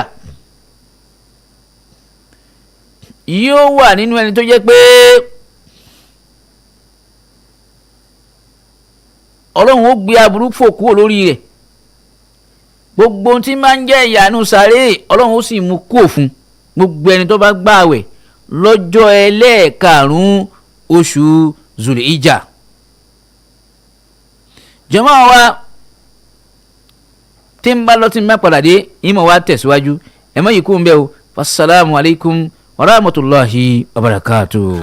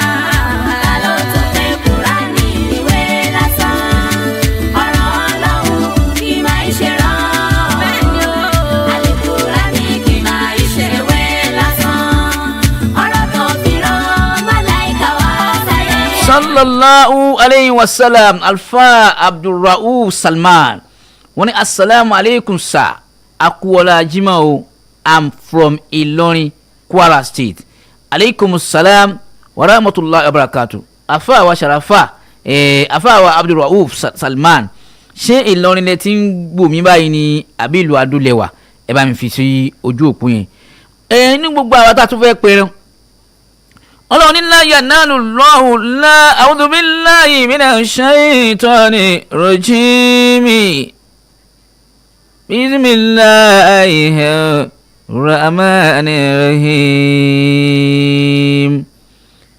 ọlọ́run ní la yanalu Allahu lahumuha wala dima'uha walakin yanaluhu taqwa minkum walakin yanaluhu taqwa minkum. Allahu akbar. Alfawa Abdulrauf Salman wọ́n ní Ìlọrin nífa ní àdúgbò Agbooba Ọlọ́run bá dúpẹ́ fún yín, Ọlọ́run bá dúpẹ́ fún yín, jazakumullahu khair. Alfawa Abdulrauf Salman ẹ bá mi share ẹ dákun, ẹ bá mi tẹ share, ẹ bá mi tẹ share. Alfawa Abdulrauf Salman jazakumullahu khair, ẹ bá mi tẹ share mọ́. Ọlọ́run ní la yanalu Allahu lahumuha wala dima'uha. Ọlọ́run ní ẹran tẹ́ ẹ fẹ́ pa ẹ̀yin tẹ́ ẹ fẹ́ pẹran léyà la yanalu Allahu lahumuha wala dima'uha. Ọlọ́run ní ẹran tí ẹ fẹ́ pa jẹ yẹn, Ọlọ́run ní kò sí tí mo ti fẹ́ ṣe ẹran yín o. La yanalu lahumuha, èmi ò ní jorí ẹran. La yanalu lahumuha, ìní gbẹ̀sẹ̀ ẹran lọ́wọ́ yín. La yanalu lahumuha wala dima'uha. Ọlọ́run ní inú tí mo Ọlọ́run ní ẹran tí ẹ fẹ́ pa níjọ́ ọdún ẹ̀rí. Alfawa Abdulrauf Salman jazakumullahu khairan, ẹ bá mi pín, ẹ bá mi share rẹ̀ dákun. Ọwọ́ tẹ́ ẹ fi ń share rẹ̀ yẹn Ọlọ́run jẹ́ kọ́wọ́ náà ó bàjẹ́, ẹ̀mí yóò sì gùn pẹ̀lú ògo Ọlọ́run. Ẹ̀yin Ìlọrin, àáfàá wa ní Ìlọrin, àwọn ni wọ́n sọ wá dé èèyàn, àwọn ni wọ́n sọ wá dé olóríire pẹ̀lú ògo Ọlọ́run. Ìlú Ìlọrin Ọlọ́run yóò bàjẹ́ o. wọ́n láàfáà mi Abdulrauf Salman tí mò ń wò lórí ẹ̀rọ káyélujára ojú òpó Facebook iléeṣẹ́ Midas yìí, Ọlọ́run bá dúró tì yín, jazakumullahu khaira. Ọlọ́run ní ẹ̀yin tẹ́ ẹ fẹ́ pẹran léyà la yanalu Allahu lahumuha wala dima'uha. Wọ́n lè mi Ọlọ́run kò sí tí mo ti fẹ́ ṣe ẹran léyà tẹ́ ẹ fẹ́ pa, mi ò ní jẹran léyà, kò sí tí mo ti fẹ́ ṣẹran rẹ̀. So wala dima'uha, bákan náà ẹ̀jẹ̀ tẹ́ ẹ bá ta lẹ̀ yẹn kò sí tí mo ti fẹ́ ṣe. Ọlọ́run ní kò sí tí mo ti fẹ́, mi ò ní jẹran léyà, mi ò ní gba ẹtan ẹran lọ́wọ́ yín, mi ò ní gba orí àgbò lọ́wọ́ yín, mi ò ní gba ẹsẹ̀ rẹ̀ lọ́wọ́ yín, mi ò ní gba ẹgbẹ́ rẹ̀ lọ́wọ́ yín, gbogbo àwọn inú ẹran yìí ní gbà lọ́wọ́ yín. Ọlọ́run ní kò sí tí mo ti fẹ́ ṣe. Ṣùgbọ́n walakin yanaluhu taqwa minkum. Ọlọ́run ní walakin ẹ̀ṣẹ́ púpọ̀, jazakumullahu khaira jaza. Barakallahu fi Alfawa Abdulrauf Salman, ẹ̀ṣẹ́ púpọ̀. Naam. So walakin yanalu taqwa minkum. Ọlọ́run ní ìbẹ̀rù Ọlọ́run tẹ́yìn bá fi pa ẹran léyà yín ni mo fẹ́ lò fún yín. Ìbẹ̀rù Ọlọ́run tẹ́yìn bá fi pa ẹran léyà yín ni mo fẹ́ lò. Ìbẹ̀rù Ọlọ́run tẹ́yìn bá fi pa ẹran léyà yín ni mo fẹ́ ṣe kí ni o, ni mo fẹ́ lò. Ẹ̀yin ará nínú Islam, kí ló dé tí Ọlọ́run sọ pé ìbẹ̀rù Ọlọ́run tí ẹ fẹ́ fi pa ẹran léyà yín ni mo fẹ́ lò? Òun náà ni yí pé owó tẹ́ ẹ fi ẹran léyà ẹ jẹ́ kó jẹ́ owó halal. Owó tẹ́ ẹ fi ẹran léyà ẹ jẹ́ kó jẹ́ owó halal. Àì lọ yáwó àwọn kọ́múlé láńtà kárámà wá fi ẹran léyà.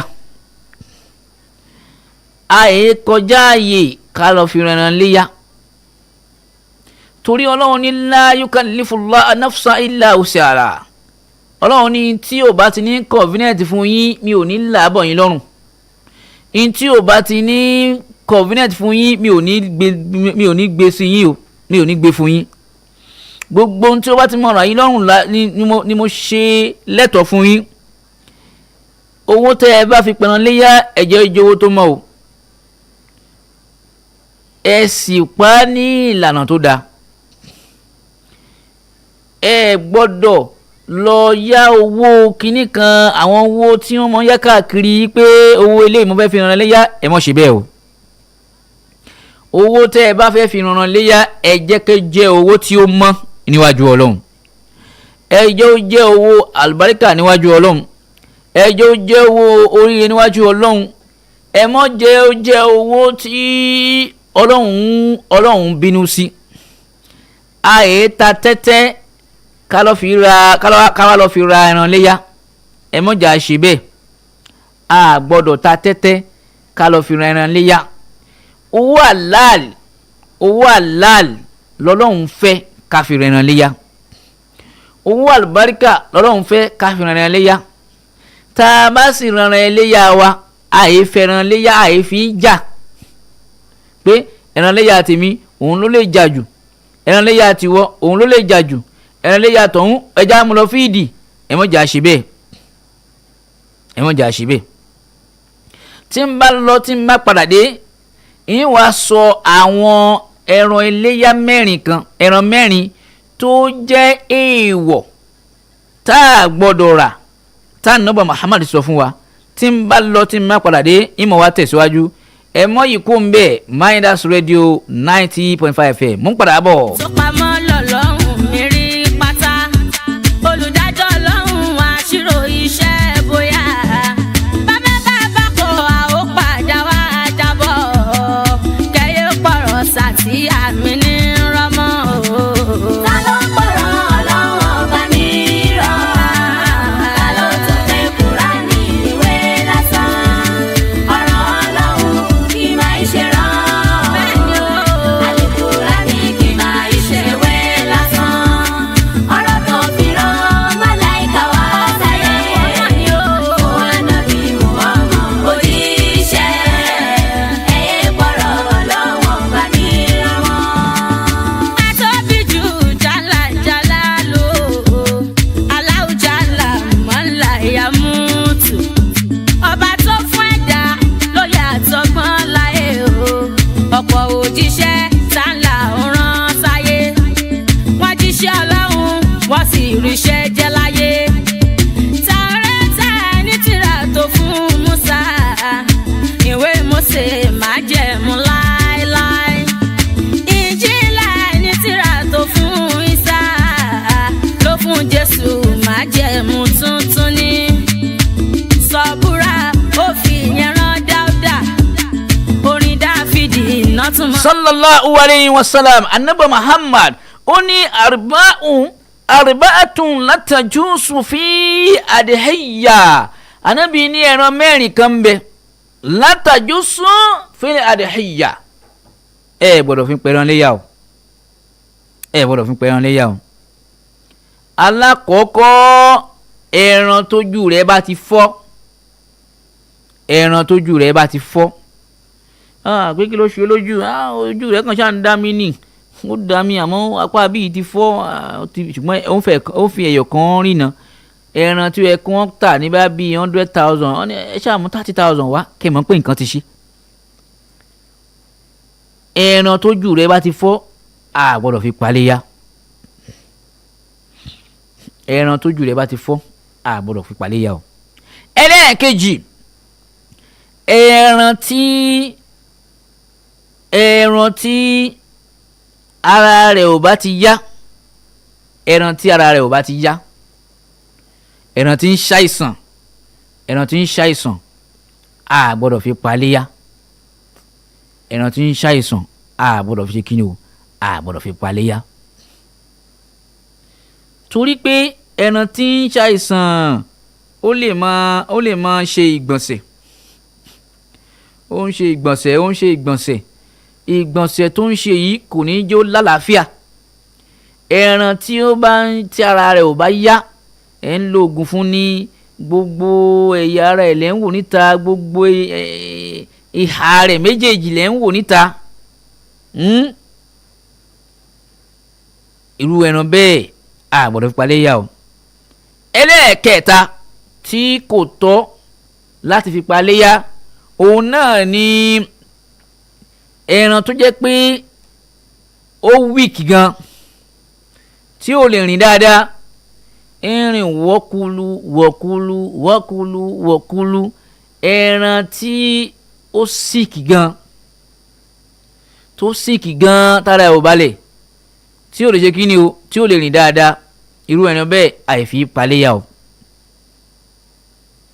pé tẹ́ pé ojú kan tó bá sùn sí ibẹ̀ ló máa wà kò ní lè dìde ẹran tó yẹ kán tà fún ẹ ní 100,000 pẹ̀lú àlàáfíà tó ní wọ́n wá ní òun mú 20,000 wá ìwọ náà wá rí i pé ọlọ́run ṣeun ọlọ́run ṣe èmi náà ó pẹran lọ́dún yìí tó o bá ra irú ẹran bẹ́ẹ̀ ó pẹran léyà o. so ẹlẹ́ẹ̀kẹrin òun lẹ́ran tí ó gbé kúkú ẹran eléèkú lára àìsàn wà lára ẹ̀ ibi táwọn àìsàn wà lára ẹ̀ yẹn kò sírun ń bẹ̀ ẹ mọ̀ wo eegun ẹ̀tún ẹ mọ̀ wo eegun òsì eṣinṣin ń kún yànmùyànmù irú ẹran bẹ́ẹ̀ kò ṣeé pa léyà irú ẹran bẹ́ẹ̀ kò ṣeé pa iléyà nínú ẹ̀sìn mẹ́rin tí Ànábì Muhammad kà pé a gbọ́dọ̀ ṣe kíni o a gbọ́dọ̀ fipá iléyà ní àwọn eléyìí ẹ bá mi dé mú padà bọ̀.